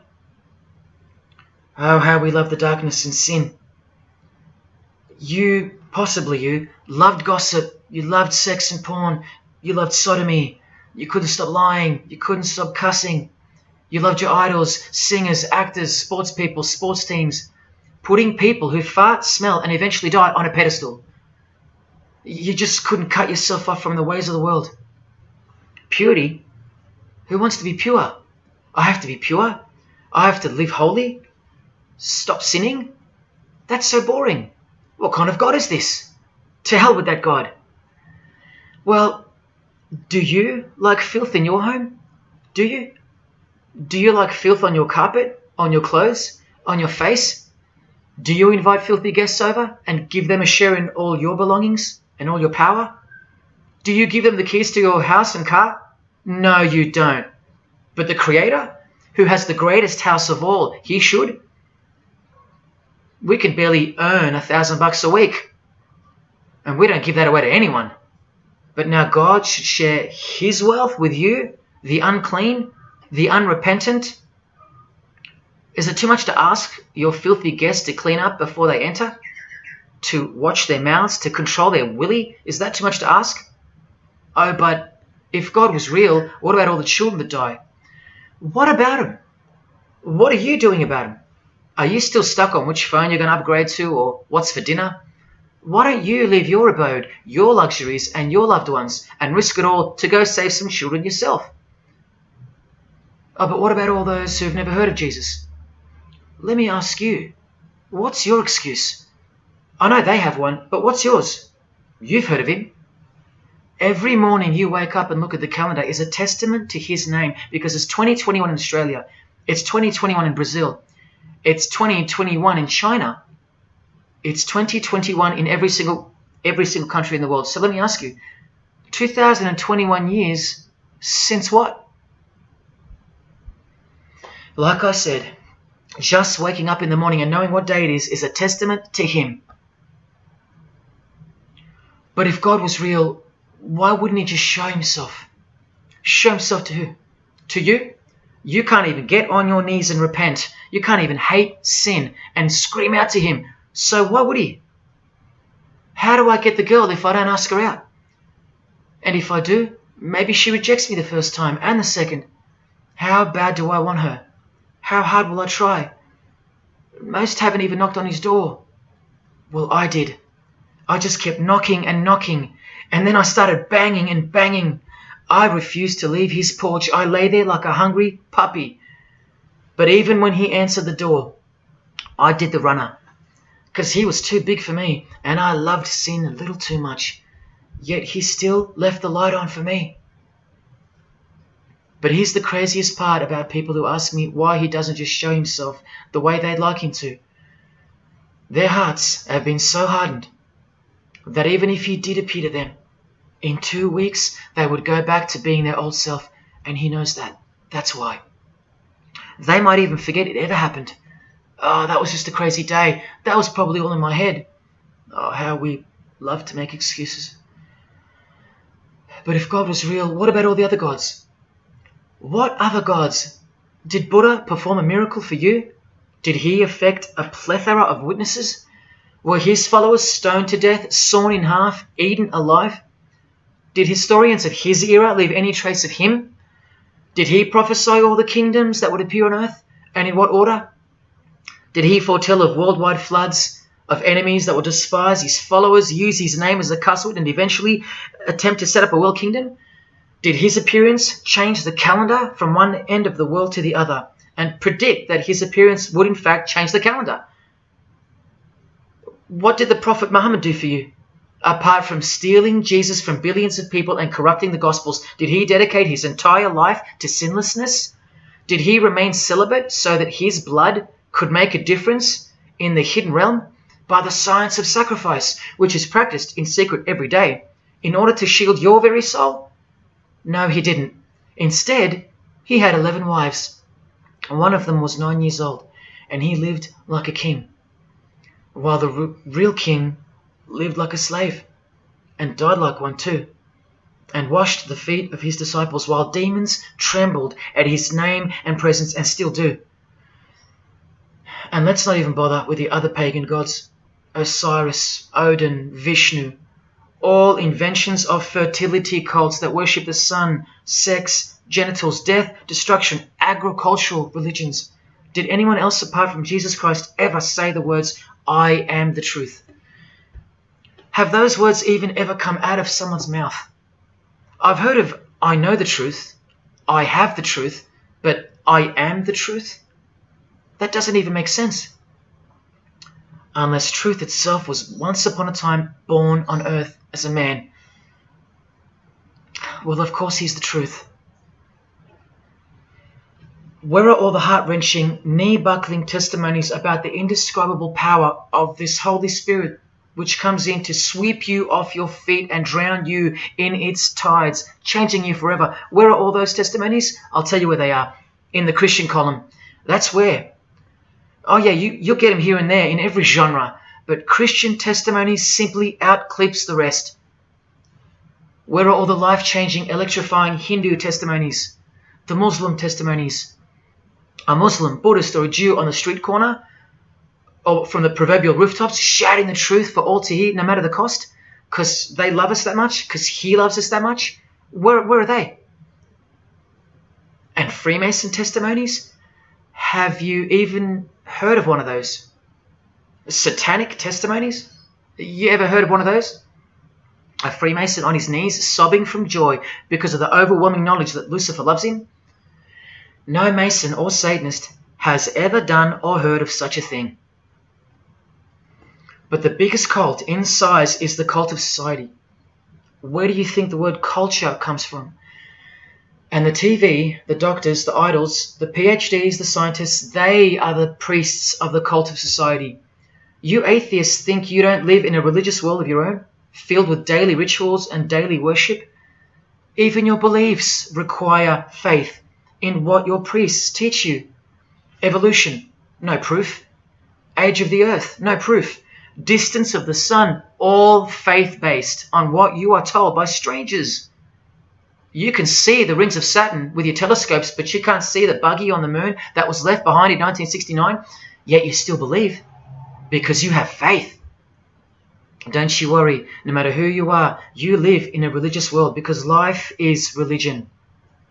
And if you're still in the "I'm not religious" category, think again. You all worship something or someone, and your religion is futile. But for you, for the one, whoever you are, remember the advantage that evil has over good.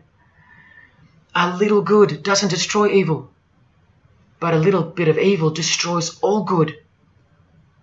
See this glass of water? One single drop of poison is enough to render the whole lot useless or deadly. That means that 99% of the goodness and purity of that water amounts to nothing, all because of one single drop. The whole glass is evil. And so it is with the human soul. You better believe it. Does anyone go out with a stain on their face or on their shirt? You think the soul can't be stained? Think about it. Just one lie makes you a liar. So you can't go where life is, stained with death? Now, in case someone thinks I'm playing the high and mighty role, I tell you this. I used to be a liar. I used to be a pervert. I used to be a drunkard. I used to smoke all kinds of poison. I used to have angry outbursts, use a filthy mouth, indulge in filthy humour. I used to. Past tense. But no more. He finally summoned me. He called my name for the last time. He took my dog, then my music. He took my band, broke it all, and broke me, flooded me clean. He sent for me. He woke me up from a deep sleep. on a high-speed midnight highway with a whisper, an actual whisper in my ear, and only meters between me and a concrete wall with my name on it, because he knew I had it in me.